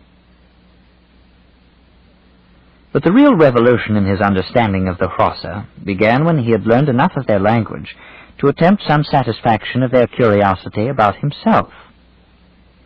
In answer to their questions, he began by saying that he had come out of the sky. Snohra immediately asked from which planet or earth. Handra. Ransom, who had deliberately given a childish version of the truth in order to adapt it to the supposed ignorance of his audience, was a little annoyed to find Snohra painfully explaining to him that he could not live in the sky because there was no air in it. He might have come through the sky, but he must have come from a Handra. He was quite unable to point Earth out to them in the night sky. They seemed surprised at his inability, and repeatedly pointed out to him a bright planet low on the western horizon, a little south of where the sun had gone down. He was surprised that they selected a planet instead of a mere star, and stuck to their choice. Could it be possible that they understood astronomy? Unfortunately, he still knew too little of the language to explore their knowledge. He turned the conversation by asking them the name of the bright southern planet, and was told that it was Thokandra, the silent world or planet. "Why do you call it Thok?" he asked. "Why silent?" No one knew. "The Sereni know," said Snohra. "That is the sort of thing they know." Then he was asked how he had come, and made a very poor attempt at describing the spaceship. But again, the Sereni would know. Had he come alone? No, he had come with 2 others of his kind, bad men. Bent men was the nearest Chrossian equivalent, who tried to kill him, but he had run away from them. The Chrossa found this very difficult, but all finally agreed that he ought to go to Oyasa. Oyasa would protect him. Ransom asked who Oyasa was. Slowly, and with many misunderstandings, he hammered out the information that Oyasa, 1, lived at Meldelorn, 2, knew everything and ruled everyone, 3, had always been there, and 4, was not a Chross, nor one of the Sereni. Then Ransom, following his own idea, asked if Oyarsa had made the world. The Hrossa almost barked in the fervor of their denial. Did people in Thulkandra not know that Meleldil the Young had made and still ruled the world? Even a child knew that. Where did Meleldil live? Ransom asked. With the Old One. And who was the Old One? Ransom did not understand the answer. He tried again. Where was the Old One? He is not that sort, said Snorra, that he has to live anywhere, and proceeded to a good deal which Ransom did not follow. But he followed enough to feel once more a certain irritation. Ever since he had discovered the rationality of the Hrossa, he had been haunted by a conscientious scruple as to whether it might not be his duty to undertake their religious instruction. Now, as a result of his tentative efforts, he found himself being treated as if he were the savage, and being given a first sketch of civilized religion, a sort of Hrossian equivalent of the Shorter Catechism. It became plain that Meleldil was a spirit without body, parts, or passions. He is not a Hnau, said the Hrossa.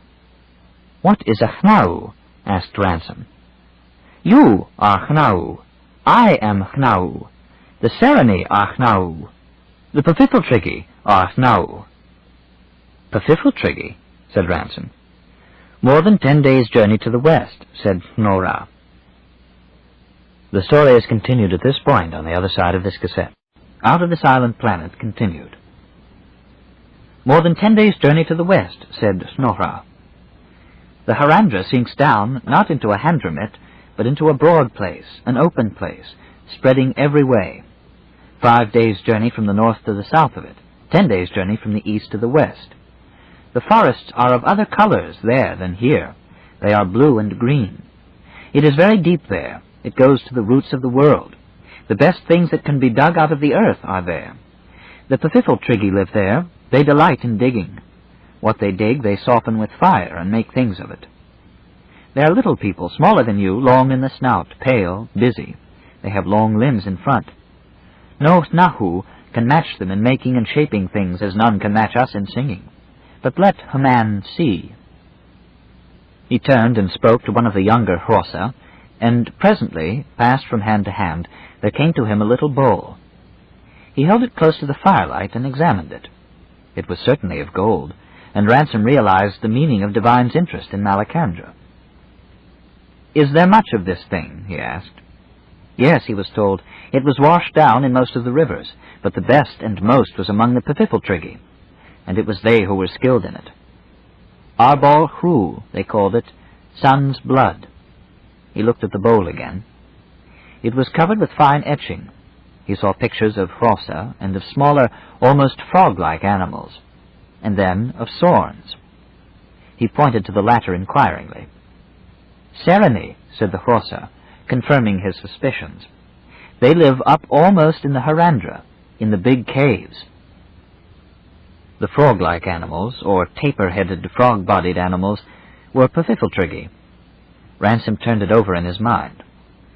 On Malacandra, apparently, 3 distinct species had reached rationality, and none of them had yet exterminated the other 2. It concerned him intensely to find out which was the real master. "Which of the Xnahu rule?" he asked. "Oyarsa rules," was the reply. "Is he Xnahu?" This puzzled them a little. The Sereni, they thought, would be better at that kind of question. Perhaps Oyarsa was Hnahu, but a very different Hnahu. He had no death and no young. "These Sereni know more than the Hrossa?" asked Ransom. This produced more a debate than an answer.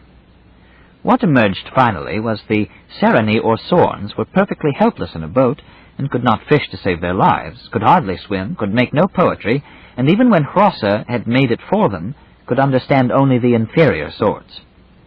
But they were admittedly good at finding out things about the stars, and understanding the darker utterances of Oyarsa, and telling what happened in Malacandra long ago, longer ago than anyone could remember. Ah, the intelligentsia, thought Ransom. They must be the real rulers, however it is disguised. He tried to ask what would happen if the Sorns used their wisdom to make the Hrossa do things. This was as far as he could get in his halting Malacandrian. The question did not sound nearly so urgent in this form as it would have done if he had been able to say, used their scientific resources for the exploitation of their uncivilized neighbors. But he might have spared his pains. The mention of the Sorn's inadequate appreciation of poetry had diverted the whole conversation into literary channels. Of the heated and apparently technical discussion which followed, he understood not a syllable. Naturally, his conversations with the Xhosa did not all turn on Malacandra. He had to repay them with information about Earth. He was hampered in this both by the humiliating discoveries which he was constantly making of his own ignorance about his native planet, and partly by his determination to conceal some of the truth. He did not want to tell them too much of our human wars and industrialisms. He remembered how H.G. Wells's Cavor had met his end on the moon. Also, he felt shy.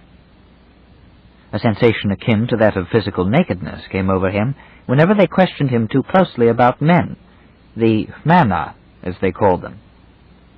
Moreover, he was determined not to let them know that he had been brought here to be given to the Sorns, for he was becoming daily more certain that these were the dominant species.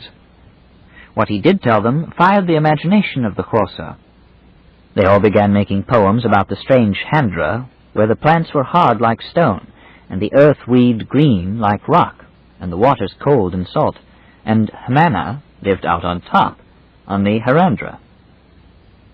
They were even more interested in what he had to tell them of the aquatic animal with snapping jaws, which he had fled from in their own world, and even in their own Handramit.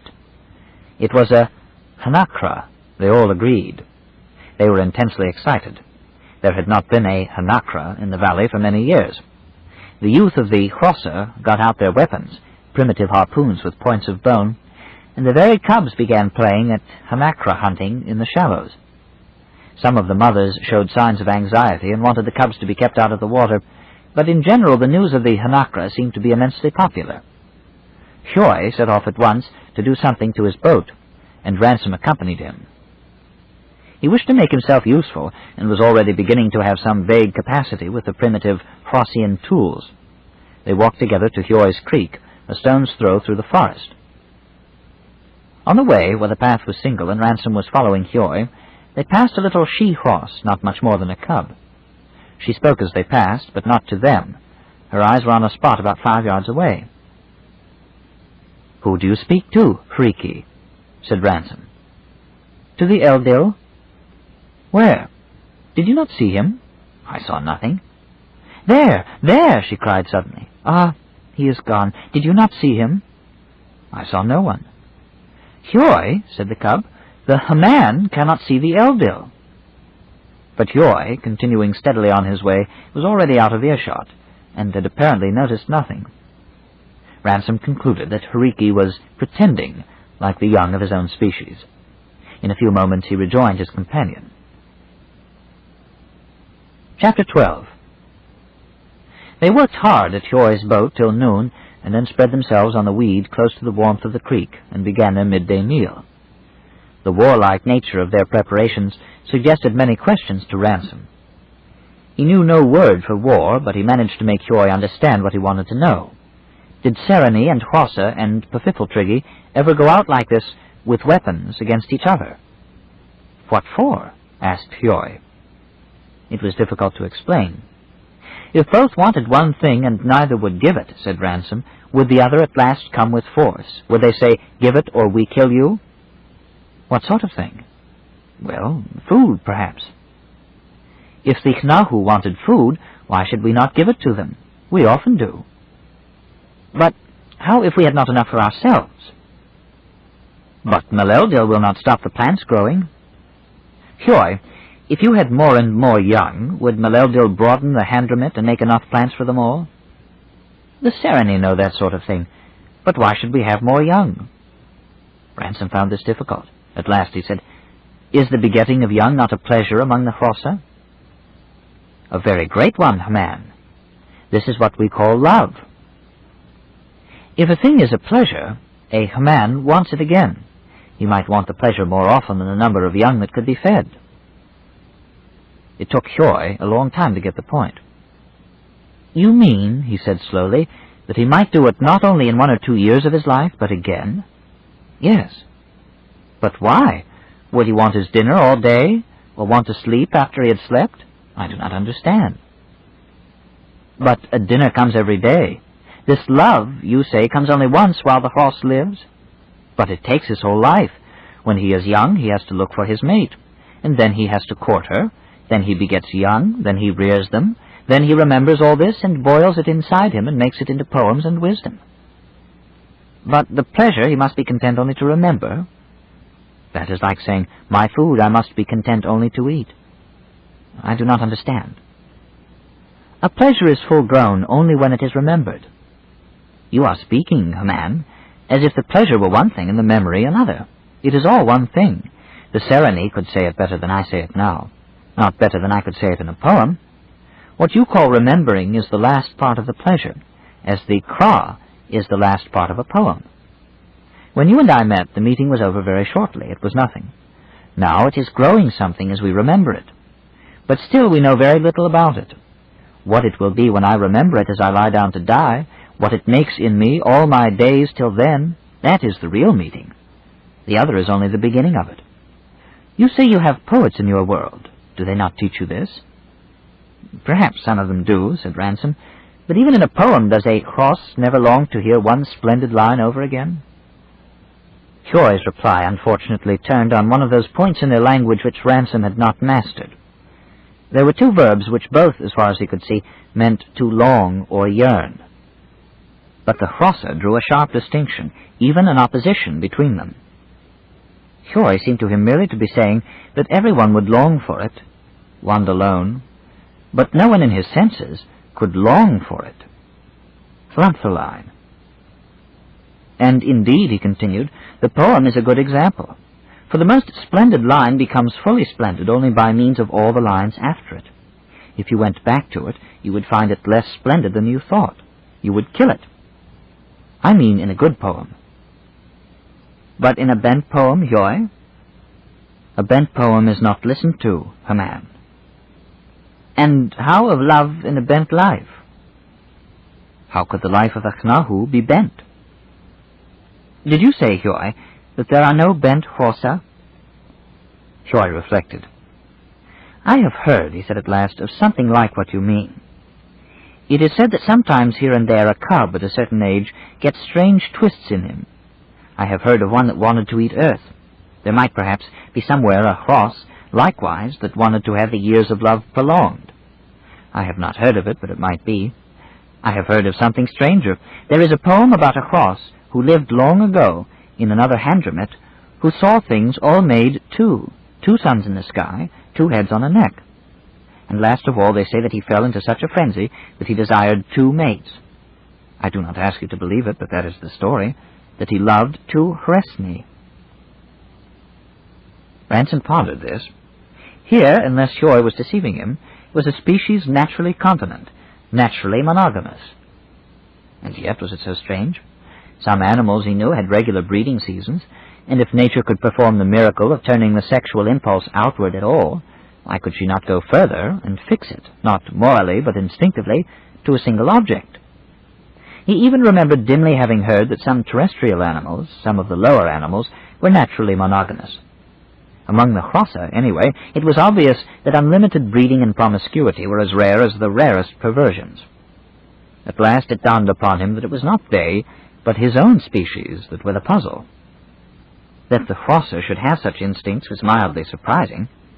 But how came it that the instincts of the Hrossa so closely resembled the unattained ideals of that far-divided species, man, whose instincts were so deplorably different? What was the history of man? But Hyoi was speaking again. Undoubtedly, he said, Maleldil made us so. How could there ever be enough to eat if everyone had 20 young? And how could we endure to live and let time pass if we were always crying for 1 day or 1 year to come back?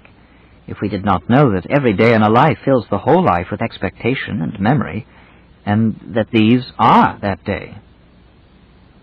All the same, said Ransom, unconsciously nettled on behalf of his own world, Maleldil has let in the Hanakra. Oh, but that is so different. I long to kill this Hanakra, as he also longs to kill me. I hope that my ship will be the first, and I the first in my ship with my straight spear when the black jaws snap.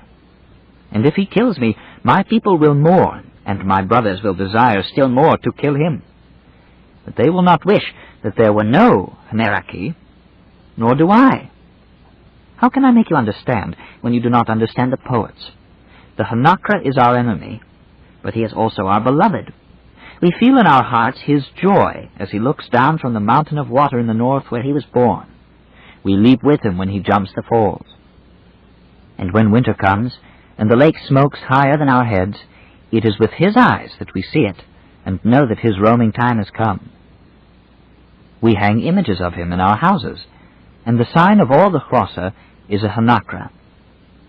In him the spirit of the valley lives, and our young play at being Haneraki as soon as they can splash in the shallows. And then he kills them? Not often, then. The Xhosa would be bent Xhosa if they let him get so near. Long before he had come down so far, we should have sought him out. No, man, it is not a few deaths roving the world around him that make a Xnahu miserable. It is a bent Xnahu that would blacken the world. And I say also this. I do not think the forest would be so bright, nor the water so warm, nor love so sweet, if there were no danger in the lakes. I will tell you a day in my life that has shaped me. Such a day as comes only once, like love, or serving Oyasa in Meldilorn. Then I was young, not much more than a cub, when I went far, far up the Handramit to the land where stars shine at midday, and even water is cold. A great waterfall I climbed. I stood on the shore of Balki, the pool, which is the place of most awe in all worlds.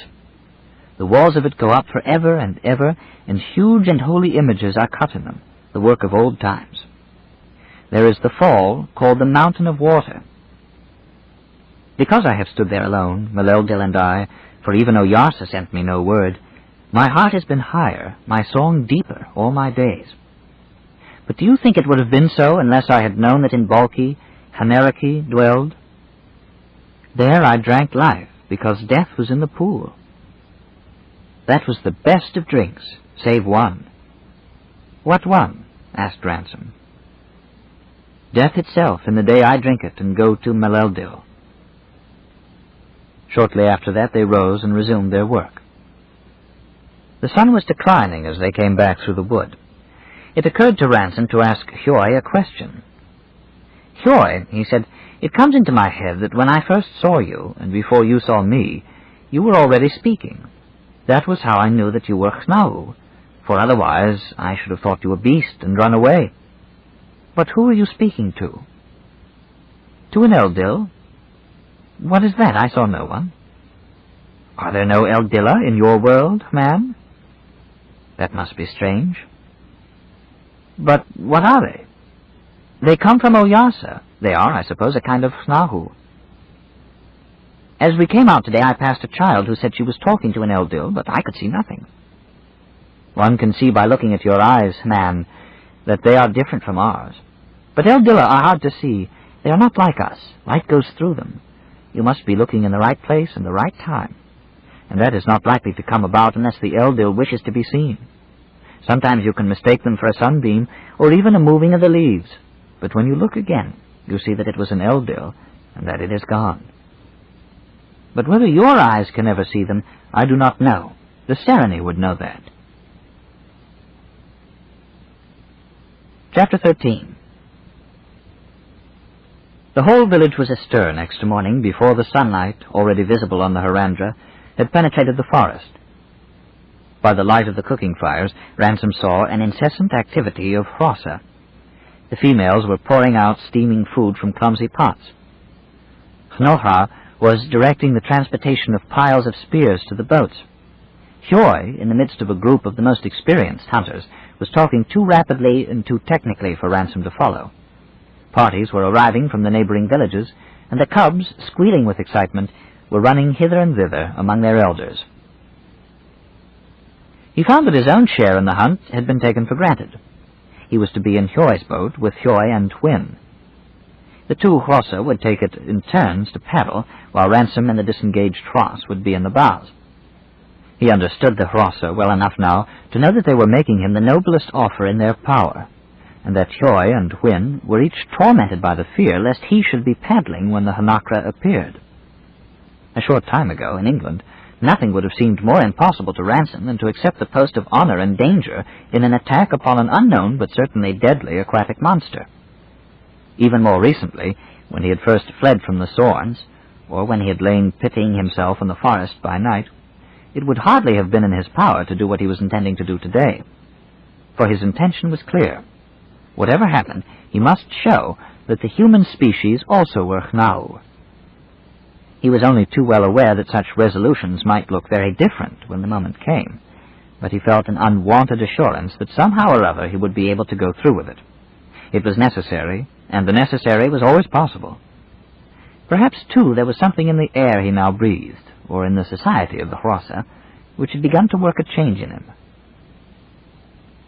The lake was just giving back the first rays of the sun when he found himself kneeling side by side with Hwin, as he had been told to, in the bows of Hioy's ship, with a little pile of throwing spears between his knees and one in his right hand, stiffening his body against the motion as Hioy paddled them out into their place. At least 100 boats were taking part in the hunt. They were in 3 parties. The central, and far the smallest, was to work its way up the current by which Hioy and Ransom had descended after their first meeting. Longer ships than he had yet seen, 8-paddled ships, were used for this. The habit of the Hnakra was to float down the current whenever he could. Meeting the ships, he would presumably dart out of it into the still water to left or right.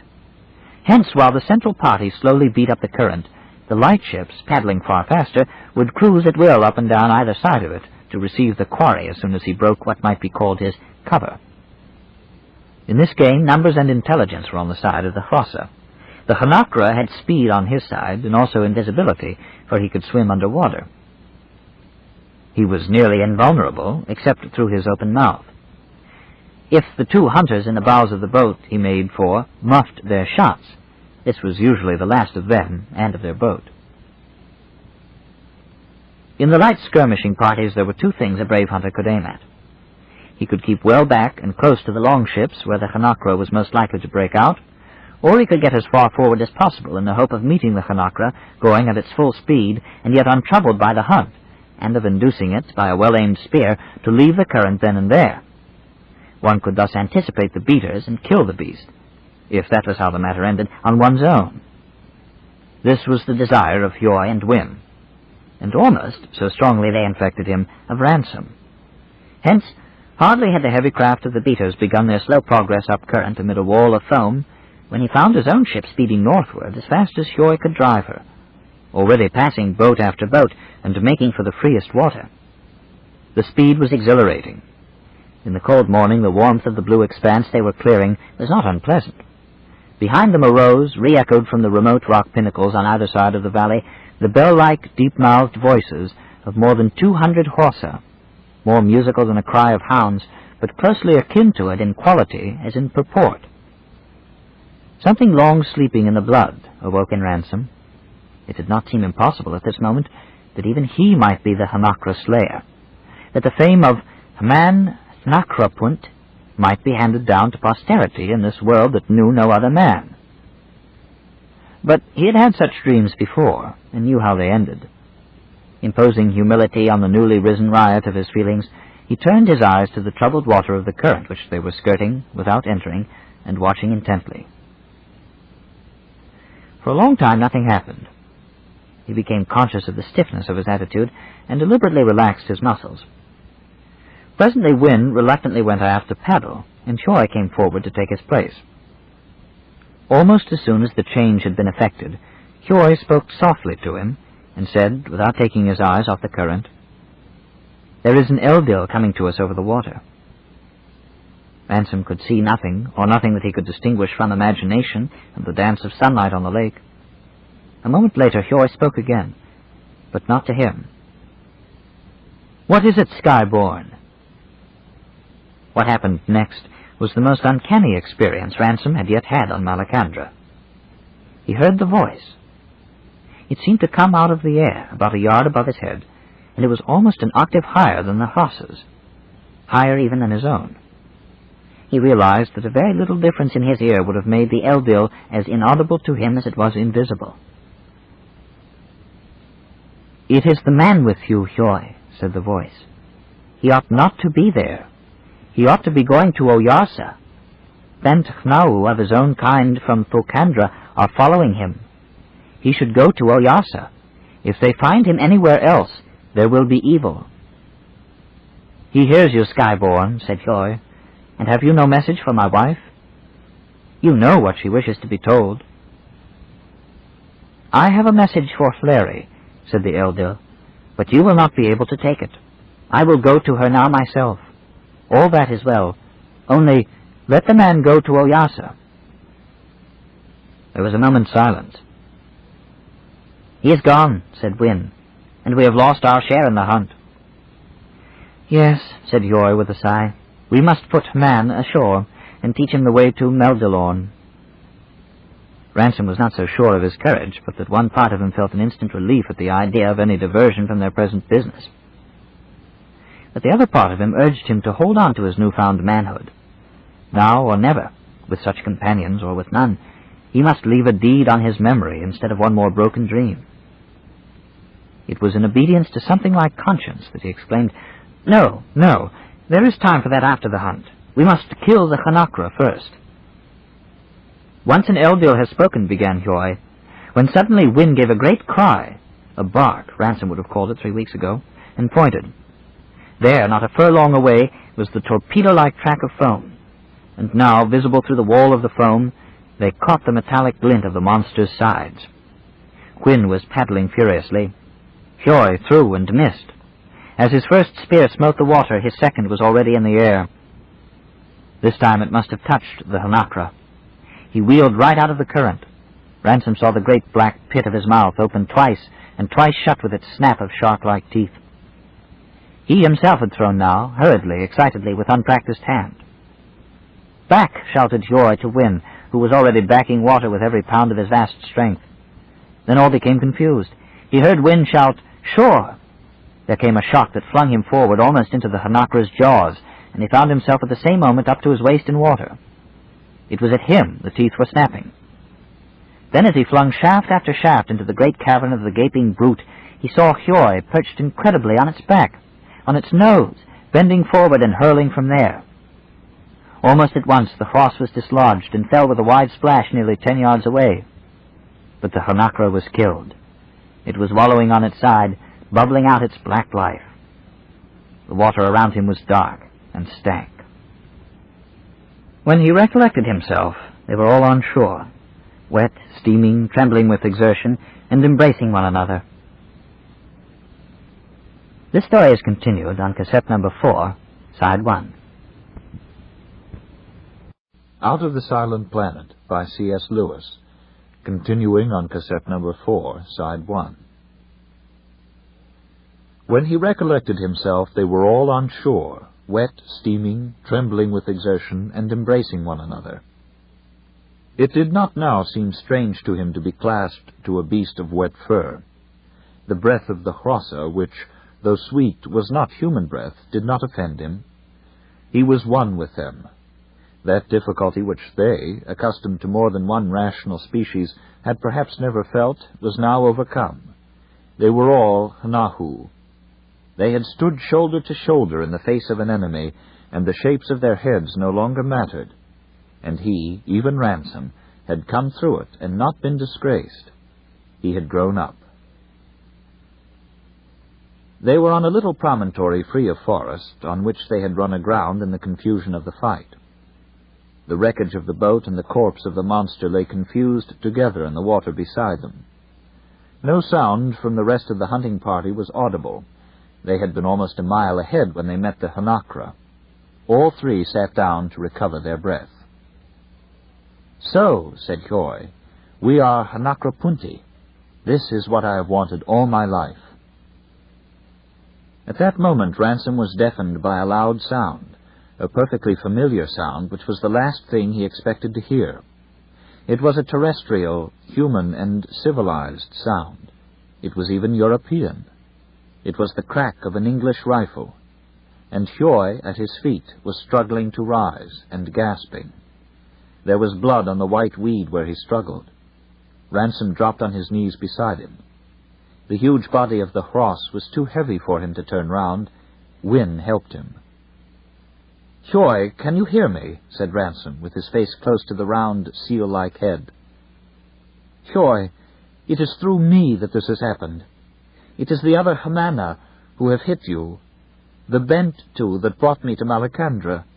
They can throw death at a distance with the thing they have made. I should have told you. We are all a Bent race. We have come here to bring evil on Malacandra. We are only half Hanahu. Hioy." His speech died away into the inarticulate. He did not know the words for forgive, or shame, or fault, hardly the word for sorry. He could only stare into Hioy's distorted face in speechless guilt. But the Hross seemed to understand. It was trying to say something, and Ransom laid his ear close to the working mouth. Hioy's dulling eyes were fixed on his own, but the expression of a Hross was not even now perfectly intelligible to him. "Na, ma," it muttered, and then, at last, "Man, nakrapunt." Then there came a contortion of the whole body, a gush of blood and saliva from the mouth. His arms gave way under the sudden dead weight of the sagging head, and Hioy's face became as alien and animal as it had seemed at their first meeting. The glazed eyes and the slowly stiffening, bedraggled fur were like those of any dead beast found in an earthly wood. Ransom resisted an infantile impulse to break out into imprecations on Weston and Devine. Instead, he raised his eyes to meet those of Wynne, who was crouching, "Frossa, do not kneel," on the other side of the corpse. "I am in the hands of your people, Wynne," he said. "They must do as they will, but if they are wise, they will kill me, and certainly they will kill the other two." "One does not kill Nahu," said Wynne. "Only Oyarsa does that. But these other, where are they?" Ransom glanced around. It was open on the promontory, but thick wood came down to where it joined the mainland, perhaps 200 yards away. "Somewhere in the wood," he said. "Lie down, Wynne, here where the ground is lowest. They may throw from their thing again." He had some difficulty in making Wynne do as he suggested. When both were lying on dead ground, their feet almost in the water, the Hross spoke again. "Why did they kill him?" he asked. "They would not know he was Hnahu," said Ransom. "I have told you that there is only one kind of Hnahu in our world. They would think he was a beast. If they thought that, they would kill him for pleasure, or in fear, or—" he hesitated, "because they were hungry. But I must tell you the truth, Wynne. They would kill even a Hnahu, knowing it to be Hnahu, if they thought its death would serve them." There was a short silence. "I am wondering," said Ransom, "if they saw me. It is for me they are looking. Perhaps if I went to them they would be content and come no farther into your land. But why do they not come out of the wood to see what they have killed?" "Our people are coming," said Wynne, turning his head. Ransom looked back and saw the lake black with boats. The main body of the hunt would be with them in a few minutes. "They are afraid of the Hrossa," said Ransom. "That is why they do not come out of the wood. I will go to them, Wynne." "No," said Wynne. "I have been thinking. All this has come from not obeying the Eldil. He said you were to go to Oyarsa. You ought to have been already on the road. You must go now." "But that will leave the Bent Hamana here. They may do more harm." "They will not set on the Hrossa. You have said they are afraid. It is more likely that we will come upon them. Never fear. They will not see us or hear us. We will take them to Oyarsa. But you must go now, as the Eldil said." "Your people will think I have run away because I am afraid to look in their faces after Hioy's death." "It is not a question of thinking, but of what an Eldil says. This is cub's talk. Now listen, and I will teach you the way."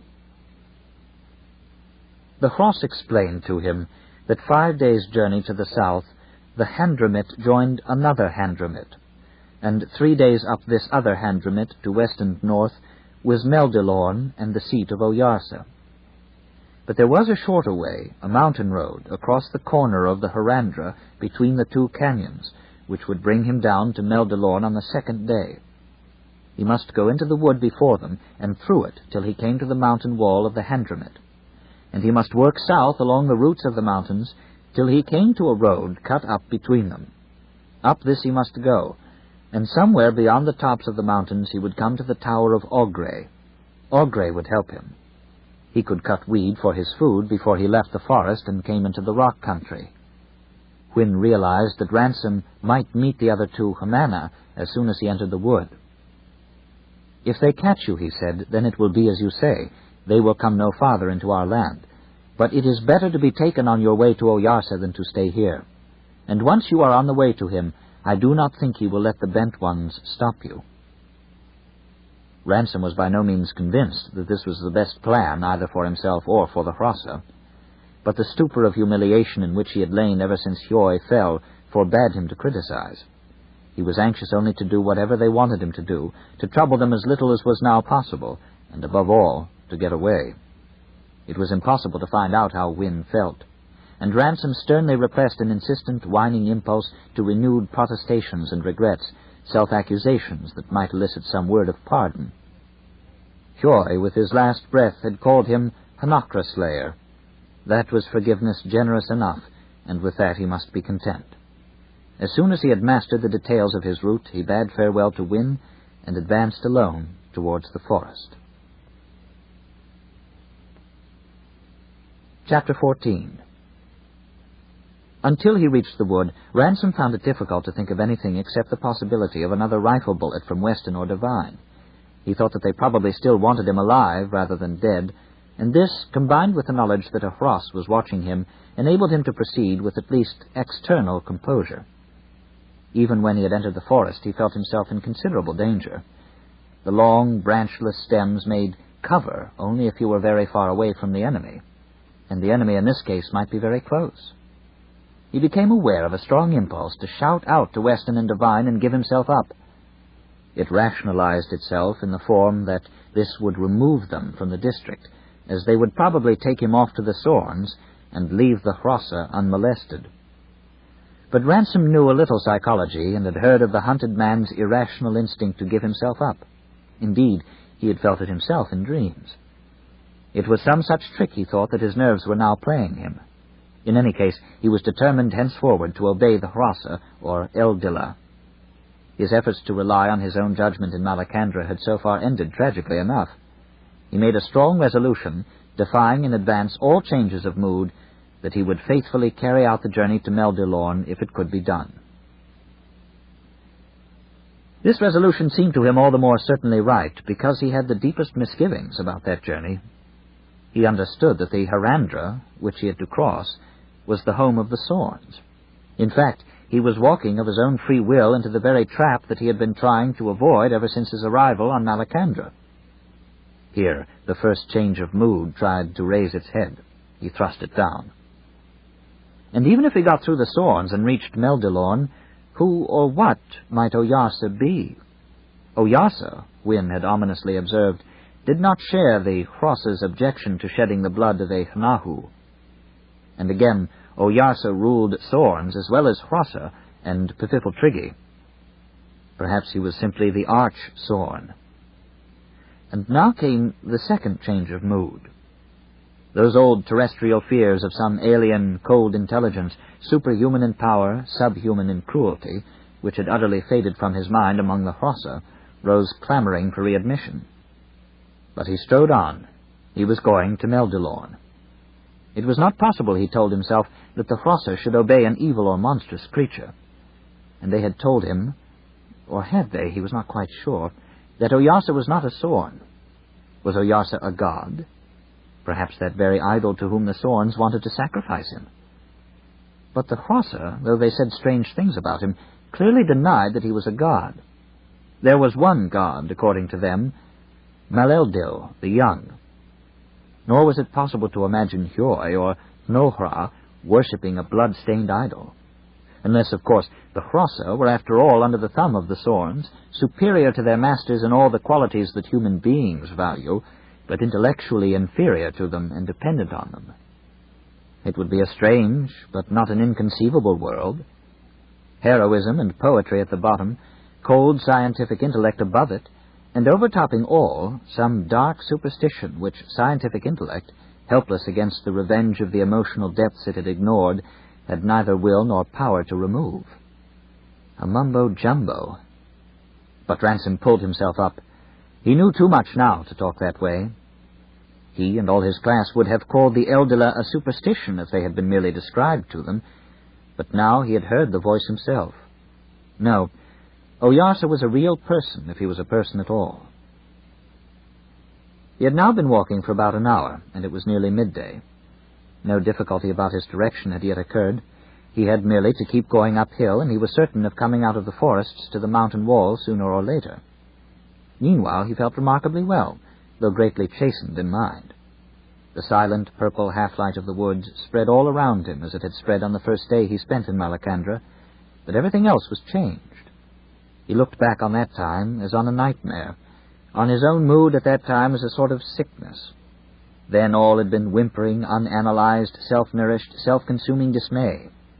Now, in the clear light of an accepted duty, he felt fear, indeed, but with it a sober sense of confidence in himself and in the world, and even an element of pleasure. It was the difference between a landsman in a sinking ship and a horseman on a bolting horse. Either may be killed, but the horseman is an agent as well as a patient. About an hour after noon, he suddenly came out of the wood into bright sunshine. He was only 20 yards from the almost perpendicular bases of the mountain spires, too close to them to see their tops.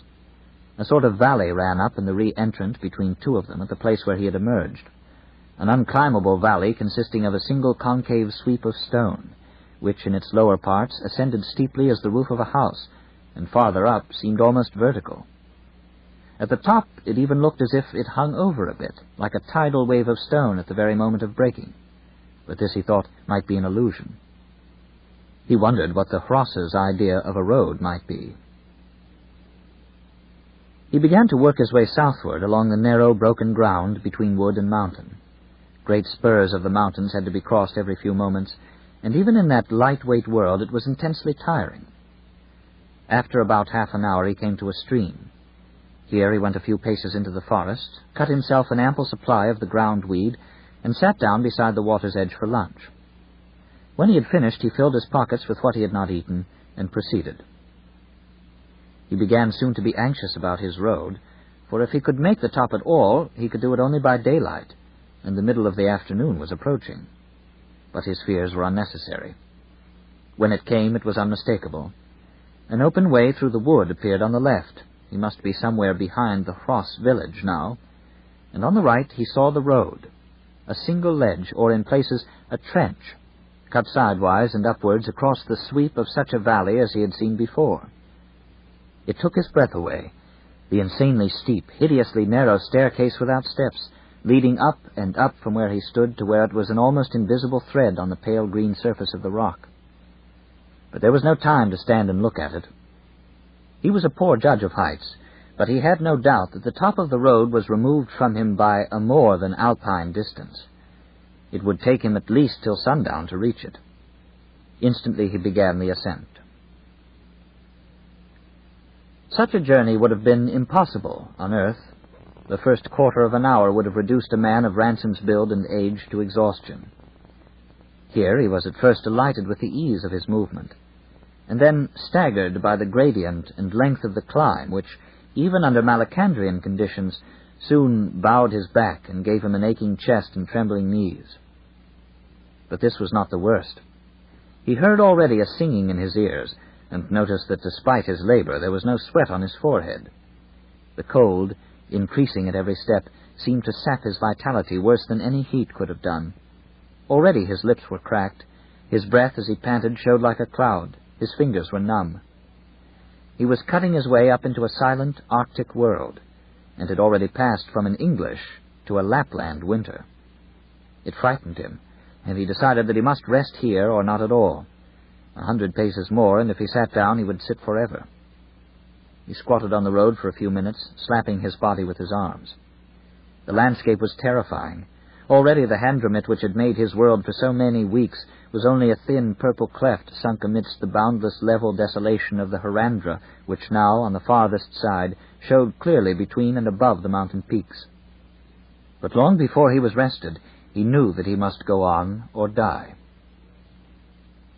The world grew stranger. Among the Hrossa he had almost lost the feeling of being on a strange planet. Here it returned upon him with a desolating force. It was no longer the world, scarcely even a world.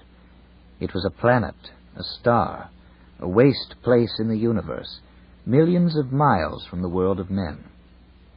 It was impossible to recall what he had felt about Hjoi, or Hwin, or the Eldila, or Oyarsa.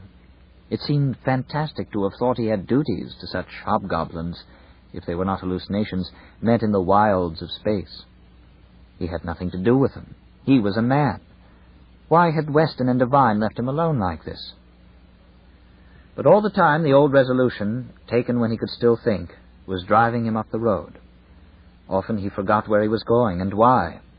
The movement became a mechanical rhythm, from weariness to stillness, from stillness to unbearable cold, from cold to motion again. He noticed that the Handramit, now an insignificant part of the landscape, was full of a sort of haze. He had never seen a fog while he was living there. Perhaps that was what the air of the Handramit looked like from above. Certainly it was a different air from this. There was something more wrong with his lungs and heart than even the cold and the exertion accounted for. And though there was no snow, there was an extraordinary brightness. The light was increasing, sharpening and growing whiter, and the sky was a much darker blue than he had ever seen on Malacandra. Indeed, it was darker than blue. It was almost black, and the jagged spires of rock standing against it were like his mental picture of a lunar landscape. Some stars were visible. Suddenly he realized the meaning of these phenomena. There was very little air above him. He was near the end of it. The Malacandrian atmosphere lay chiefly in the Handramits. The real surface of the planet was naked or thinly clad. The stabbing sunlight and the black sky above him were that heaven out of which he had dropped into the Malacandrian world, already showing through the last thin veil of air. If the top were more than 100 feet away, it would be where no man could breathe at all. He wondered whether the Hrossa had different lungs and had sent him by a road that meant death for man. But even while he thought of this, he took note that those jagged peaks blazing in sunlight against an almost black sky were level with him. He was no longer ascending, and on his right by a smooth, ascending swell of stone that ran up to the true Harandra. And where he was, he could still breathe, though gasping, dizzy and in pain. The blaze in his eyes was worse. The sun was setting. The Hrossa must have foreseen this. They could not live any more than he on the Harandra by night. Still staggering forward, he looked about him for any sign of Augre's tower, whatever Augre might be. Doubtless he exaggerated the time during which he thus wandered and watched the shadows from the rocks lengthening towards him. It cannot really have been long before he saw a light ahead, a light which showed how dark the surrounding landscape had become. He tried to run, but his body would not respond. Stumbling in haste and weakness, he made for the light. Thought he had reached it, and found that it was far farther than he had supposed. Almost despaired. Staggered on again, and came at last to what seemed a cavern mouth. The light within was an unsteady one, and a delicious wave of warmth smote on his face. It was firelight. He came into the mouth of the cave, and then, unsteadily, round the fire into the interior, and stood still blinking in the light. When at last he could see, he discerned a smooth chamber of green rock, very lofty. There were two things in it. One of them, dancing on the wall and roof, was the huge, angular shadow of a Sorn. The other, crouching beneath it, was the Sorn himself. Chapter 15. "Come in, small one," boomed the Sorn. "Come in and let me look at you." Now that he stood face to face with the spectre that had haunted him ever since he had set foot on Malacandra, Ransom felt a surprising indifference. He had no idea what might be coming next, but he was determined to carry out his program, and in the meantime the warmth and more breathable air were a heaven in themselves. He came in, well in past the fire, and answered the Sorn. His own voice sounded to him a shrill treble. "The Hrossa have sent me to look for Oyarsa," he said. The Sorn peered at him. "You are not from this world," it said suddenly. "No," replied Ransom, and sat down. He was too tired to explain. "I think you are from Thulkandra, small one," said the Sorn. "Why?" said Ransom. "You are small and thick, and that is how the animals ought to be made in a heavier world. You cannot come from Glundandra, for it is so heavy that if any animals could live there, they would be flat like plates. Even you, small one, would break if you stood up on that world. I do not think you are from Paralandra, for it must be very hot. If any came from there, they would not live when they arrived here. So I conclude you are from Thulkandra." "The world I come from is called Earth by those who live there," said Ransom, "and it is much warmer than this. Before I came into your cave, I was nearly dead with cold and thin air." The Sorn made a sudden movement with one of its long forelimbs. Ransom stiffened, though he did not allow himself to retreat, for the creature might be going to grab him. In fact, its intentions were kindly. Stretching back into the cave, it took from the wall what looked like a cup. Then Ransom saw that it was attached to a length of flexible tube. The Sorn put it into his hands. "Smell on this," it said. "The Hrossa also need it when they pass this way." Ransom inhaled and was instantly refreshed. His painful shortness of breath was eased, and the tension of chest and temples was relaxed. The Sorn in the lighted cavern, hitherto vague and dreamlike to his eyes, took on a new reality. "Oxygen?" he asked, but naturally the English word meant nothing to the Sorn. "Are you called Ogre?" he asked. "Yes," said the Sorn. "What are you called?" "The animal I am is called Man, and therefore the Hrossa call me Haman, but my own name is Ransom." "Man, Rensum," said the Sorn. He noticed that it spoke differently from the Hrossa, without any suggestion of their persistent initial H. It was sitting on its long, wedge-shaped buttocks, with its feet drawn close up to it. A man in the same posture would have rested his chin on his knees, but the Sorn's legs were too long for that. Its knees rose high above its shoulders on each side of its head, grotesquely suggestive of huge ears, and the head, down between them, rested its chin on the protruding breast. The creature seemed to have either a double chin or a beard.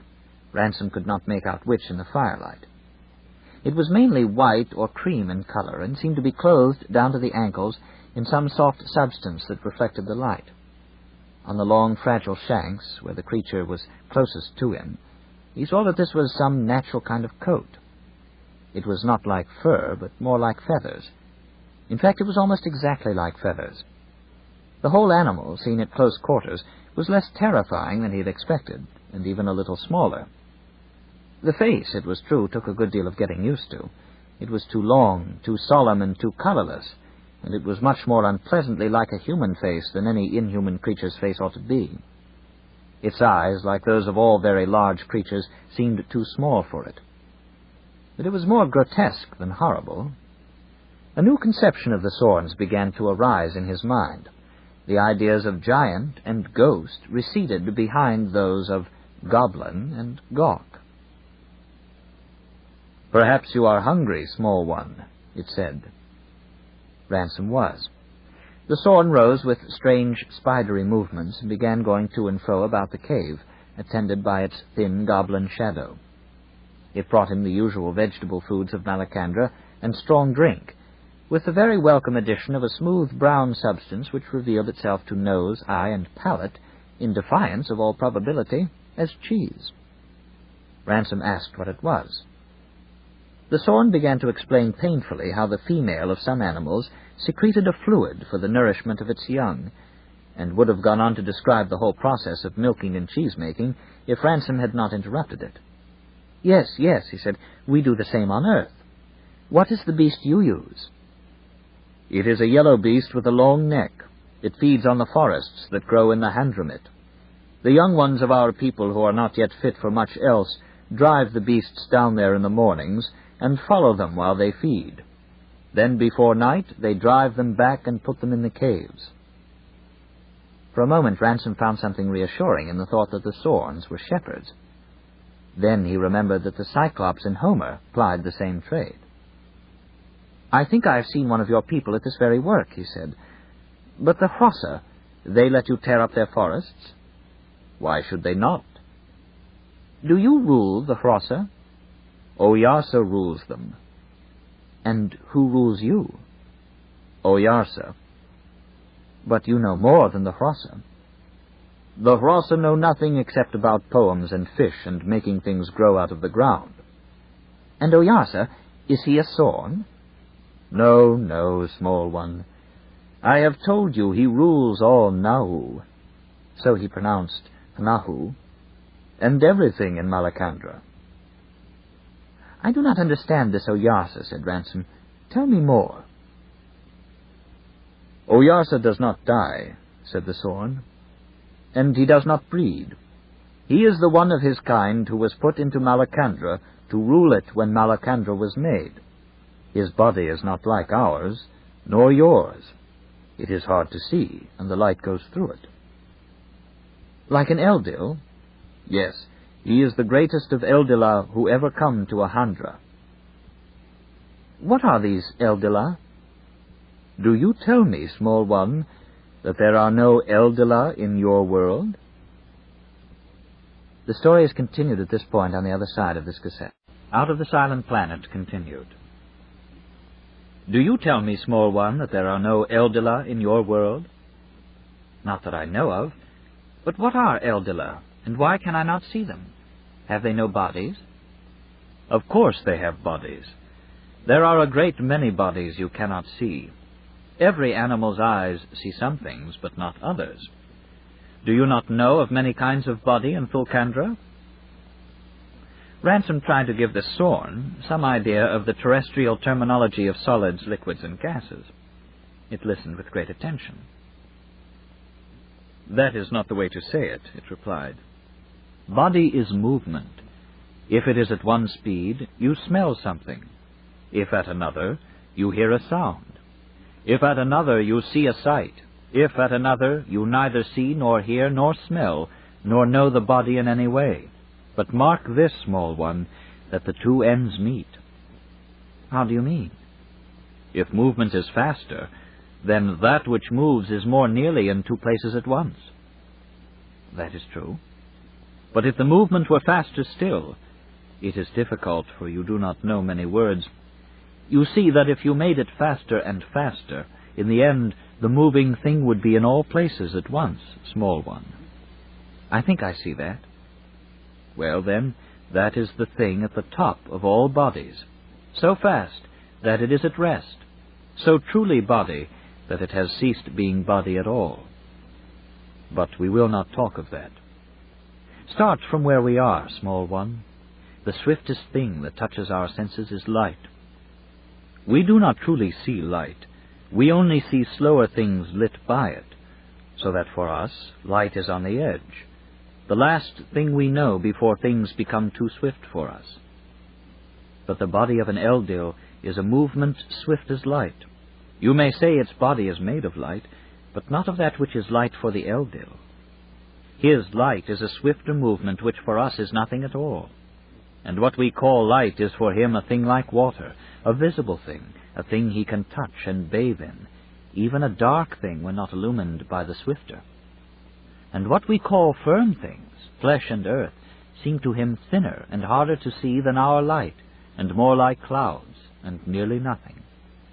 To us the Eldil is a thin, half-real body that can go through walls and rocks. To himself he goes through them because he is solid and firm, and they are like cloud. And what is true light to him, and fills the heaven, so that he will plunge into the rays of the sun to refresh himself from it, is to us the black nothing in the sky at night. These things are not strange, small one, though they are beyond our senses. But it is strange that the Eldila never visit Thulkandra." "Of that I am not certain," said Ransom. It had dawned on him that the recurrent human tradition of bright, elusive people sometimes appearing on the earth, Alps, Devas, and the like, might, after all, have another explanation than the anthropologists had yet given. True, it would turn the universe rather oddly inside out, but his experiences in the spaceship had prepared him for some such operation. "Why does Oyarsa send for me?" he asked. "Oyarsa has not told me," said the Sorn, "but doubtless he would want to see any stranger from another Handra." "We have no Oyarsa in my world," said Ransom.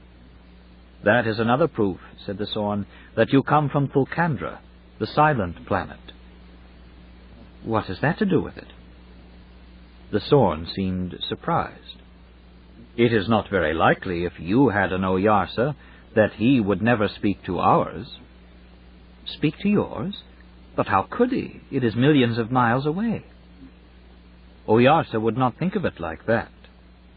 "Do you mean that he ordinarily receives messages from other planets?" Once again, he would not say it that way. Oyarsa would not say that he lives on Malacandra and that another Oyarsa lives on another Earth. For him, Malacandra is only a place in the heavens. It is in the heavens that he and the others live. Of course they talk together. Ransom's mind shied away from the problem. He was getting sleepy and thought he must be misunderstanding the Sorn. "I think I must sleep, Augre," he said, "and I do not know what you are saying. Perhaps, too, I do not come from what you call Thulkandra." "We will both sleep presently," said the Sorn. "But first I will show you Thulkandra." It rose, and Ransom followed it into the back of the cave. Here he found a little recess, and running up within it a winding stair.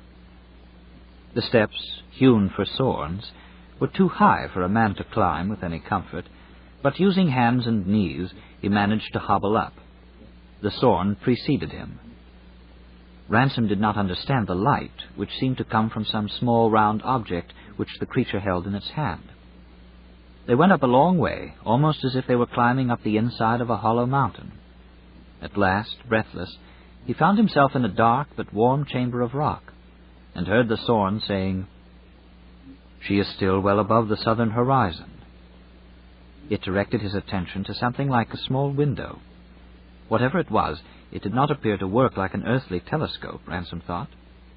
Though an attempt made next day to explain the principles of the telescope to the Sorn threw grave doubts on his own ability to discern the difference. He leaned forward with his elbows on the sill of the aperture and looked. He saw perfect blackness, and, floating in the center of it, seemingly an arm's length away, a bright disk about the size of a half-crown. Most of its surface was featureless, shining silver. Towards the bottom markings appeared, and below them a white cap, just as he had seen the polar caps in astronomical photographs of Mars. He wondered for a moment if it was Mars he was looking at. Then, as his eyes took in the markings better, he recognized what they were: Northern Europe and a piece of North America. They were upside down, with the North Pole at the bottom of the picture, and this somehow shocked him. But it was the Earth he was seeing, even perhaps England, though the picture shook a little, and his eyes were quickly getting tired, and he could not be certain that he was not imagining it. It was all there in that little disk: London, Athens, Jerusalem, Shakespeare. There everyone had lived and everything had happened. And there, presumably, his pack was still lying on the porch of an empty house near Stirk. "Yes," he said dully to the Sorn, "that is my world." It was the bleakest moment in all his travels. Chapter 16.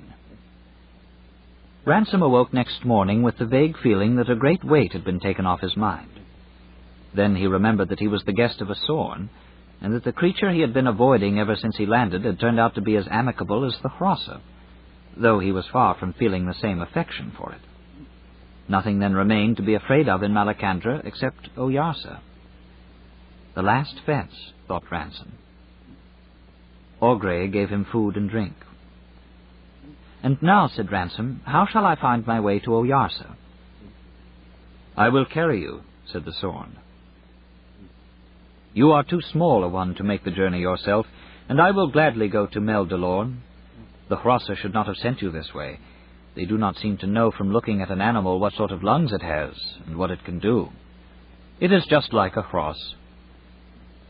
If you died on the Harandra, they would have made a poem about the gallant Haman, and how the sky grew black and the cold stars shone, and he journeyed on and journeyed on, and they would have put in a fine speech for you to say as you were dying, and all this would seem to them just as good as if they had used a little forethought and saved your life by sending you the easier way round. I like the Hrossa, said Ransom a little stiffly, and I think the way they talk about death is the right way. They are right not to fear it, Rensum, but they do not seem to look at it reasonably as part of the very nature of our bodies, and therefore often avoidable at times when they would never see how to avoid it. For example, this has saved the life of many a Hross, but a Hross would not have thought of it. He showed Ransom a flask with a tube attached to it, and at the end of the tube a cup, obviously an apparatus for administering oxygen to oneself. Smell on it as you have need, small one, said the Sorn, and close it up when you do not. Ogre fastened the thing on his back and gave the tube over his shoulder into his hand.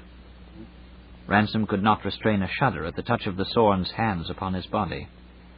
They were fan-shaped, 7-fingered, mere skin over bone like a bird's leg, and quite cold. To divert his mind from such reactions, he asked where the apparatus was made, for he had as yet seen nothing remotely like a factory or a laboratory. We thought it, said the Sorn, and the Pfiffeltriggi made it. Why do they make them, said Ransom. He was trying once more, with his insufficient vocabulary, to find out the political and economic framework of Malacandrian life. They like making things, said Orgray. It is true they like best the making of things that are only good to look at and of no use. But sometimes when they are tired of that, they will make things for us, things we have thought, provided they are difficult enough. They have not patience to make easy things, however useful they would be. But let us begin our journey. You shall sit on my shoulder. The proposal was unexpected and alarming, but seeing that the Sorn had already crouched down, Ransom felt obliged to climb onto the plume-like surface of its shoulder, to seat himself beside the long, pale face, casting his right arm as far as it would go round the huge neck, and to compose himself as well as he could for his precarious mode of travel. The giant rose cautiously to a standing position, and he found himself looking down on the landscape from a height of about 18 feet. "All is well, small one?" it asked. "Very well," Ransom answered, and the journey began. Its gait was perhaps the least human thing about it. It lifted its feet very high and set them down very gently.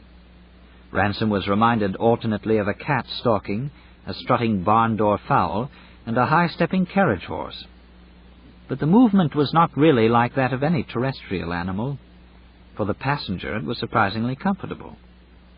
In a few minutes he had lost all sense of what was dizzying or unnatural in his position. Instead, ludicrous and even tender associations came crowding into his mind. It was like riding an elephant at the zoo in boyhood, like riding on his father's back at a still earlier age. It was fun. They seemed to be doing between 6 and 7 miles an hour.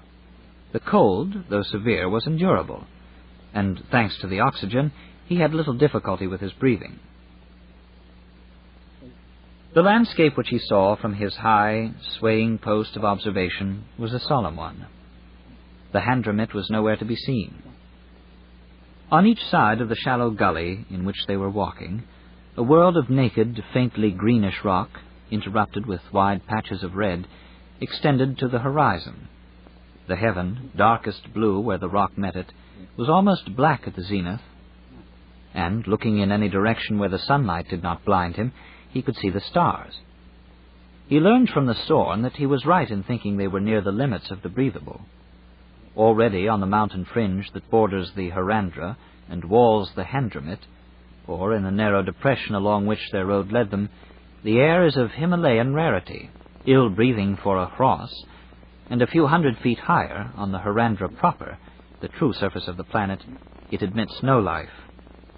Hence the brightness through which they walked was almost that of heaven, celestial light hardly at all tempered with an atmospheric veil.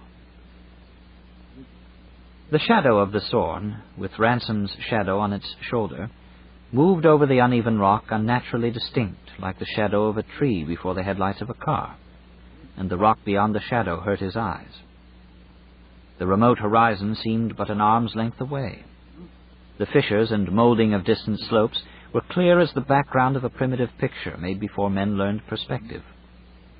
He was on the very frontier of that heaven he had known in the spaceship, and rays that the air-enveloped worlds cannot taste were once more at work upon his body. He felt the old lift of the heart, the soaring solemnity, the sense, at once sober and ecstatic, of life and power offered in unmasked and unmeasured abundance. If there had been air enough in his lungs, he would have laughed aloud. And now, even in the immediate landscape, beauty was drawing near. Over the edge of the valley, as if it had frothed down from the true Harandra, came great curves of the rose-tinted cumular stuff which he had seen so often from a distance. Now, on a nearer view, they appeared hard as stone in substance, but puffed above and stalked beneath like vegetation. His original simile of giant cauliflower turned out to be surprisingly correct. Stone cauliflowers the size of cathedrals and the color of pale rose. He asked the Sorn what it was. "It is the old forests of Malacandra," said Orgray. "Once there was air on the Harandra, and it was warm. To this day, if you could get up there and live, you would see it all covered with the bones of ancient creatures. It was once full of life and noise. It was then these forests grew, and in and out among their stalks went a people that have vanished from the world these many thousand years. They were covered not with fur, but with a coat like mine. They did not go in the water swimming, or on the ground walking. They glided on the air on broad, flat limbs which kept them up. It is said they were great singers, and in those days the red forests echoed with their music. Now the forests have become stone, and only Eldela can go among them." "We still have such creatures in our world," said Ransom. "We call them birds. Where was Oyasa when all this happened to the Harandra?" "Where he is now." "And he could not prevent it?" "I do not know. But a world is not made to last forever, much less a race. That is not Meleldil's way." As they proceeded, the petrified forests grew more numerous, and often, for half an hour at a time, the whole horizon of the lifeless, almost airless waste blushed like an English garden in summer. They passed many caves where, as Orgray told him, Sorns lived. Sometimes a high cliff would be perforated with countless holes to the very top, and unidentifiable noises came hollowly from within. Work was in progress, said the Sorn, but of what kind it could not make him understand. Its vocabulary was very different from that of the Hrossa. Nowhere did he see anything like a village or city of Sorns, who were apparently solitary, not social creatures. Once or twice a long pallid face would show from a cavern mouth and exchange a horn-like greeting with the travelers, but for the most part the long valley, the rock street of the silent people, was still and empty as the Harandra itself. Only towards afternoon, as they were about to descend into a dip of the road, they met 3 Sorns together coming towards them down the opposite slope. They seemed to Ransom to be rather skating than walking. The lightness of their world and the perfect poise of their bodies allowed them to lean forward at right angles to the slope, and they came swiftly down like full-rigged ships before a fair wind. The grace of their movement, their lofty stature, and the softened glancing of the sunlight on their feathery sides effected a final transformation in Ransom's feelings toward their race. Ogres, he had called them, when they first met his eyes as he struggled in the grip of Weston and Devine. Titans, or angels, he now thought would have been a better word. Even the faces, it seemed to him, he had not then seen aright. He had thought them spectral when they were only august, and his first human reaction to their lengthened severity of line and profound stillness of expression now appeared to him not so much cowardly as vulgar. So might Parmenides or Confucius look to the eyes of a Cockney schoolboy. The great white creatures sailed towards Ransom and Orgray, and dipped like trees, and passed. In spite of the cold, which made him often dismount and take a spell on foot, he did not wish for the end of the journey. But Ogre had his own plans and halted for the night long before sundown at the home of an older Sorn. Ransom saw well enough that he was brought there to be shown to a great scientist. The cave, or, so to speak more correctly, the system of excavations, was large and many-chambered, and contained a multitude of things that he did not understand. He was specially interested in a collection of rolls, seemingly of skin, covered with characters, which were clearly books. But he gathered that books were few in Malacandra. "It is better to remember," said the Sorns. When Ransom asked if valuable secrets might not thus be lost, they replied that Oyarsa always remembered them and would bring them to light if he thought fit. "The Hrossa used to have many books of poetry," they added, "but now they have fewer. They say that the writing of books destroys poetry." Their host in these caverns was attended by a number of other Sorns, who seemed to be in some way subordinate to him. Ransom thought at first that they were servants, but decided later they were pupils or assistants. The evening's conversation was not such as would interest a terrestrial reader, for the Sorns had determined that Ransom should not ask but answer questions. Their questioning was very different from the rambling, imaginative inquiries of the Hrossa.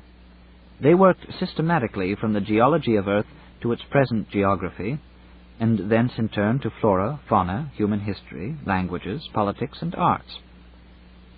When they found that Ransom could tell them no more on a given subject, and this happened pretty soon in most of their inquiries, they dropped it at once and went on to the next. Often they drew out of him indirectly much more knowledge than he consciously possessed, apparently working from a wide background of general science. A casual remark about trees, when Ransom was trying to explain the manufacture of paper, would fill up for them a gap in his sketchy answers to their botanical questions. His account of terrestrial navigation might illuminate mineralogy, and his description of the steam engine gave them a better knowledge of terrestrial air and water than Ransom had ever had. He had decided from the outset that he would be quite frank, for he now felt that it would be not Hanahu, and also that it would be unavailing to do otherwise. They were astonished at what he had to tell them of human history, of war, slavery, and prostitution. "It is because they have no Oyarsa," said one of the pupils. "It is because every one of them wants to be a little Oyarsa himself," said Ogre. "They cannot help it," said the old Sorn. "There must be rule, yet how can creatures rule themselves? Beasts must be ruled by Hanahu, and Hanahu by Eldila, and Eldila by Meleldil. These creatures have no Eldila. They are like one trying to lift himself by his own hair, or one trying to see over a whole country when he is on a level with it, like a female trying to beget young on herself." Two things about our world particularly stuck in their minds. One was the extraordinary degree to which problems of lifting and carrying things absorbed our energy. The other was the fact that we had only one kind of Hanahu. They thought this must have far-reaching effects in the narrowing of sympathies and even of thought. "Your thought must be at the mercy of your blood," said the old Sorn, "for you cannot compare it with thoughts that float on a different blood." It was a tiring and very disagreeable conversation for Ransom, but when at last he lay down to sleep, it was not of the human nakedness, nor of his own ignorance that he was thinking. He thought only of the old forests of Malacandra, and of what it might mean to grow up seeing always so few miles away a land of color that could never be reached and had once been inhabited. Chapter 17. Early next day, Ransom again took his seat on Ogre's shoulder. For more than an hour they traveled through the same bright wilderness. Far to the north, the sky was luminous, with a cloud-like mass of dull red or ochre. It was very large and drove furiously westward about 10 miles above the waste. Ransom, who had yet seen no cloud in the Malacandrian sky, asked what it was. The Sorn told him it was sand, caught up from the great northern deserts by the winds of that terrible country. It was often thus carried, sometimes at a height of 17 miles, to fall again, perhaps in a Hadramit, as a choking and blinding dust storm. The sight of it moving with menace in the naked sky served to remind Ransom that they were indeed on the outside of Malacandra, no longer dwelling in a world, but crawling the surface of a strange planet.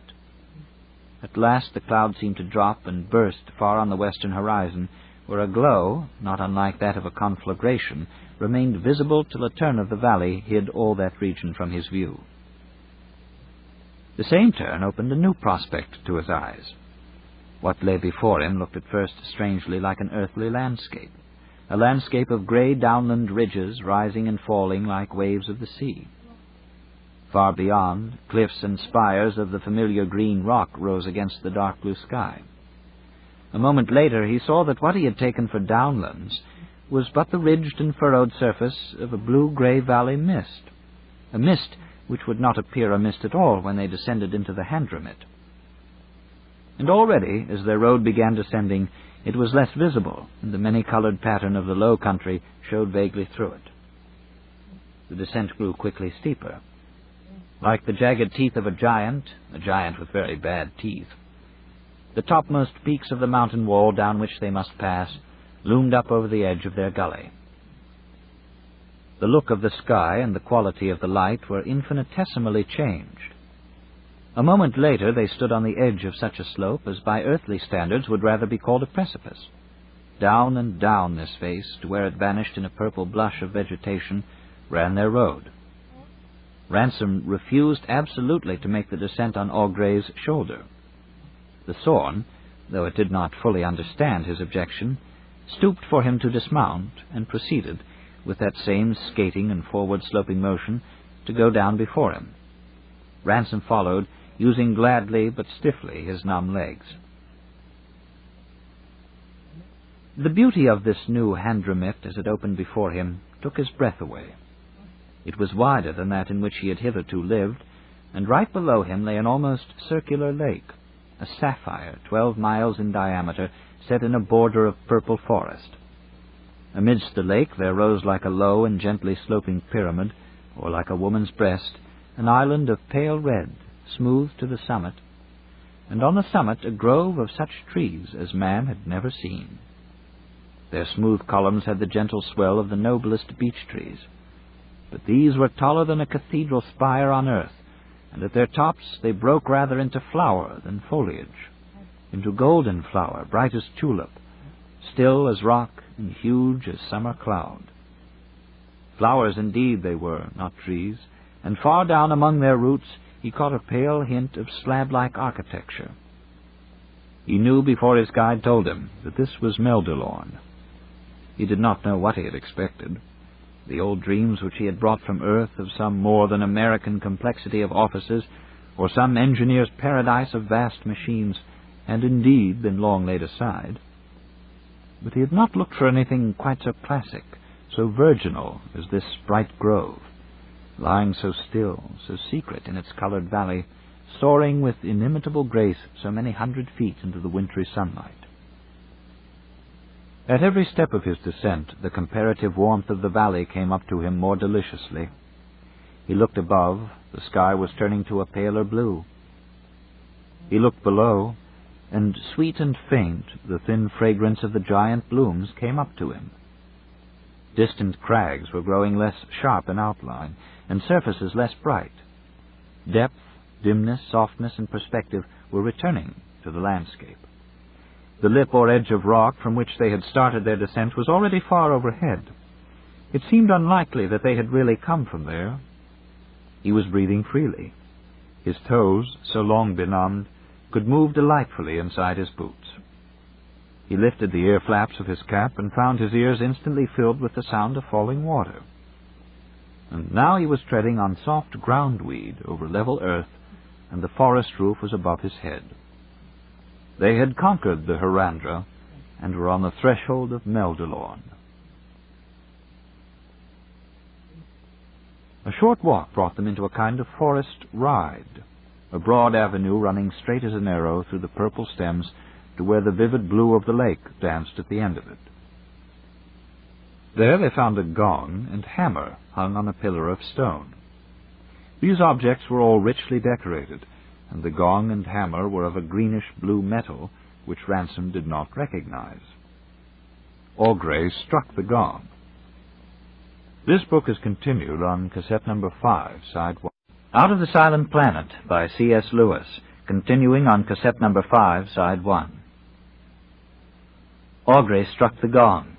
An excitement was rising in Ransom's mind which almost prevented him from examining as coolly as he wished the ornamentation of the stone. It was partly pictorial, partly pure decoration. What chiefly struck him was a certain balance of packed and empty surfaces.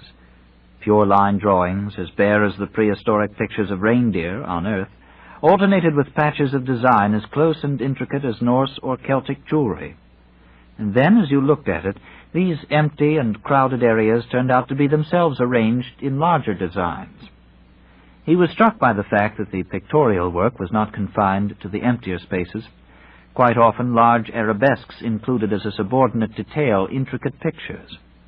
Elsewhere the opposite plan had been followed, and this alternation too had a rhythmical or patterned element in it. He was just beginning to find out that the pictures, though stylized, were obviously intended to tell a story when Augrey interrupted him. A ship had put out from the island shore of Meldalorn. As it came towards them, Ransom's heart warmed to see that it was paddled by a Hross. The creature brought its boat up to the shore where they were waiting, stared at Ransom, and then looked inquiringly at Augrey. "You may well wonder at this Na'u, Hrinha," said the Sorn, "for you have never seen anything like it. It is called Rensum, and has come through heaven from Thulkandra." "It is welcome, Augrey," said the Hross politely. "Is it coming to Oyarsa?" "He has sent for it." "And for you also, Augrey?" "Oyarsa has not called me. If you will take Rensum over the water, I will go back to my tower." The Hross indicated that Ransom should enter the boat. He attempted to express his thanks to the Sorn, and after a moment's consideration unstrapped his wristwatch and offered it to him. It was the only thing he had which seemed a suitable present for a Sorn. He had no difficulty in making Augrey understand its purpose, but after examining it, the giant gave it back to him, a little reluctantly, and said, "This gift ought to be given to a Pfiffeltrig. It rejoices my heart, but they would make more of it.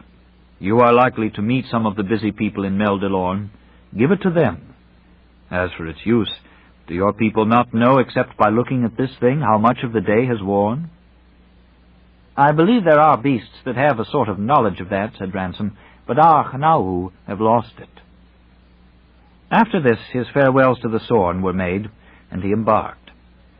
To be once more in a boat, and with a Hross, to feel the warmth of water on his face and to see a blue sky above him, was almost like coming home. He took off his cap and leaned back luxuriously in the bows, plying his escort with questions. He learned that the Hrossa were not specially concerned with the service of Oyarsa, as he had surmised from finding a Hross in charge of the ferry. All three species of Hna'u served him in their various capacities, and the ferry was naturally entrusted to those who understood boats. He learned that his own procedure on arriving in Meldalorn must be to go where he liked and do what he pleased until Oyarsa called for him. It might be an hour or several days before this happened. He would find huts near the landing place where he could sleep if necessary, and where food would be given him. In return, he related as much as he could make intelligible of his own world and his journey from it, and he warned the Hross of the dangerous bent men who had brought him, and who were still at large on Malacandra. As he did so, it occurred to him that he had not made this sufficiently clear to Augrey, but he consoled himself with the reflection that Weston and Devine seemed to have already some liaison with the Sorns, and that they would not be likely to molest things so large and so comparatively manlike. At any rate, not yet. About Devine's ultimate designs he had no illusions. All he could do was to make a clean breast of them to Oyarsa. And now the ship touched land. Ransom rose while the Hross was making fast, and looked about him. Close to the little harbor, which they had entered, and to the left, were low buildings of stone, the first he had seen in Malacandra, and fires were burning. There, the Hross told him, he could find food and shelter. For the rest, the island seemed desolate, and its smooth slopes empty up to the grove that crowned them, where again he saw stonework.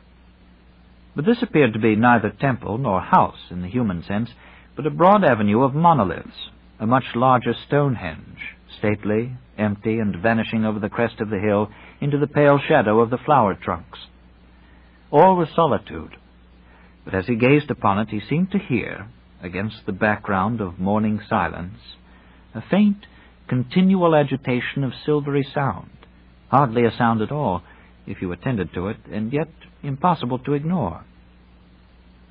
"The island is all full of Eldilar," said the Frost in a hushed voice. He went ashore. As though half expecting some obstacle, he took a few hesitant paces forward and stopped, and then went on again in the same fashion. Though the groundweed was unusually soft and rich, and his feet made no noise upon it, he felt an impulse to walk on tiptoes. All his movements became gentle and sedate. The width of water about this island made the air warmer than any he had yet breathed in Malacandra. The climate was almost that of a warm earthly day in late September, a day that is warm but with a hint of frost to come. A sense of awe which was increasing upon him deterred him from approaching the crown of the hill, the grove, and the avenue of standing stones. He ceased ascending about halfway up the hill and began walking to his right, keeping a constant distance from the shore. He said to himself that he was having a look at the island, but his feeling was rather that the island was having a look at him. This was greatly increased by a discovery he made after he had been walking for about an hour, and which he ever afterwards found great difficulty in describing. In the most abstract terms, it might be summed up by saying that the surface of the island was subject to tiny variations of light and shade, which no change in the sky accounted for. If the air had not been calm and the groundweed too short and firm to move in the wind, he would have said that a faint breeze was playing with it, and working such slight alterations in the shading as it does in a cornfield on the earth. Like the silvery noises in the air, these footsteps of light were shy of observation. Where he looked hardest, they were least to be seen. On the edges of his field of vision they came crowding as though a complex arrangement of them were there in progress. To attend to any one of them was to make it invisible, and the minute brightness seemed often to have just left the spot where his eyes fell. He had no doubt that he was seeing, as much as he ever would see, the Eldilar. The sensation it produced in him was curious. It was not exactly uncanny, not as if he were surrounded by ghosts. It was not even as if he were being spied upon. He had rather the sense of being looked at by things that had a right to look. His feeling was less than fear. It had in it something of embarrassment, something of shyness, something of submission, and it was profoundly uneasy. He felt tired, and thought that in this favored land it would be warm enough to rest out of doors. He sat down. The softness of the weed, the warmth and the sweet smell which pervaded the whole island reminded him of earth and gardens in summer. He closed his eyes for a moment. Then he opened them again and noticed buildings below him, and over the lake he saw a boat approaching. Recognition suddenly came to him. That was the ferry, and these buildings were the guest house beside the harbor. He had walked all round the island. A certain disappointment succeeded this discovery. He was beginning to feel hungry. Perhaps it would be a good plan to go down and ask for some food. At any rate, it would pass the time. But he did not do so. When he rose and looked more closely at the guest house, he saw a considerable stir of creatures about it. And while he watched, he saw that a full load of passengers was landing from the ferry boat. In the lake he saw some moving objects which he did not at first identify, but which turned out to be Sorns up to their middles in the water, and obviously wading to Meldalorn from the mainland. There were about 10 of them. For some reason or other, the island was receiving an influx of visitors. He no longer supposed that any harm would be done to him if he went down and mixed in the crowd, but he felt a reluctance to do so. The situation brought vividly back to his mind his experience as a new boy at school. New boys came a day early, hanging about and watching the arrival of the old hands. In the end, he decided not to go down. He cut and ate some of the groundweed and dozed a little. In the afternoon, when it grew colder, he resumed his walking. Other Hanau were roaming about the island by this time. He saw Sorns, chiefly, but this was because their height made them conspicuous. There was hardly any noise. His reluctance to meet these fellow wanderers, who seemed to confine themselves to the coast of the island, drove him half-consciously upwards and inwards. He found himself at last on the fringes of the grove and looked straight up the monolithic avenue. He had intended, for no very clearly defined reason, not to enter it, but he fell to studying the stone nearest to him, which was richly sculptured on all its four sides, and after that curiosity led him on from stone to stone. The pictures were very puzzling. Side by side with representations of Sorns and Hrossa, and what he supposed to be Pfiffeltrigge, there occurred again and again an upright wavy figure, with only the suggestion of a face, and with wings. The wings were perfectly recognizable, and this puzzled him very much. Could it be that the traditions of Malacandrian art went back to that earlier geological and biological era when, as Augre had told him, there was life, including bird life, on the Harandra? The answer of the stones seemed to be yes. He saw pictures of the old red forests with unmistakable birds flying among them, and many other creatures that he did not know.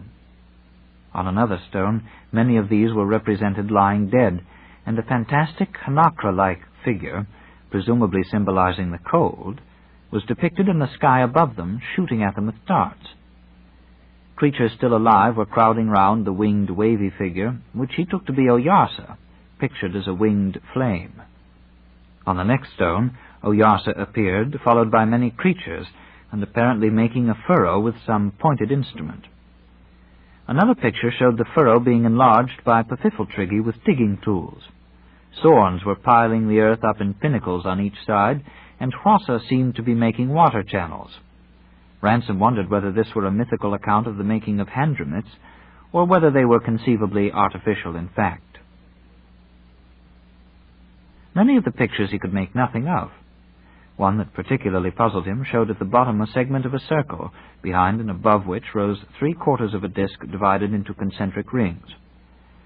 He thought it was a picture of the sun rising behind a hill. Certainly the segment at the bottom was full of Malacandrian scenes, Oyarsa in Meldalorn, Sorns on the mountain edge of the Harandra, and many other things both familiar to him and strange. He turned from it to examine the disk which rose behind it. It was not the sun. The sun was there, unmistakably, at the center of the disk. Round this, the concentric circles revolved. In the first and smallest of these was pictured a little ball, on which rode a winged figure, something like Oyarsa, but holding what appeared to be a trumpet. In the next, a similar ball carried another of the flaming figures. This one, instead of even the suggested face, had 2 bulges, which, after long inspection, he decided were meant to be the udders or breasts of a female mammal. By this time he was quite sure that he was looking at a picture of the solar system. The first ball was Mercury, the second Venus, and what an extraordinary coincidence, thought Ransom, that their mythology, like ours, associates some idea of the female with Venus.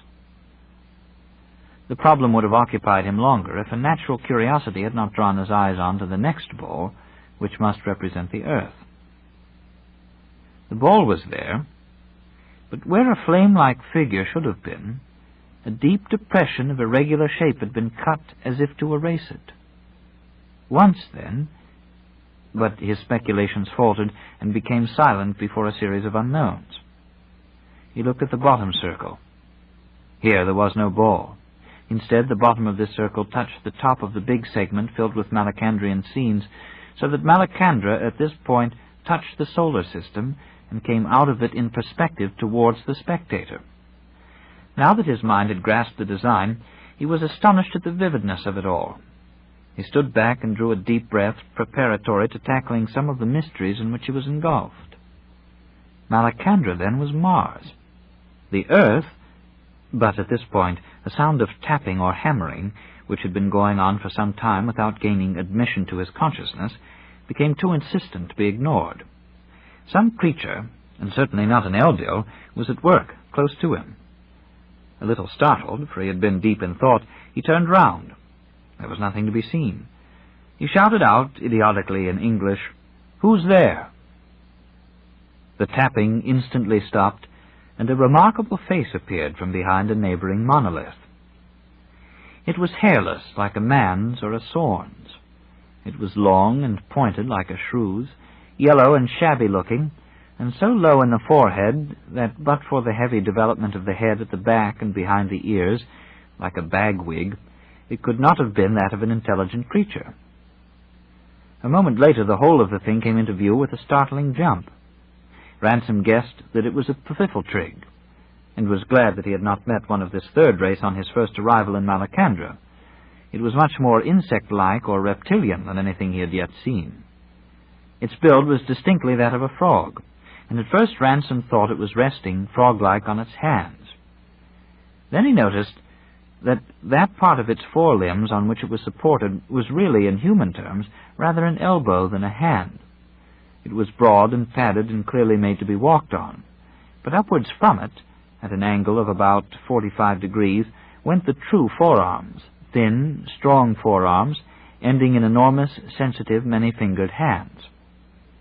He realized that for all the manual work from mining to cutting cameos, this creature had the advantage of being able to work with its full strength from a supported elbow.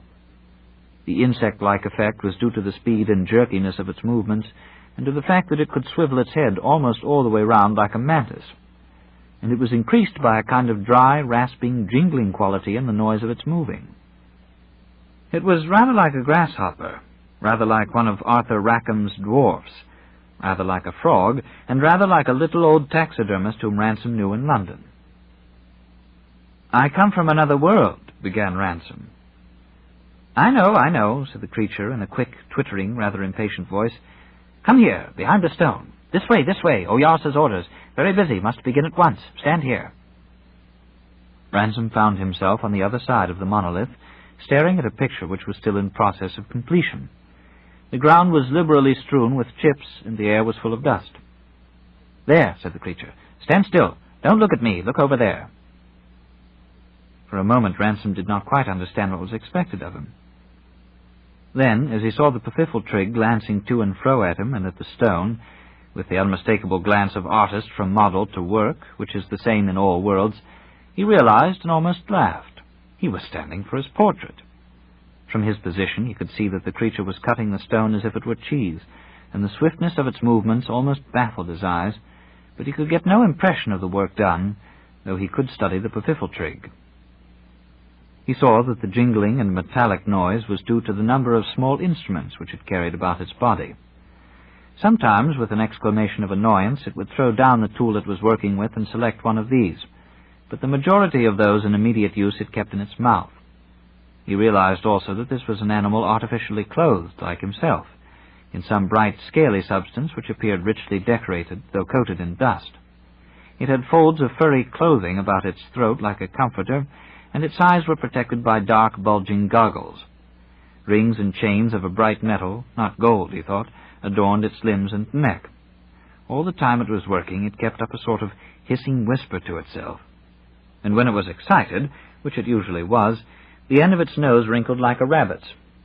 At last it gave another startling leap, landed about 10 yards away from its work, and said, Yes, not so good as I hoped. Do better another time. Leave it now. Come and see yourself." Ransom obeyed. He saw a picture of the planets, not now arranged to make a map of the solar system, but advancing in a single procession towards the spectator, and all save one bearing its fiery charioteer. Below lay Malacandra, and there, to his surprise, was a very tolerable picture of the spaceship. Beside it stood 3 figures, for all of which Ransom had apparently been the model. He recoiled from them in disgust.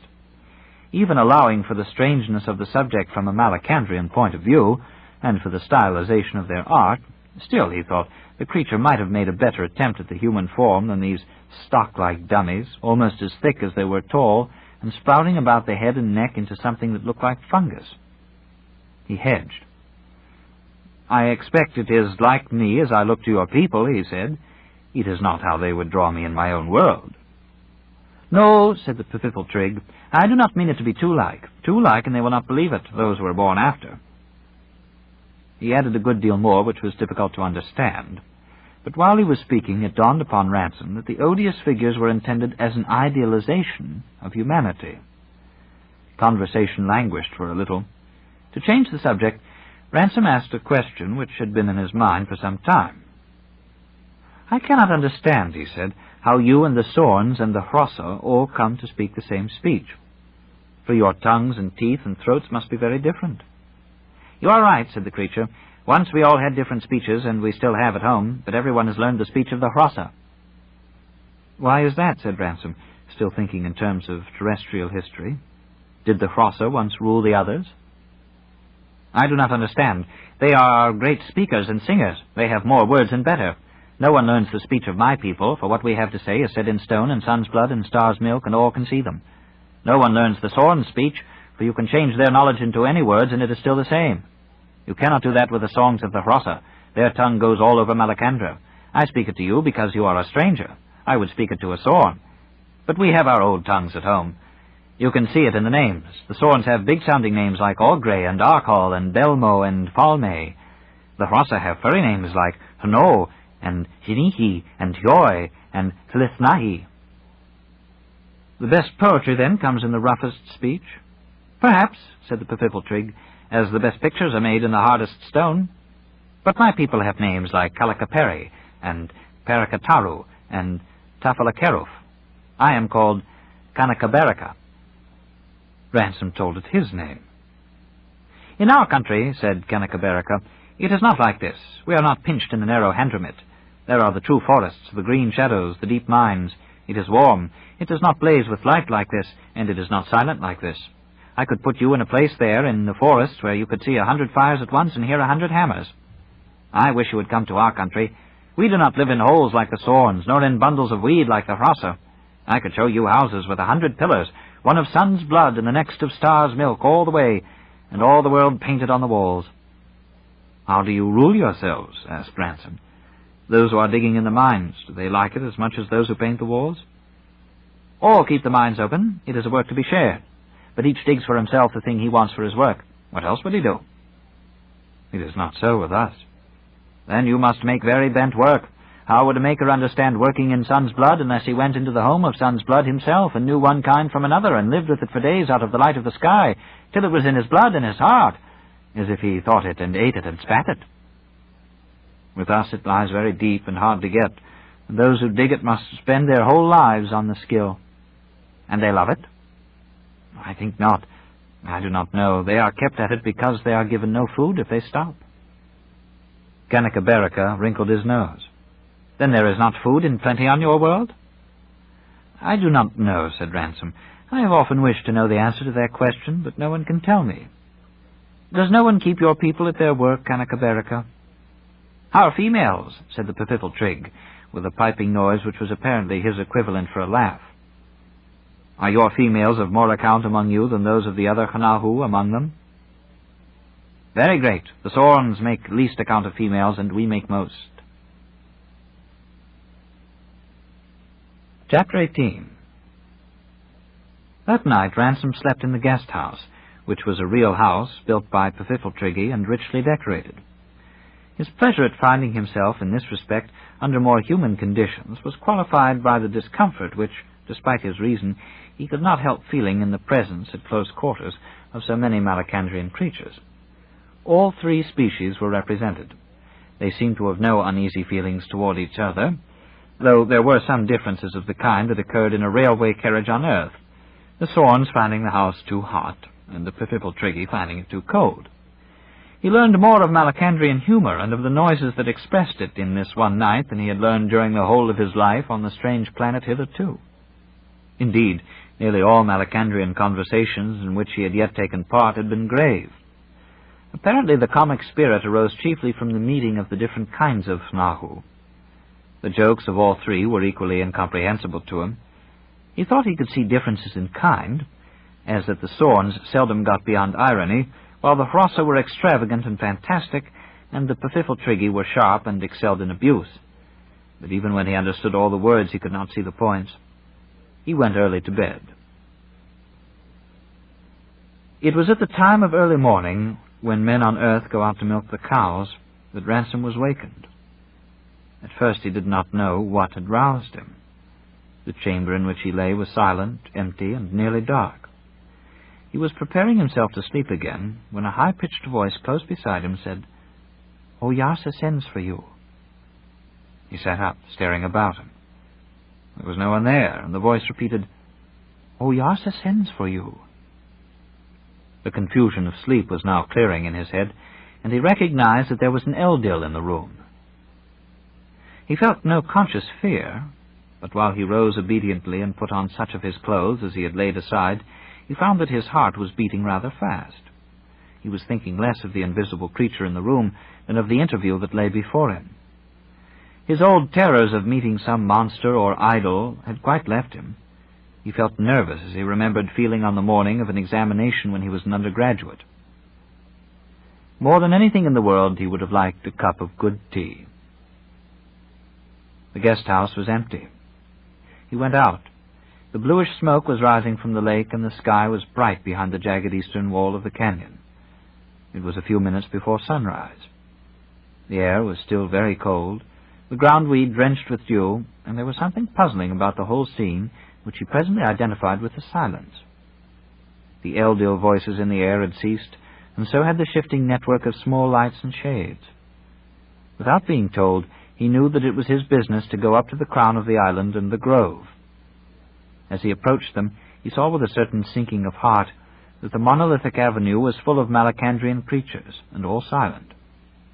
They were in 2 lines, one on each side, and all squatting or sitting in the various fashions suitable to their anatomies. He walked on slowly and doubtfully, not daring to stop, and ran the gauntlet of all those inhuman and unblinking eyes. When he had come to the very summit, at the middle of the avenue where the biggest of the stones rose, he stopped. He never could remember afterwards whether an Eldil voice had told him to do so, or whether it was an intuition of his own. He did not sit down, for the earth was too cold and wet, and he was not sure if it would be decorous. He simply stood, motionless, like a man on parade. All the creatures were looking at him, and there was no noise anywhere. He perceived, gradually, that the place was full of Eldila. The lights, or suggestion of lights, which yesterday had been scattered over the island, were now all congregated in this one spot, and were all stationary or very faintly moving. The sun had risen by now, and still no one spoke. As he looked up to see the first pale sunlight upon the monoliths, he became conscious that the air above him was full of a far greater complexity of light than the sunrise could explain, and light of a different kind, Eldil light. The sky, no less than the earth, was full of them.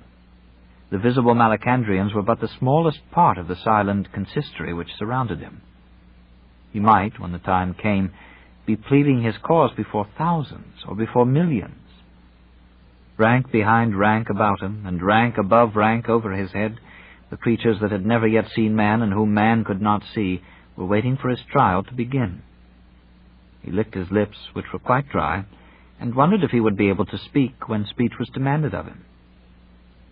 Then it occurred to him that perhaps this waiting and being looked at, was the trial. Perhaps even now he was unconsciously telling them all they wished to know. But afterwards, a long time afterwards, there was a noise of movement. Every visible creature in the grove had risen to its feet and was standing, more hushed than ever, with its head bowed. And Ransom saw, if it could be called seeing, that Oyarsa was coming up between the long lines of sculptured stones. The story is continued at this point on the other side of this cassette. Out of the Silent Planet continued. Every visible creature in the grove had risen to its feet, and was standing, more hushed than ever, with its head bowed, and Ransom saw, if it could be called seeing, that Oyarsa was coming up the long lines of sculptured stones. Partly he knew it from the faces of the Malacandrians as their lord passed them. Partly he saw, he could not deny that he saw, Oyarsa himself. He never could say what it was like. The merest whisper of light, no, less than that, the smallest diminution of shadow, was traveling along the uneven surface of the groundweed. or rather some difference in the look of the ground, too slight to be named in the language of the five senses, moved slowly towards him. Like a silence spreading over a room full of people, like an infinitesimal coolness on a sultry day, like a passing memory of some long-forgotten sound or scent, like all that is stillest and smallest and most hard to seize in nature, Oyarsa passed between his subjects, and drew near and came to rest, not 10 yards away from Ransom, in the center of Meldilorn. Ransom felt a tingling of his blood and a pricking on his fingers, as if lightning were near him, and his heart and body seemed to him to be made of water. Oyarsa spoke, a more unhuman voice than Ransom had yet heard, sweet and seemingly remote, an unshaken voice, a voice, as one of the Hrossa afterward said to Ransom, with no blood in it. Light is instead of blood for them. The words were not alarming. "What are you so afraid of, Ransom of Thulkandra?" it said. "Of you, Oyarsa, because you are unlike me and I cannot see you." "Those are not great reasons," said the voice. "You are also unlike me, and, though I see you very faintly. But do not think we are utterly unlike. We are both copies of Naleldil. These are not the real reasons." Ransom said nothing. "You began to be afraid of me before you set foot in my world, and you have spent all your time since then in flying from me. My servants saw your fear when you were in your ship in heaven. They saw that your own kind treated you ill, though they could not understand their speech. Then, to deliver you out of the hands of those two, I stirred up a Hanakra, to try if you would come to me of your own will. But you hid among the Hrossa, and though they told you to come to me, you would not. After that I sent my Eldil to fetch you, but still you would not come. And in the end your own kind have chased you to me, and Hnahu's blood has been shed." "I do not understand, Oyarsa. Do you mean that it was you who sent for me from Thulkandra?" "Yes. Did not the other two tell you this? And why did you come with them unless you meant to obey my call? My servants could not understand their talk to you when your ship was in heaven." "Your servants? I cannot understand," said Ransom. "Ask freely," said the voice. "Have you servants out in the heavens?" "Where else? There is nowhere else." "But you, Oyarsa, are here on Malacandra, as I am." "But Malacandra, like all worlds, floats in heaven. And I am not here altogether as you are, Ransom of Thulkandra. Creatures of your kind must drop out of heaven into a world. For us, the worlds are places in heaven.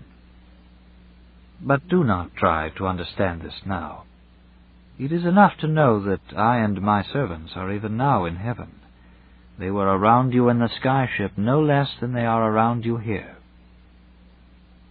"Then you knew of our journey before we left Thulkandra?" "No. Thulkandra is the world we do not know. It alone is outside the heaven, and no message comes from it." Ransom was silent, but Oyarsa answered his unspoken questions. "It was not always so. Once we knew the Oyarsa of your world. He was brighter and greater than I, and then we did not call it Thulkandra. It is the longest of all stories, and the bitterest. He became bent. That was before any life came on your world. Those were the bent years of which we still speak in the heavens, when he was not yet bound to Thulkandra, but free, like us. It was in his mind to spoil other worlds besides his own. He smote your moon with his left hand, and with his right he brought the cold death on my Harandra before its time. If by my arm Naleldil had not opened the Handramits and let out the hot springs, my world would have been unpeopled. We did not leave him so at large for long. There was a great war, and we drove him back out of the heavens and bound him in the air of his own world, as Meleldil taught us. There doubtless he lies to this hour, and we know no more of that planet. It is silent. We think that Meleldil would not give it up utterly to the Bent One, and there are stories among us that he had taken strange counsel and dared terrible things, wrestling with the Bent One in Thulkandra. But of this we know less than you. It is a thing we desire to look into. It was some time before Ransom spoke again, and Oyarsa respected his silence. When he had collected himself, he said, "After this story, Oyarsa, I may tell you that our world is very bent. The two who brought me knew nothing of you, but only that the Sorns had asked for me. They thought you were a false Eldil, I think. There are false Eldila in the wild parts of our world. Men kill other men before them. They think the Eldil drinks blood. They thought the Sorns wanted me for this or for some other evil. They brought me by force. I was in terrible fear. The tellers of tales in our world make us think that if there is any life beyond our own air, it is evil." "I understand," said the voice. "And this explains things that I have wondered at. As soon as your journey had passed your own air and entered heaven, my servants told me that you seemed to be coming unwillingly, and that the others had secrets from you. I did not think any creature could be so bent as to bring another of its own kind here by force." "They did not know what you wanted me for, Oyarsa, nor do I know yet." "I will tell you. 2 years ago, and that is about 4 of your years, this ship entered the heavens from your world. We followed its journey all the way hither, and Eldila were with it as it sailed over the Harandra. And when at last it came to rest in the Handramit, more than half my servants were standing round it to see the strangers come out. All beasts we kept back from the place, and no Hanahu yet knew of it. When the strangers had walked to and fro on Malacandra and made themselves a hut, and their fear of a new world ought to have worn off, I sent certain Sorns to show themselves and to teach the strangers our language. I chose Sorns because they are most like your people in form. The Thulkandrans feared the Sorns, and were very unteachable. The Sorns went to them many times and taught them a little. They reported to me that the Thulkandrians were taking sun's blood wherever they could find it in the streams. When I could make nothing of them by report, I told the Sorns to bring them to me, not by force, but courteously. They would not come. I asked for one of them, but not even one of them would come. It would have been easy to take them, but though we saw they were stupid, we did not know yet how bent they were, and I did not wish to stretch my authority beyond the creatures of my own world. I told the Sorns to treat them like cubs, to tell them that they would be allowed to pick up no more of the sun's blood until one of their race came to me. When they were told this, they stuffed as much as they could into the sky ship and went back to their own world. We wondered at this, but now it is plain. They thought I wanted one of your race to eat, and went to fetch one. If they had come a few miles to see me, I would have received them honorably. Now they have twice gone a voyage of millions of miles for nothing, and will appear before me none the less. And you also, Ransom of Thulkandra, you have taken many vain troubles to avoid standing where you stand now." "That is true, Oyarsa. Bent creatures are full of fears. But I am here now, and ready to know your will with me." "2 things I wanted to ask of your race. First, I must know why you come here. So much is my duty to my world. And secondly, I wish to hear of Thulkandra, and of Meleldil's strange wars there with the Bent One, for that, as I have said, is a thing we desire to look into." "For the first question, Oyarsa, I have come here because I was brought. Of the others, one cares for nothing but the sun's blood, because in our world he can exchange it for many pleasures and powers. But the other means evil to you. I think he would destroy all your people to make room for our people, and then he would do the same with other worlds again. He wants our race to last for always, I think, and he hopes they will leap from world to world, always going to a new sun when an old one dies, or something like that. Is he wounded in his brain? I do not know. Perhaps I do not describe his thoughts right. He is more learned than I. Does he think he could go to the great worlds? Does he think Maleldil wants a race to live forever? He does not know there is any Maleldil, but what is certain, Oyarsa, is that he means evil to your world. Our kind must not be allowed to come here again. If you can prevent it only by killing all three of us, I am content. If you were my own people, I would kill them now, Ransom, and you soon, for they are bent beyond hope, and you, when you have grown a little braver, will be ready to go to Maleldil. But my authority is over my own world. It is a terrible thing to kill someone else's Hanahu. It will not be necessary. They are strong, Oyarsa, and they can throw death many miles and can blow killing airs at their enemies. The least of my servants could touch their ship before it reached Malacandra while it was in the heaven and make it a body of different movements. For you, no body at all. Be sure that no one of your race will come into my world again unless I call them. But enough of this. Now, tell me of Thulkandra. Tell me all. We know nothing since the day when the Bent One sank out of heaven into the air of your world, wounded in the very light of his light. But why have you become afraid again? I am afraid of the length of time, Oyarsa, or perhaps I do not understand. Did you not say this happened before there was life on Thulkandra? Yes. And you, Oyarsa, you have lived, and that picture on the stone where the cold is killing them on the Harandra, is that a picture of something that was before my world began? I see you are Hanahu after all, said the voice. Doubtless no stone that faced the air then would be a stone now. The picture has begun to crumble away and been copied again more times than there are Eldila in the air above us. But it was copied right. In that way you are seeing a picture that was finished when your world was still half made. But do not think of these things. My people have a law never to speak much of sizes or numbers to you others, not even to swords.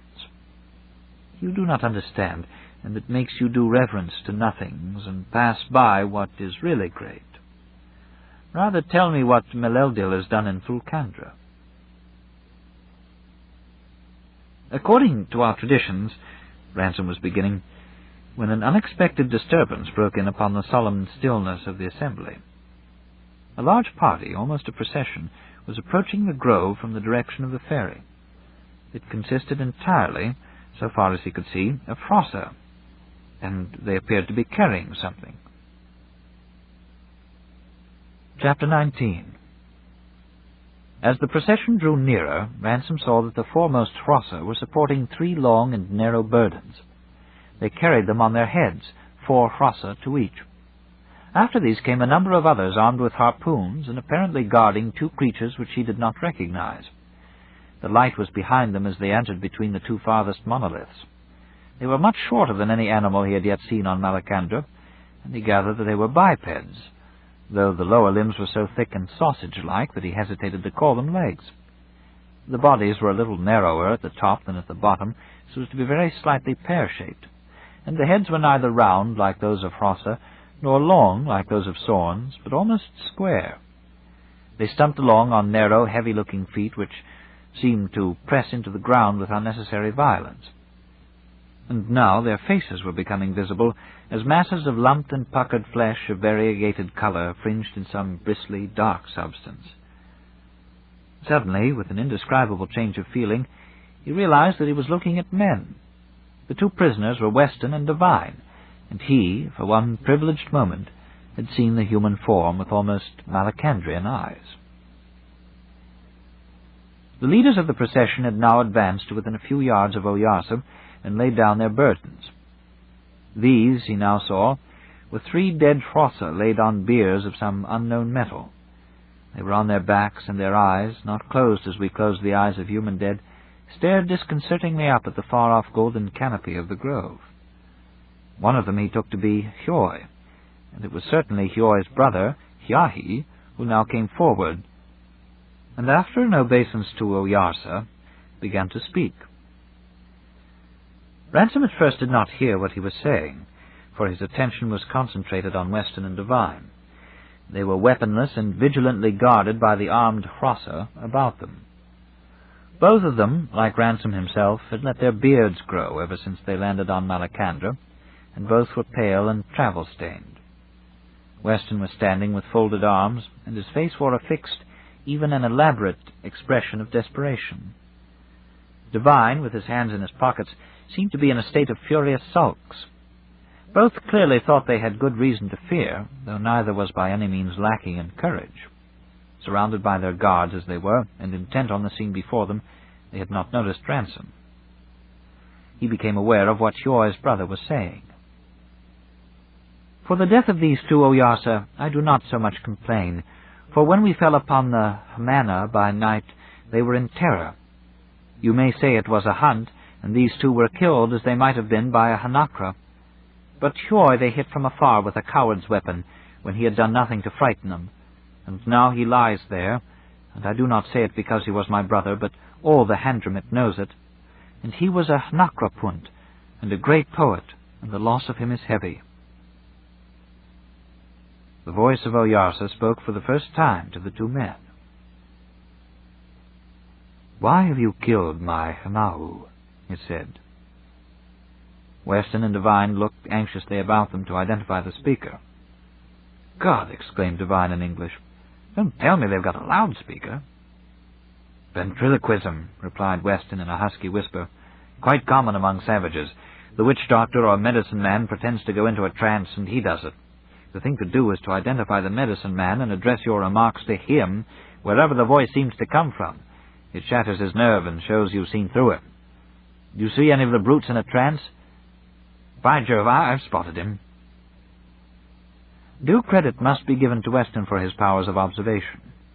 He had picked out the only creature in the assembly which was not standing in an attitude of reverence and attention. This was an elderly Hross close beside him.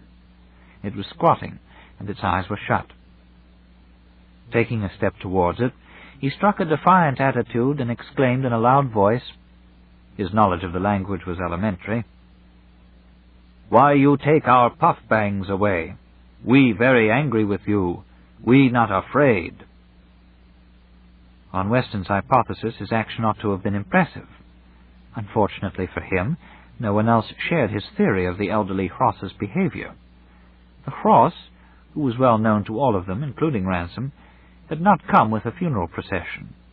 It had been in its place since dawn. Doubtless it intended no disrespect to Oyarsa, but it must be confessed that it had yielded, at a much earlier stage in the proceedings, to an infirmity which attacks elderly Hnahu of all species, and was by this time enjoying a profound and refreshing slumber. One of its whiskers twitched a little as Weston shouted in its face, but its eyes remained shut. The voice of Oyarsa spoke again. "Why do you speak to him?" it said. "It is I who ask you. Why have you killed my Hnahu?" "You let us go, then we talky," bellowed Weston at the sleeping Hross. "You think we no power, think you do all you like. You no can. Great big headman in sky he sends us. You no do what I say. He come, blow you all up. Poof, bang." "I do not know what bang means," said the voice. "But why have you killed my Hnahu?" "Say it was an accident," muttered Devine to Weston in English. "I told you before," replied Weston in the same language. "You don't understand how to deal with natives. One sign of yielding and they'll be at our throats. The only thing is to intimidate them."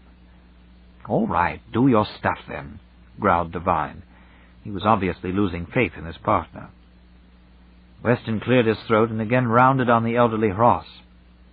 "We kill him," he shouted. "Show what we can do. Everyone who no do all we say, poof, bang, kill him same as that one. You do all we say and we give you much pretty things. See, see."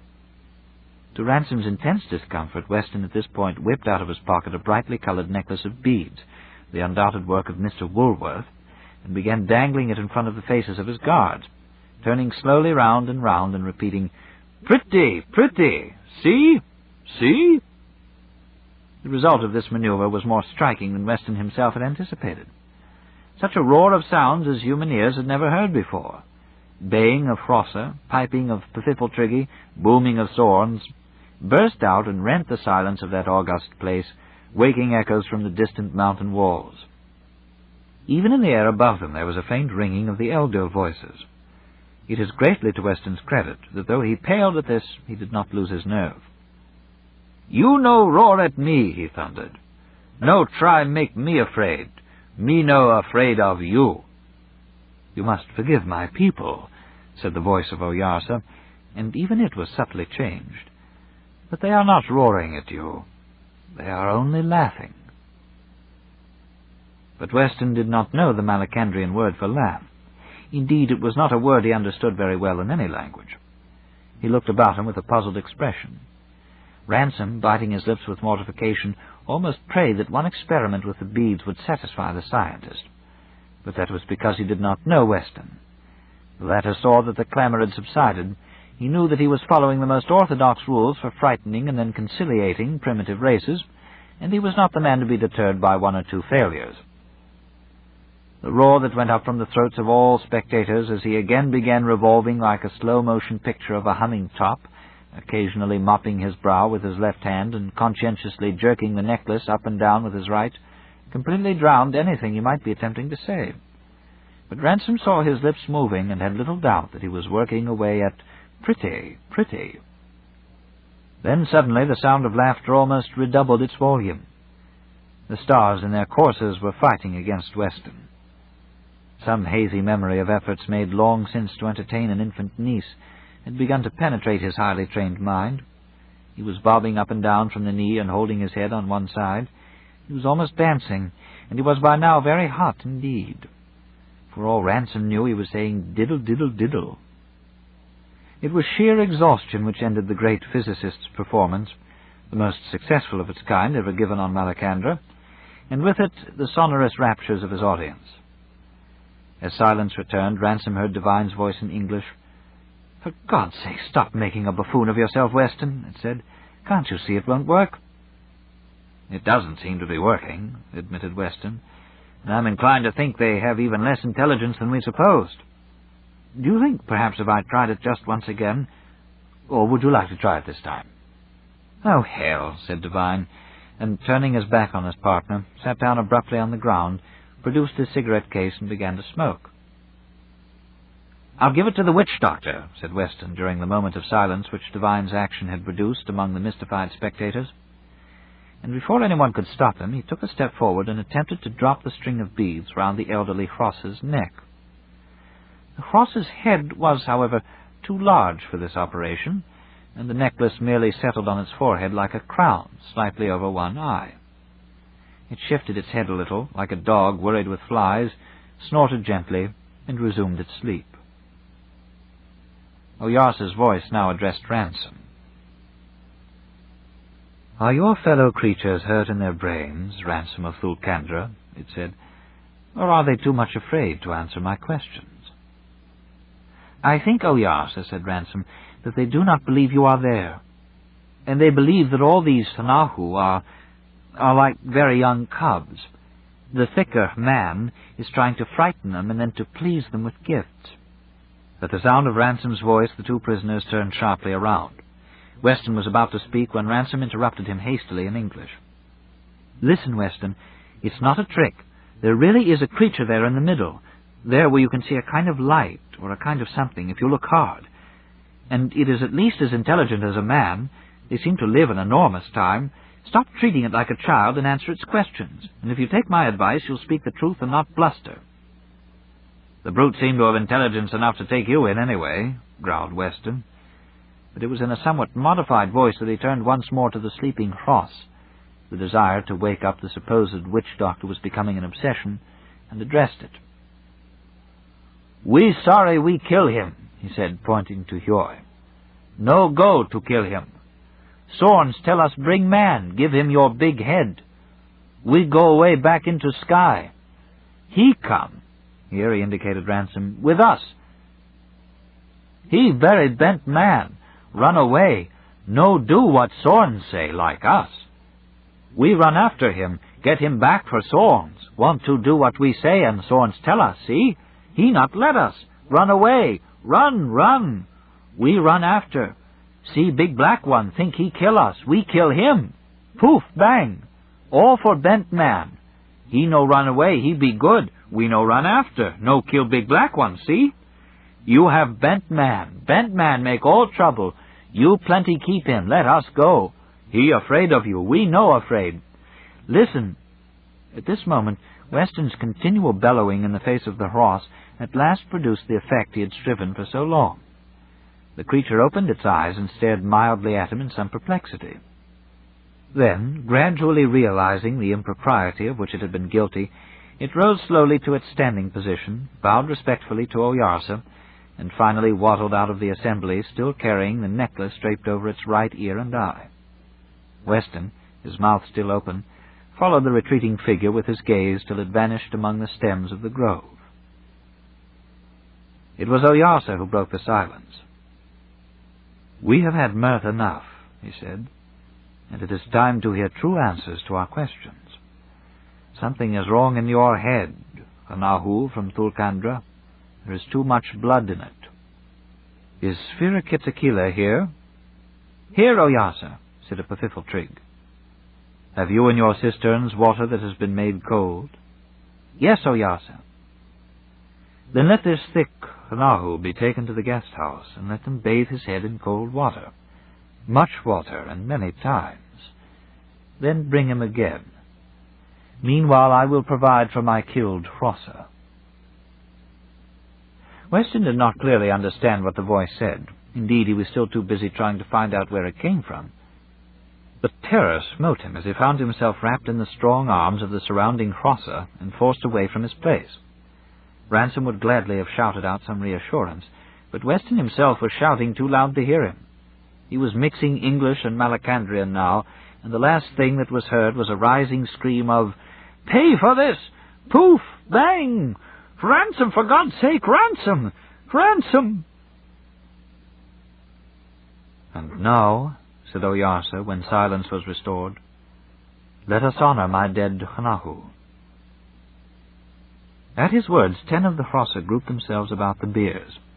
Lifting their heads, and with no signal given as far as Ransom could see, they began to sing. This book is continued on cassette number 6, side 1. Out of the Silent Planet by C.S. Lewis, continuing on cassette number 6, side 1. Lifting their heads, and with no signal given as far as Ransom could see, they began to sing. To every man in his acquaintance with a new art, there comes a moment when that which before was meaningless first lifts, as it were, one corner of the curtain that hides its mystery, and reveals, in a burst of delight which later and fuller understanding can hardly ever equal, one glimpse of the indefinite possibilities within. For Ransom, this moment had now come in his understanding of Malacandrian song. Now first he saw that its rhythms were based on a different blood from ours, on a heart that beat more quickly, and a fiercer internal heat. Through his knowledge of the creatures and his love for them, he began, ever so little, to hear it with their ears. A sense of great masses moving at visionary speeds, of giants dancing, of eternal sorrows eternally consoled, of he knew not what, and yet what he had always known, awoke in him with the very first bars of the deep-mouthed dirge, and bowed down his spirit as if the gate of heaven had opened before him. "Let it go hence," they sang. "Let it go hence, dissolve and be no body. Drop it, release it, drop it gently, as a stone is loosed from fingers drooping over a still pool. Let it go down, sink, fall away. Once below the surface there are no divisions, no layers in the water yielding all the way down. All one and all unwounded is that element. Send it voyaging, it will not come again. Let it go down, the Anahu rises from it. This is the second life, the other beginning. Open, O colored world, without weight, without shore. You are second and better. This was first and feeble. Once the worlds were hot within and brought forth life, but only the pale plants, the dark plants. We see their children when they grow today, out of the sun's light in sad places. After, the heaven made grow another kind on worlds, the high climbers, the bright-haired forests, cheeks of flowers. First were the darker, then the brighter. First was the world's brood, then the sun's brood. This was as much of it as he contrived later to remember and could translate. As the song ended, Oyarsa said, "Let us scatter the movements which were their bodies. So will Maleldil scatter all worlds when the first and feeble is worn." He made a sign to one of the Pfiffeltriggi, who instantly arose and approached the corpses. The Hrossa, now singing again, but very softly, drew back at least 10 paces. The Pfiffeltrig touched each of the 3 dead in turn with some small object that appeared to be made of glass or crystal, and then jumped away with one of his frog-like leaps. Ransom closed his eyes to protect them from a blinding light, and felt something like a very strong wind blowing in his face for a fraction of a second. Then all was calm again, and the 3 biers were empty. "God, that would be a trick worth knowing on Earth," said Devine to Ransom. "Solves the murderer's problem about the disposal of the body, eh?" But Ransom, who was thinking of Hioy, did not answer him. And before he spoke again, everyone's attention was diverted by the return of the unhappy Weston among his guards. Chapter 20. The Hross who headed this procession was a conscientious creature, and began at once explaining itself in a rather troubled voice. "I hope we have done right, Oyarsa," it said, "but we do not know. We dipped his head in the cold water 7 times, but the 7th time something fell off it. We thought it was the top of his head, but now we saw it was a covering made of the skin of some creature. Then some said we had done your will with the 7 dips, and others said not. In the end we dipped it 7 times more. We hoped that was right. The creature talked a lot between the dips, and most between the second 7, but we could not understand it." "You have done very well, Anu," said Oyarsa. "Stand away that I may see it, for now I will speak to it." The guards fell away on each side. Weston's usually pale face, under the bracing influence of the cold water, had assumed the color of a ripe tomato, and his hair, which had naturally not been cut since he reached Malacandra, was plastered in straight, lank masses across his forehead. A good deal of water was still dripping over his nose and ears. His expression, unfortunately wasted on an audience ignorant of terrestrial physiognomy, was that of a brave man suffering in a great cause, and rather eager than reluctant to face the worst or even to provoke it. In explanation of his conduct, it is only fair to remember that he had already that morning endured all the terrors of an expected martyrdom and all the anticlimax of 14 compulsory cold douches. Devine, who knew his man, shouted out to Weston in English, "Steady, Weston. These devils can split the atom or something pretty like it. Be careful what you say to them, and don't let's have any of your bloody nonsense." "Ah," said Weston, "so you've gone native too?" "Be silent," said the voice of Oyarsa. "You, thick one, have told me nothing of yourself, so I will tell it to you. In your own world you have attained great wisdom concerning bodies, and by this you have been able to make a ship that can cross the heaven. But in all other things you have the mind of an animal. When first you came here, I sent for you, meaning you nothing but honor. The darkness in your own mind filled you with fear. Because you thought I meant evil to you, you went as a beast goes against a beast of some other kind, and snared this Ransom. You would give him up to the evil you feared. Today, seeing him here, to save your own life, you would have given him to me a 2nd time, still thinking I meant him hurt. These are your dealings with your own kind, and what you intend to my people, I know. Already you have killed some, and you have come here to kill them all. To you it is nothing whether a creature is Sanahu or not. At first I thought this was because you cared only whether a creature had a body like your own. But Ransom has that, and you would kill him as lightly as any of my Hanahu. I did not know that the Bent One had done so much in your world, and still I do not understand it. If you were mine, I would unbody you even now. Do not think follies. By my hand, Maleldil does greater things than this, and I can unmake you even on the borders of your own world's air. But I do not yet resolve to do this. It is for you to speak. Let me see if there is anything in your mind besides fear and death and desire. Weston turned to Ransom. I see, he said, that you have chosen the most momentous crisis in the history of the human race to betray it. Then he turned in the direction of the voice. I know you kill us, he said. Me not afraid. Others come, make it our world.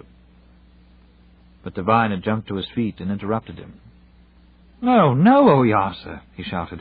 You no listen him. He very foolish man. He have dreams. We little people only want pretty sunbloods. You give us plenty sunbloods, we go back into sky. You never see us no more. All down, see? Silence, said Oyasa. There was an almost imperceptible change in the light, if it could be called light, out of which the voice came, and Devine crumpled up and fell back on the ground. When he resumed his sitting position, he was white and panting. Speak on, said Oyasa to Weston. Me no, began Weston in Malacandrian, and then broke off. I can't say what I want in their accursed language, he said in English. Speak to Ransom, and he shall turn it into our speech, said Oyasa. Weston accepted this arrangement at once. He believed that the hour of his death was come, and he was determined to utter the thing, almost the only thing outside his own science, which he had to say. He cleared his throat, almost he struck a gesture, and began. To you I may seem a vulgar robber, but I bear on my shoulders the destiny of the human race. Your tribal life with its Stone Age weapons and beehive huts, its primitive coracles and elementary social structure, has nothing to compare with our civilization, with our science, medicine, and law, our armies, our architecture, our commerce, and our transport system which is rapidly annihilating space and time. Our right to supersede you is the right of the higher over the lower. Life... Half a moment, said Ransom in English. That's about as much as I can manage at one go. Then, turning to Oyasa, he began translating as well as he could. The process was difficult, and the result, which he felt to be rather unsatisfactory, was something like this. Among us, Oyasa, there is a kind of Hanahu who will take other Hanahu's food and things when they are not looking. He says he is not an ordinary one of that kind. He says what he does now will make very different things happen to those of our people who are not yet born. He says that among you, Hanahu of one kindred all live together, and the Hrossa have spears like those we used a very long time ago, and your huts are small and round, and your boats small and light, and like our old ones, and you have only one ruler. He says it is different with us. He says we know much. There is a thing happens in our world when the body of a living creature feels pain and becomes weak, and he says we sometimes know how to stop it. He says we have many bent people, and we kill them or shut them in huts, and that we have people for settling quarrels between the bent Hanahu about their huts and mates and things. He says we have many ways for the Hanahu of one land to kill those of another, and some are trained to do it. He says we build very big and strong huts of stones and other things, like the Pfiffeltriggy. And he says we exchange many things among ourselves and can carry heavy weights very quickly a long way. Because of all this, he says, it would not be the act of a bent Hanahu if our people killed all your people. As soon as Ransom had finished, Weston continued. Life is greater than any system of morality. Her claims are absolute. It is not by tribal taboos and copybook maxims that she has pursued her relentless march from the amoeba to man, and from man to civilization. He says, began Ransom, that living creatures are stronger than the question whether an act is bent or good. No, that cannot be right. He says it is better to be alive and bent than to be dead. No. He says... I cannot say what he says, Oyarsa, in your language. But he goes on to say that the only good thing is that there should be very many creatures alive. He says there were many other animals before the first men, and the later ones were better than the earlier ones. But he says the animals were not born because of what is said to the young about bent and good action by their elders. And he says these animals did not feel any pity. She, began Weston. I'm sorry, interrupted Ransom, but I've forgotten who she is. Life, of course, snapped Weston. She has ruthlessly broken down all obstacles and liquidated all failures, and today in her highest form, civilized man, and in me as his representative, she presses forward to that interplanetary leap which will, perhaps, place her forever beyond the reach of death. He says, resumed Ransom, that these animals learned to do many difficult things, except those who could not, and those ones died and the other animals did not pity them. And he says the best animal now is the kind of man who makes the big huts and carries the heavy weights and does all the other things I told you about. And he is one of these, and he says that if the others all knew what he was doing, they would be pleased. He says that if he could kill you all and bring our people to live in Malacandra, then they might be able to go on living here after something had gone wrong with our world. And then if something went wrong with Malacandra, they might go and kill all the Hanahu in another world, and then another, so that they would never die out.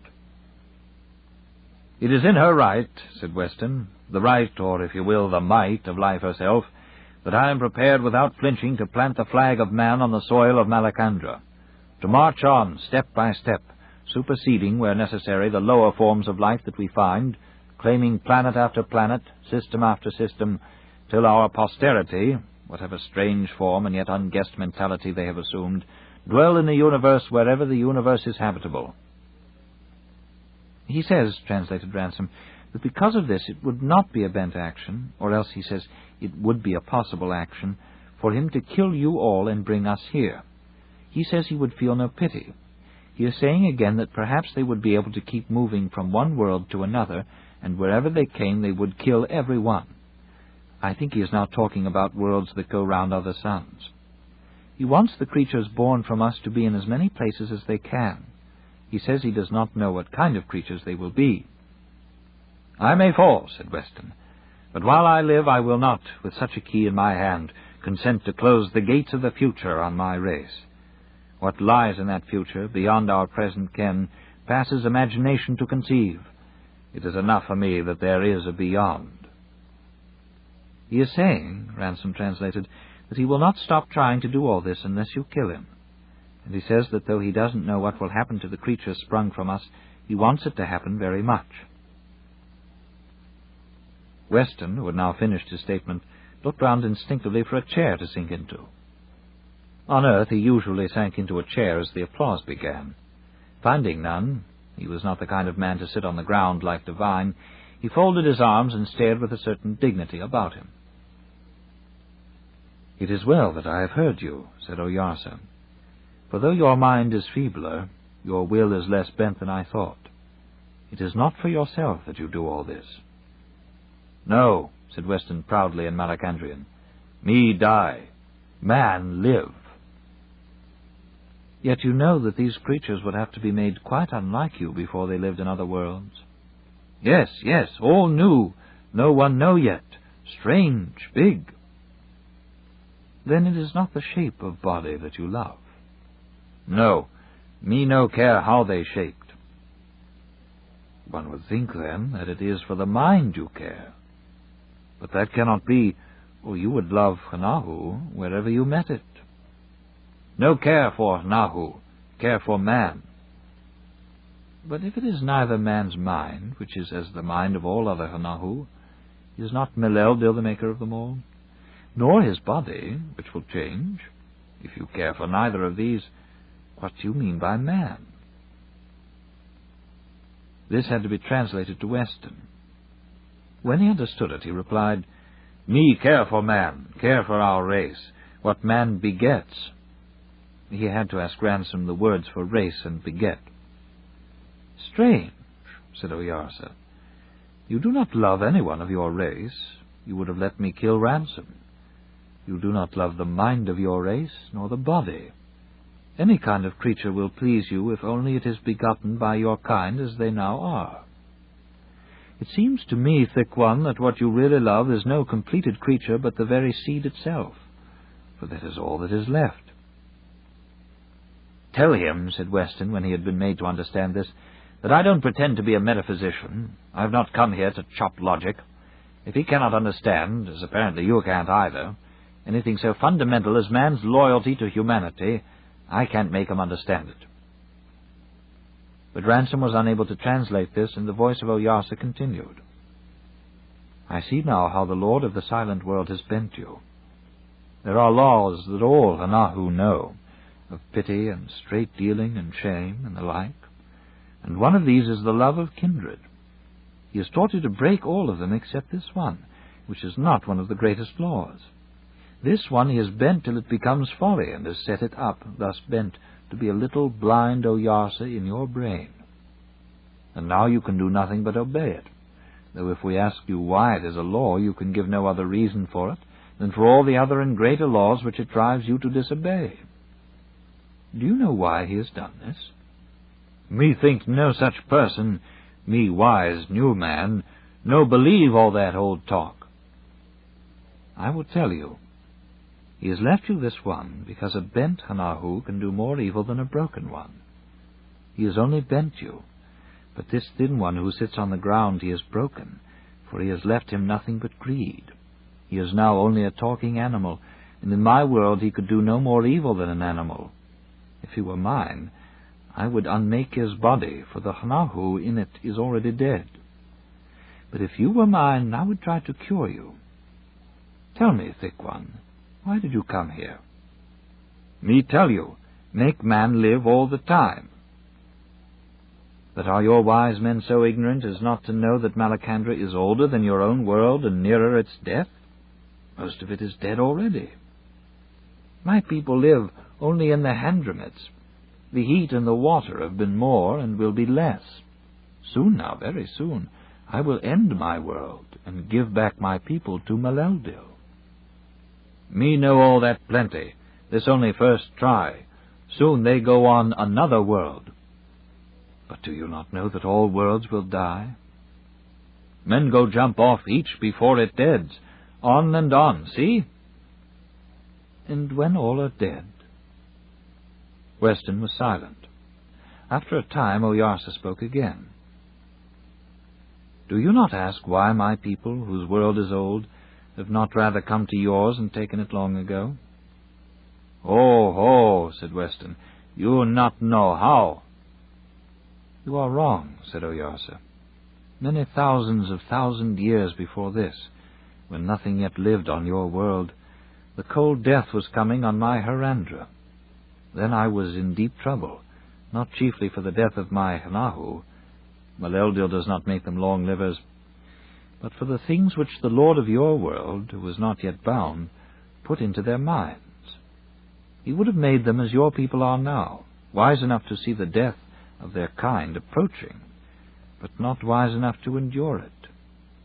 Bent councils would soon have risen among them. They were well able to have made sky ships. By me, Maleldil stopped them. Some I cured, some I unbodied. And see what come, interrupted Weston. You now very few, shut up in Handramits, soon all die. Yes, said Oyarsa. But one thing we left behind us on the Harandra, fear. And with fear, murder and rebellion. The weakest of my people does not fear death. It is the bent one, the Lord of your world, who wastes your lives and defouls them with flying from what you know will overtake you in the end. If you were subjects of Maleldil, you would have peace.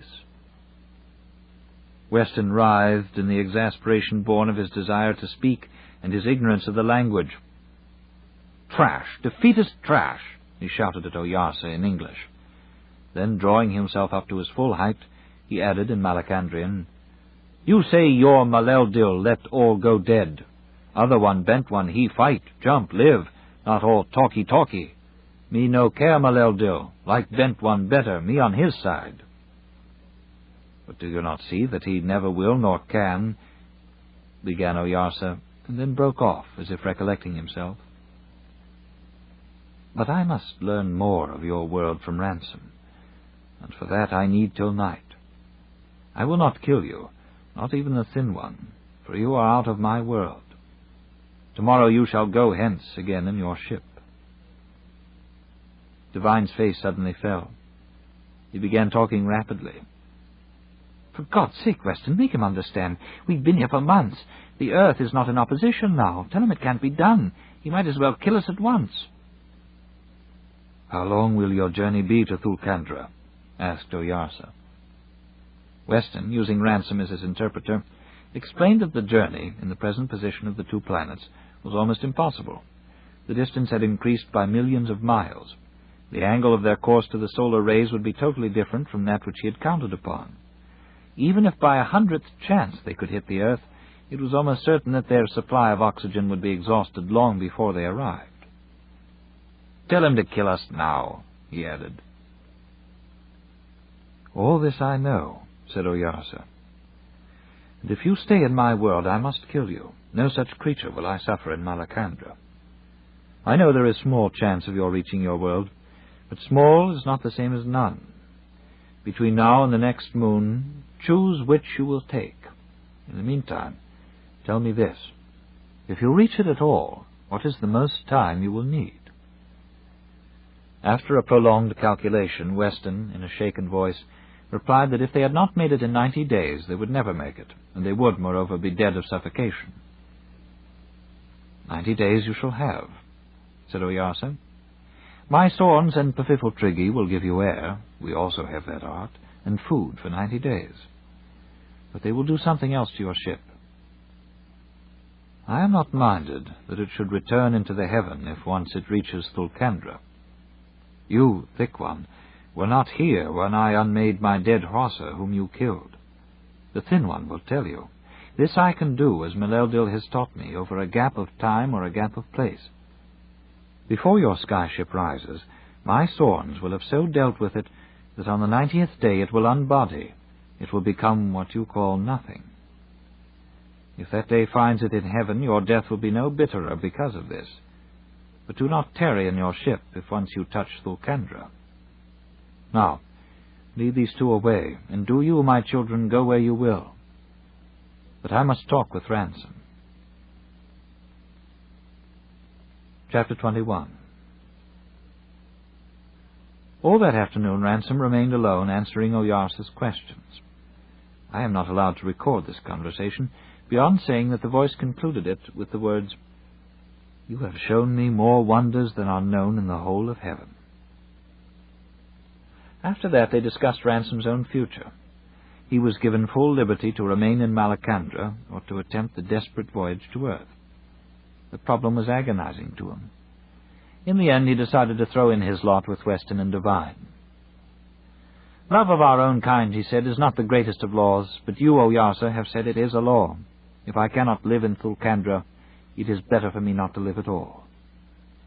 You have chosen rightly, said Oyarsa, and I will tell you two things.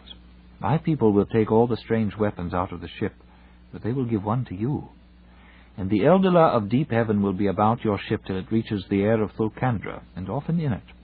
They will not let the other two kill you. It had not occurred to Ransom before that his own murder might be one of the first expedients for economizing food and oxygen which would occur to Weston and Divine.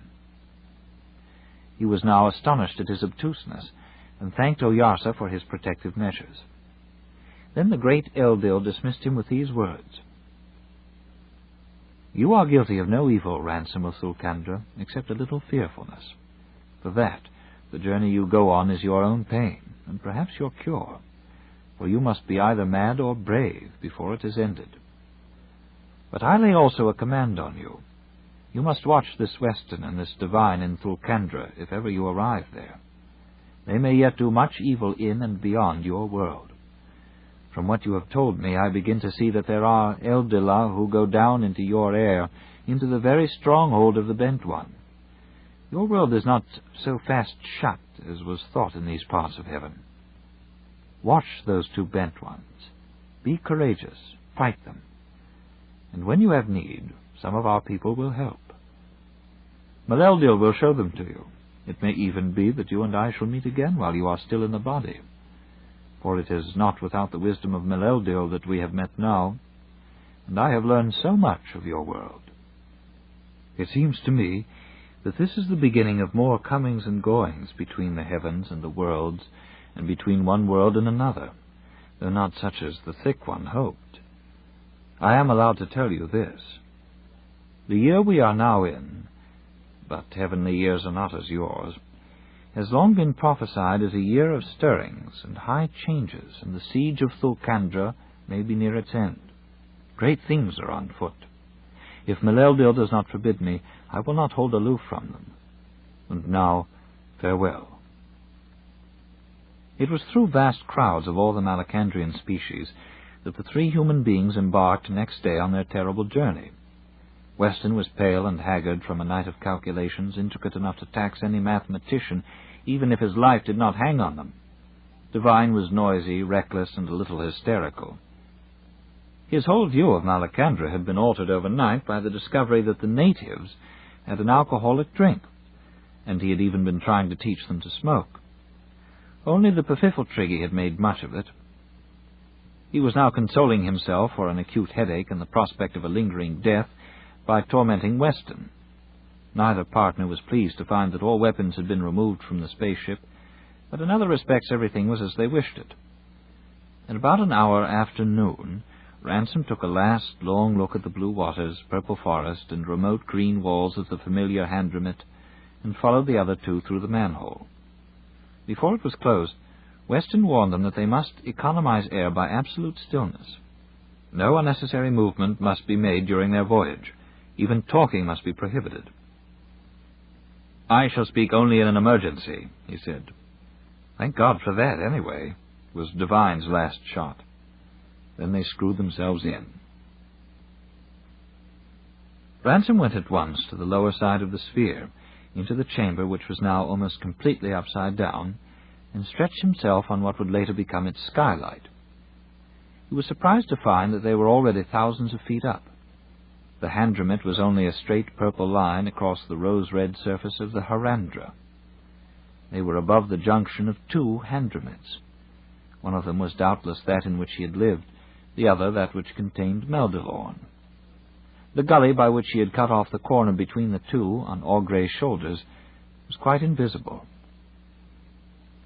Each minute more Handramits came into view, long straight lines, some parallel, some intersecting, some building triangles. The story is continued at this point, on the other side of this cassette. Out of the Silent Planet continued. Each minute more Handramits came into view, long straight lines, some parallel, some intersecting, some building triangles. The landscape became increasingly geometrical. The waste between the purple lines appeared perfectly flat. The rosy color of the petrified forests accounted for its tint immediately below him, but to the north and east the great sand deserts of which the Sorns had told him were now appearing as illimitable stretches of yellow and ochre. To the west a huge discoloration began to show. It was an irregular patch of greenish-blue that looked as if it were sunk below the level of the surrounding Harandra. He concluded it was the forest lowland of the Pfiffeltrigge, or rather one of their forest lowlands, for now similar patches were appearing in all directions, some of them mere blobs at the intersection of Handramits, some of vast extent. He became vividly conscious that his knowledge of Malacandra was minute, local, parochial. It was as if a Sorn had journeyed 40 million miles to the earth and spent his stay there between Worthing and Brighton. He reflected that he would have very little to show for his amazing voyage if he survived it. A smattering of the language, a few landscapes, some half-understood physics. But where were the statistics, the history, the broad survey of extraterrestrial conditions which such a traveler ought to bring back? Those Handramits, for example, seen from the height which the spaceship had now attained in all their unmistakable geometry, they put to shame his original impression that they were natural valleys. They were gigantic feats of engineering about which he had learned nothing, feats accomplished, if all were true, before human history began, before animal history began. Or was that only mythology? He knew it would seem like mythology when he got back to Earth, if he ever got back. But the presence of Oyarsa was still too fresh a memory to allow him any real doubts. It even occurred to him that the distinction between history and mythology might be itself meaningless outside the Earth. The thought baffled him, and he turned again to the landscape below, the landscape which became every moment less of a landscape and more of a diagram. By this time, to the east, a much larger and darker patch of discoloration than he had yet seen was pushing its way into the reddish ochre of the Malacandrian world. A curiously shaped patch with long arms or horns extended on each side, and a sort of bay between them, like the concave side of a crescent. It grew and grew. The wide dark arms seemed to be spread out to engulf the whole planet. Suddenly he saw a bright point of light in the middle of this dark patch, and realized that it was not a patch on the surface of the planet at all, but the black sky showing behind her. The smooth curve was the edge of her disk. At this, for the first time since their embarkation, fear took hold of him.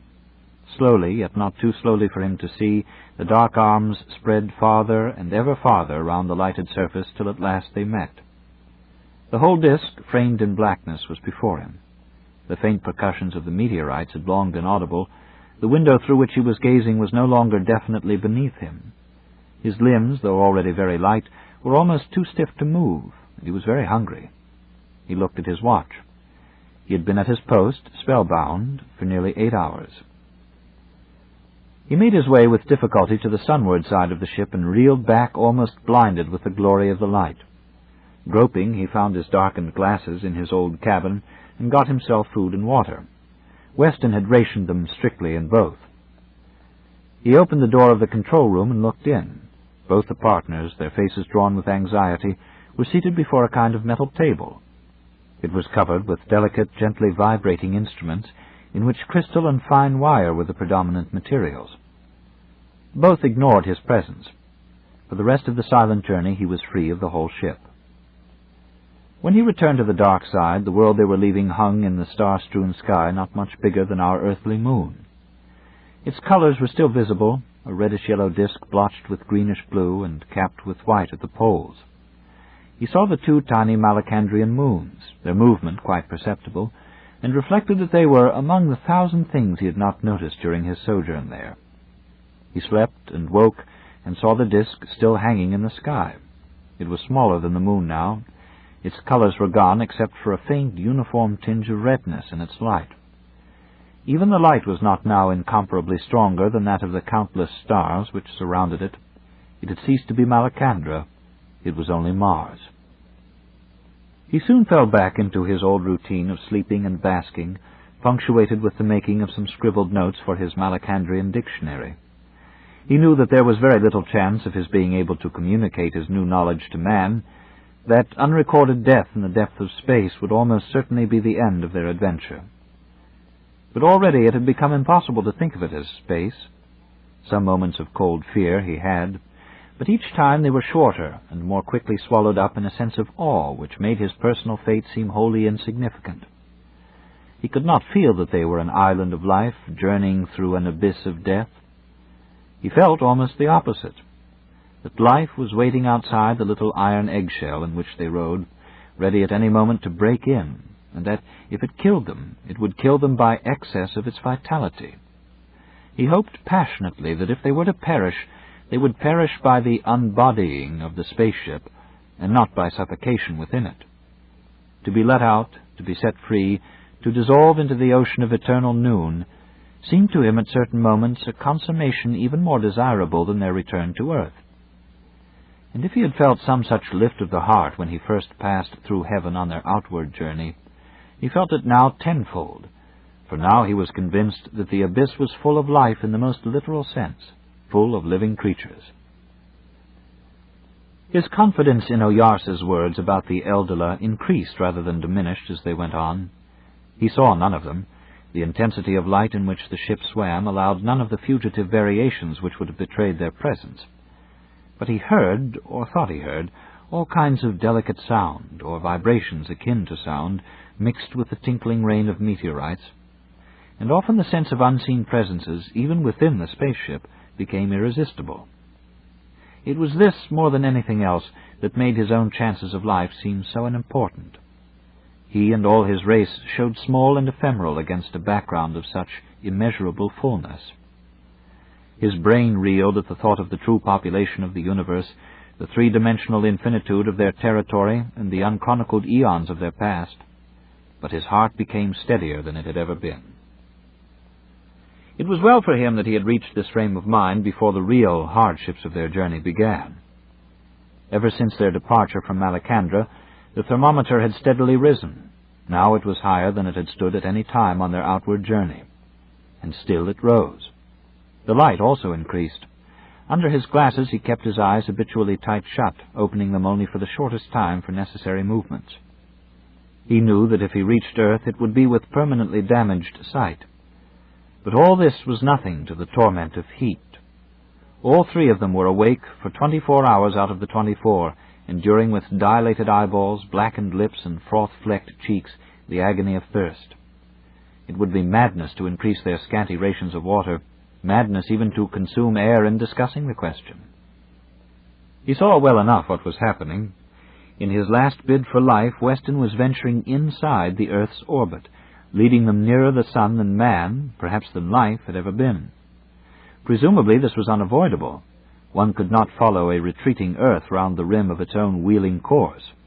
They must be trying to meet it, to cut across. It was madness. But the question did not much occupy his mind. It was not possible for long to think of anything but thirst. One thought of water, then one thought of thirst, then one thought of thinking of thirst, then of water again. And still the thermometer rose. The walls of the ship were too hot to touch. It was obvious that a crisis was approaching. In the next few hours it must kill them or get less. It got less. There came a time when they lay exhausted and shivering in what seemed the cold, though it was still hotter than any terrestrial climate. Weston had so far succeeded. He had risked the highest temperature at which human life could theoretically survive, and they had lived through it. But they were not the same men. Hitherto Weston had slept very little, even in his watches off. Always after an hour or so of uneasy rest, he had returned to his charts and to his endless, almost despairing calculations. You could see him fighting the despair, pinning his terrified brain down and again down to the figures. Now he never looked at them. He even seemed careless in the control room. Devine moved and looked like a somnambulist. Ransom lived increasingly on the dark side, and for long hours he thought of nothing. Although the first great danger was past, none of them at this time had any serious hope of a successful issue to their journey. They had now been 50 days without speech in their steel shell, and the air was already very bad. Weston was so unlike his old self that he even allowed Ransom to take his share in the navigation. Mainly by signs, but with the help of a few whispered words, he taught him all that was necessary at this stage of the journey. Apparently they were racing home, but with little chance of reaching it in time, before some sort of cosmic trade wind. A few rules of thumb enabled Ransom to keep the star which Weston pointed out to him in its position at the center of the skylight, but always with his left hand on the bell to Weston's cabin.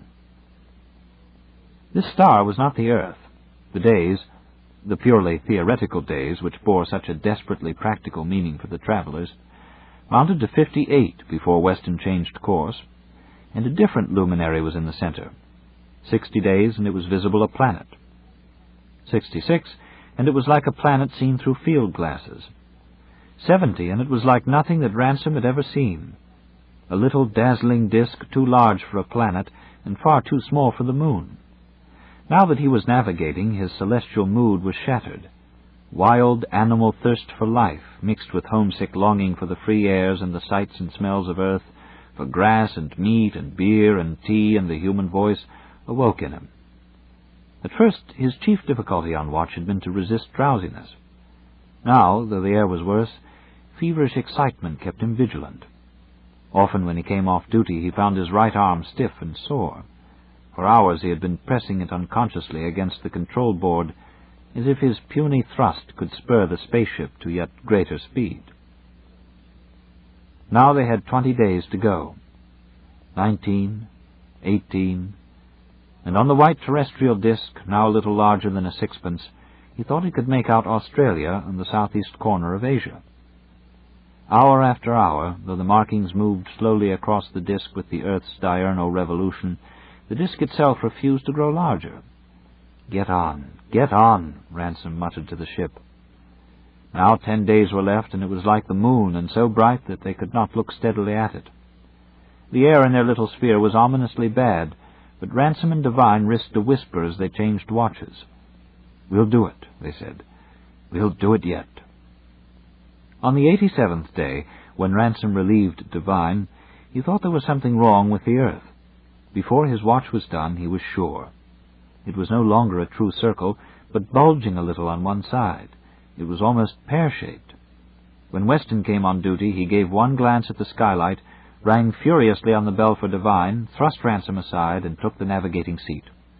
His face was the color of putty. He seemed to be about to do something to the controls, but as Devine entered the room, he looked up and shrugged his shoulders with a gesture of despair. Then he buried his face in his hands and laid his head down on the control board. Ransom and Devine exchanged glances. They bundled Weston out of the seat — he was crying like a child — and Devine took his place. And now at last Ransom understood the mystery of the bulging Earth. What had appeared as a bulge on one side of her disk was becoming increasingly distinct as a second disk, a disk almost as large in appearance as her own. It was covering more than half of the Earth. It was the moon, between them and the Earth, and 240,000 miles nearer. Ransom did not know what fate this might mean for the spaceship. Devine obviously did, and never had he appeared so admirable. His face was as pale as Weston's, but his eyes were clear and preternaturally bright. He sat crouched over the controls like an animal about to spring, and he was whistling very softly between his teeth. Hours later, Ransom understood what was happening. The moon's disk was now larger than the Earth's, and very gradually it became apparent to him that both disks were diminishing in size. The spaceship was no longer approaching either the Earth or the moon. It was farther away from them than it had been half an hour ago, and that was the meaning of Devine's feverish activity with the controls. It was not merely that the moon was crossing their path and cutting them off from the Earth.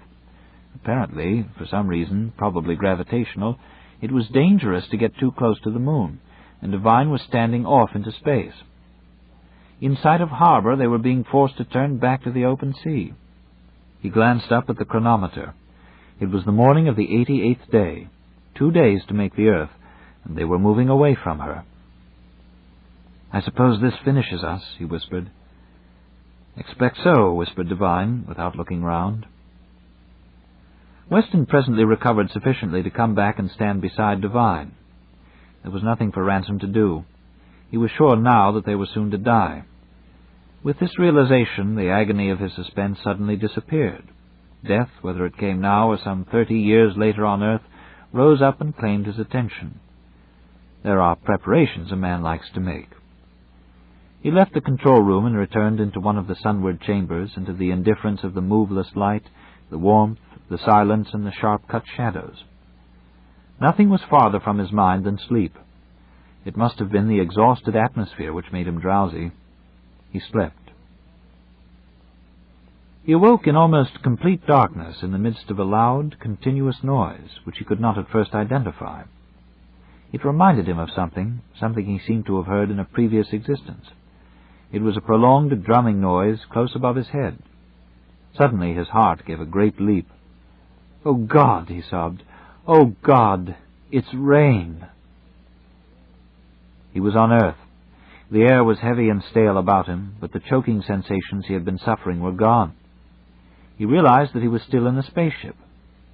The others, in fear of its threatened unbodying, had characteristically abandoned it the moment it touched Earth and left him to his fate. It was difficult in the dark and under the crushing weight of terrestrial gravity to find his way out, but he managed it.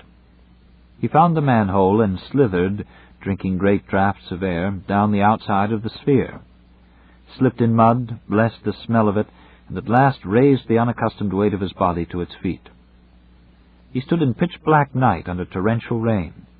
With every pore of his body he drank it in. With every desire of his heart he embraced the smell of the field about him, a patch of his native planet where grass grew, where cows moved, where presently he would come to hedges and a gate. He had walked about half an hour when a vivid light behind him and a strong momentary wind informed him that the spaceship was no more. He felt very little interest. He had seen dim lights, the lights of men ahead. He contrived to get into a lane, then into a road, then into a village street. A lighted door was open. There were voices from within, and they were speaking English. There was a familiar smell. He pushed his way in, regardless of the surprise he was creating, and walked to the bar. "A pint of bitter, please," said Ransom. Chapter 22. The last chapter. At this point, if I were guided by purely literary considerations, my story would end. But it is time to remove the mask and to acquaint the reader with the real and practical purpose for which this book has been written. At the same time, he will learn how the writing of it became possible at all. Dr. Ransom, and at this stage it will become obvious that that is not his real name, soon abandoned the idea of his Malacandrian dictionary, and indeed all idea of communicating his story to the world. He was ill for several months, and when he recovered he found himself in considerable doubt as to whether what he remembered had really occurred. It looked very like a delusion produced by his illness, and most of his apparent adventures could, he saw, be explained psychoanalytically. He did not lean very heavily on this fact himself, for he had long since observed that a good many real things in the fauna and flora of our own world could be accounted for in the same way, if you started with the assumption that they were illusions. But he felt that if he himself half doubted his own story, the rest of the world would disbelieve it completely. He decided to hold his tongue, and there the matter would have rested, but for a very curious coincidence. This is where I come into the story. I had known Dr. Ransom slightly for several years, and corresponded with him on literary and philological subjects, though we very seldom met. It was therefore quite in the usual order of things that I should write him a letter some months ago, of which I will quote the relevant paragraphs. It ran like this: "I am now working at the Platonists of the 12th century, and incidentally discovering that they wrote damnably difficult Latin.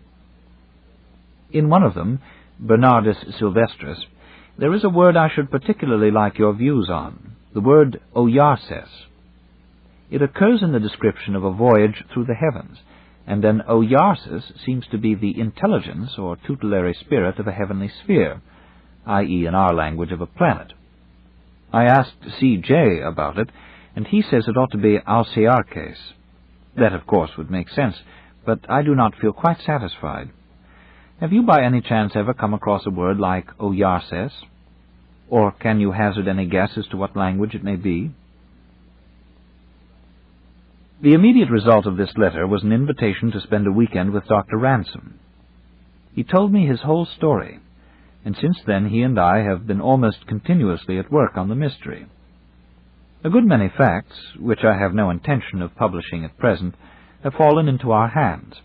Facts about planets in general, and about Mars in particular. Facts about medieval Platonists, and, not least in importance, facts about the professor to whom I am giving the fictitious name of Weston. A systematic report of these facts might, of course, be given to the civilized world, but that would almost certainly result in universal incredulity and in a libel action from Weston. At the same time, we both feel that we cannot be silent. We are being daily confirmed in our belief that the Oyarses of Mars was right when it said that the present celestial year was to be a revolutionary one, that the long isolation of our own planet is nearing its end, and that great doings are on foot. We have found reason to believe that the medieval Platonists were living in the same celestial year as ourselves, in fact, that it began in the 12th century of our era, and that the occurrence of the name Oyarsa, Latinized as Oyarses, in Bernardus Sylvestris, is not an accident. And we have also evidence, increasing almost daily, that Weston, or the force or forces behind Weston, will play a very important part in the events of the next few centuries, and, unless we prevent them, a very disastrous one. We do not mean that they are likely to invade Mars. Our cry is not merely hands off Malacandra. The dangers to be feared are not planetary, but cosmic, or at least solar, and they are not temporal, but eternal. More than this it would be unwise to say. It was Dr. Ransom who first saw that our only chance was to publish in the form of fiction what would certainly not be listened to as fact. He even thought, greatly overrating my literary powers, that this might have the incidental advantage of reaching a wider public, and that certainly it would reach a great many people sooner than Weston. To my objection that if accepted as fiction it would be for that very reason regarded as false, he replied that there would be indications enough in the narrative for the few readers, the very few, who at present were prepared to go further into the matter. And they, he said, will easily find out you or me, and will easily identify Weston. Anyway, he continued, what we need for the moment is not so much a body of belief as a body of people familiarized with certain ideas. And if we could even effect in 1% of our readers a change-over from the conception of space to the conception of heaven, we should have made a beginning. What neither of us foresaw was the rapid march of events which was to render the book out of date before it was published. These events have already made it rather a prologue to our story than the story itself, but we must let it go as it stands. For the later stages of the adventure, well, it was Aristotle, long before Kipling, who taught us the formula, that is another story. Postscript. Being extracts from a letter written by the original of Dr. Ransom to the author. I think you are right, and after the 2 or 3 corrections marked in red, the MS will have to stand. I don't deny that I'm disappointed, but then any attempt to tell such a story is bound to disappoint the man who has really been there. I am not now referring to the ruthless way in which you have cut down all the philological part, though, as it now stands, we are giving our readers a mere caricature of the Malacandrian language. I mean something more difficult, something which I couldn't possibly express. How can one get across the Malacandrian smells?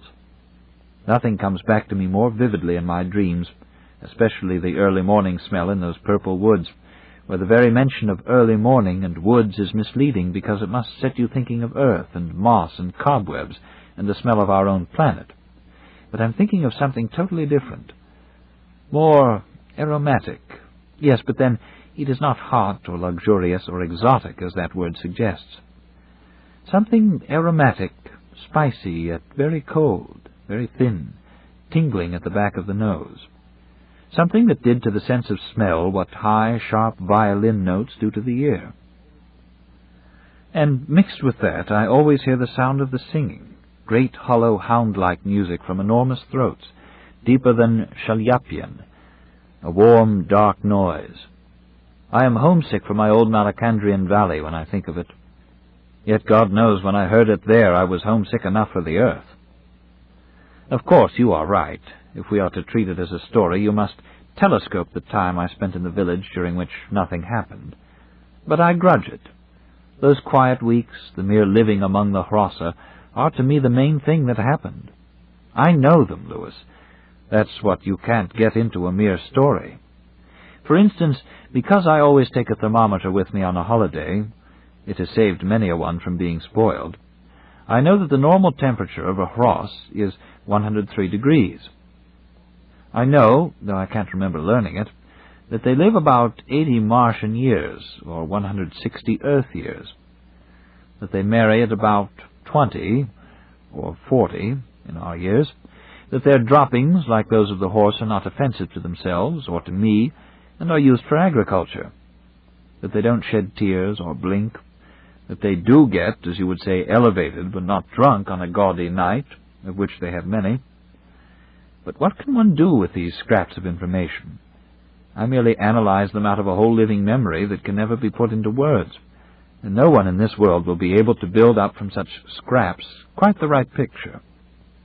For example, can I make even you understand how I know, beyond all question, why it is that the Malacandrians don't keep pets and, in general, don't feel about their lower animals as we do about ours? Naturally, it is the sort of thing they themselves could never have told me. One just sees why when one sees the three species together. Each of them is to the others both what a man is to us and what an animal is to us. They can talk to each other, they can cooperate, they have the same ethics. To that extent, a Sorn and a Hross meet like two men. But then each finds the other different, funny, attractive as an animal is attractive. Some instinct starved in us, which we try to soothe by treating irrational creatures almost as if they were rational, is really satisfied in Malacandra. They don't need pets. By the way, while we are on the subject of species, I am rather sorry that the exigencies of the story have been allowed to simplify the biology so much. Did I give you the impression that each of the three species was perfectly homogeneous? If so, I misled you. Take the Hrossa. My friends were black Hrossa, but there are also silver Hrossa, and in some of the western Handramits one finds the great crested Hross, 10 feet high, a dancer rather than a singer, and the noblest animal after man that I have ever seen. Only the males have the crest. I also saw a pure white Hross at Meldalorn, but like a fool I never found out whether he represented a subspecies or was a mere freak like our terrestrial albino. There is also at least one other kind of Sorn besides the kind I saw, the Soraborn, or red Sorn of the desert, who lives in the sandy north. He's a corker by all accounts. I agree it is a pity I never saw the Pfiffeltriggi at home. I know nearly enough about them to fake a visit to them as an episode in the story, but I don't think we ought to introduce any mere fiction. True in substance sounds all very well on Earth, but I can't imagine myself explaining it to Oyarsa, and I have a shrewd suspicion, see my last letter, that I have not heard the end of him. Anyway, why should our readers, you seem to know the devil of a lot about them, who are so determined to hear nothing about the language, be so anxious to know more of the Pfiffeltriggi? But if you can work it in, there is, of course, no harm in explaining that they are oviparous and matriarchal, and short-lived compared with the other species. It is pretty plain that the great depressions which they inhabit are the old ocean beds of Malacandra. Hrossa, who have visited them, describe themselves as going down into deep forests over sand, the bone stones, fossils, of ancient wave-borers about them. No doubt these are the dark patches seen on the Martian disk from Earth. And that reminds me, the maps of Mars which I have consulted since I got back are so inconsistent with one another that I have given up the attempt to identify my own Handramit. If you want to try your hand, the desideratum is a roughly northeast and southwest canal cutting a north and south canal not more than 20 miles from the equator. But astronomers differ very much as to what they can see. Now, as to your most annoying question, did Augrey, in describing the Eldila, confuse the ideas of a subtler body and a superior being? This book is continued on cassette number 7, side 1. Out of the Silent Planet by C.S. Lewis, continuing on cassette number 7, side 1. Now, as to your most annoying question, did Augrey, in describing the Eldila, confuse the ideas of a subtler body and a superior being? No. The confusion is entirely your own. He said two things: that the Eldila had bodies different from those of planetary animals, and that they were superior in intelligence. Neither he nor anyone else in Malacandra ever confused the one statement with the other, or deduced the one from the other. In fact, I have reasons for thinking that there were also irrational animals with the Eldil type of body. You remember Chaucer's Erish beasts? I wonder, are you wise to say nothing about the problem of Eldil speech? I agree that it would spoil the narrative to raise the question during the trial scene at Meldalorn, but surely many readers will have enough sense to ask how the Eldila, who obviously don't breathe, can talk. It is true that we should have to admit we don't know, but oughtn't the readers to be told that? I suggested to Jay, the only scientist here who is in my confidence, your theory that they might have instruments or even organs for manipulating the air around them, and thus producing sounds indirectly. but he didn't seem to think much of it. He thought it probable that they directly manipulated the ears of those they were speaking to. That sounds pretty difficult. Of course, one must remember that we have really no knowledge of the shape or size of an Eldil, or even of its relations to space, our space in general. In fact, one wants to keep on insisting that we really know next to nothing about them. Like you, I can't help trying to fix their relation to the things that appear in terrestrial tradition, gods, angels, fairies, but we haven't the data. When I attempted to give Oyarsa some idea of our own Christian angelology, he certainly seemed to regard our angels as different in some way from himself.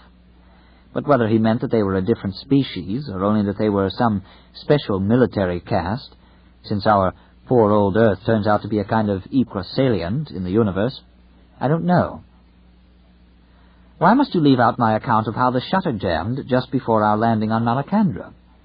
Without this, your description of our sufferings from excessive light on the return journey raised the very obvious question, why didn't they close their shutters?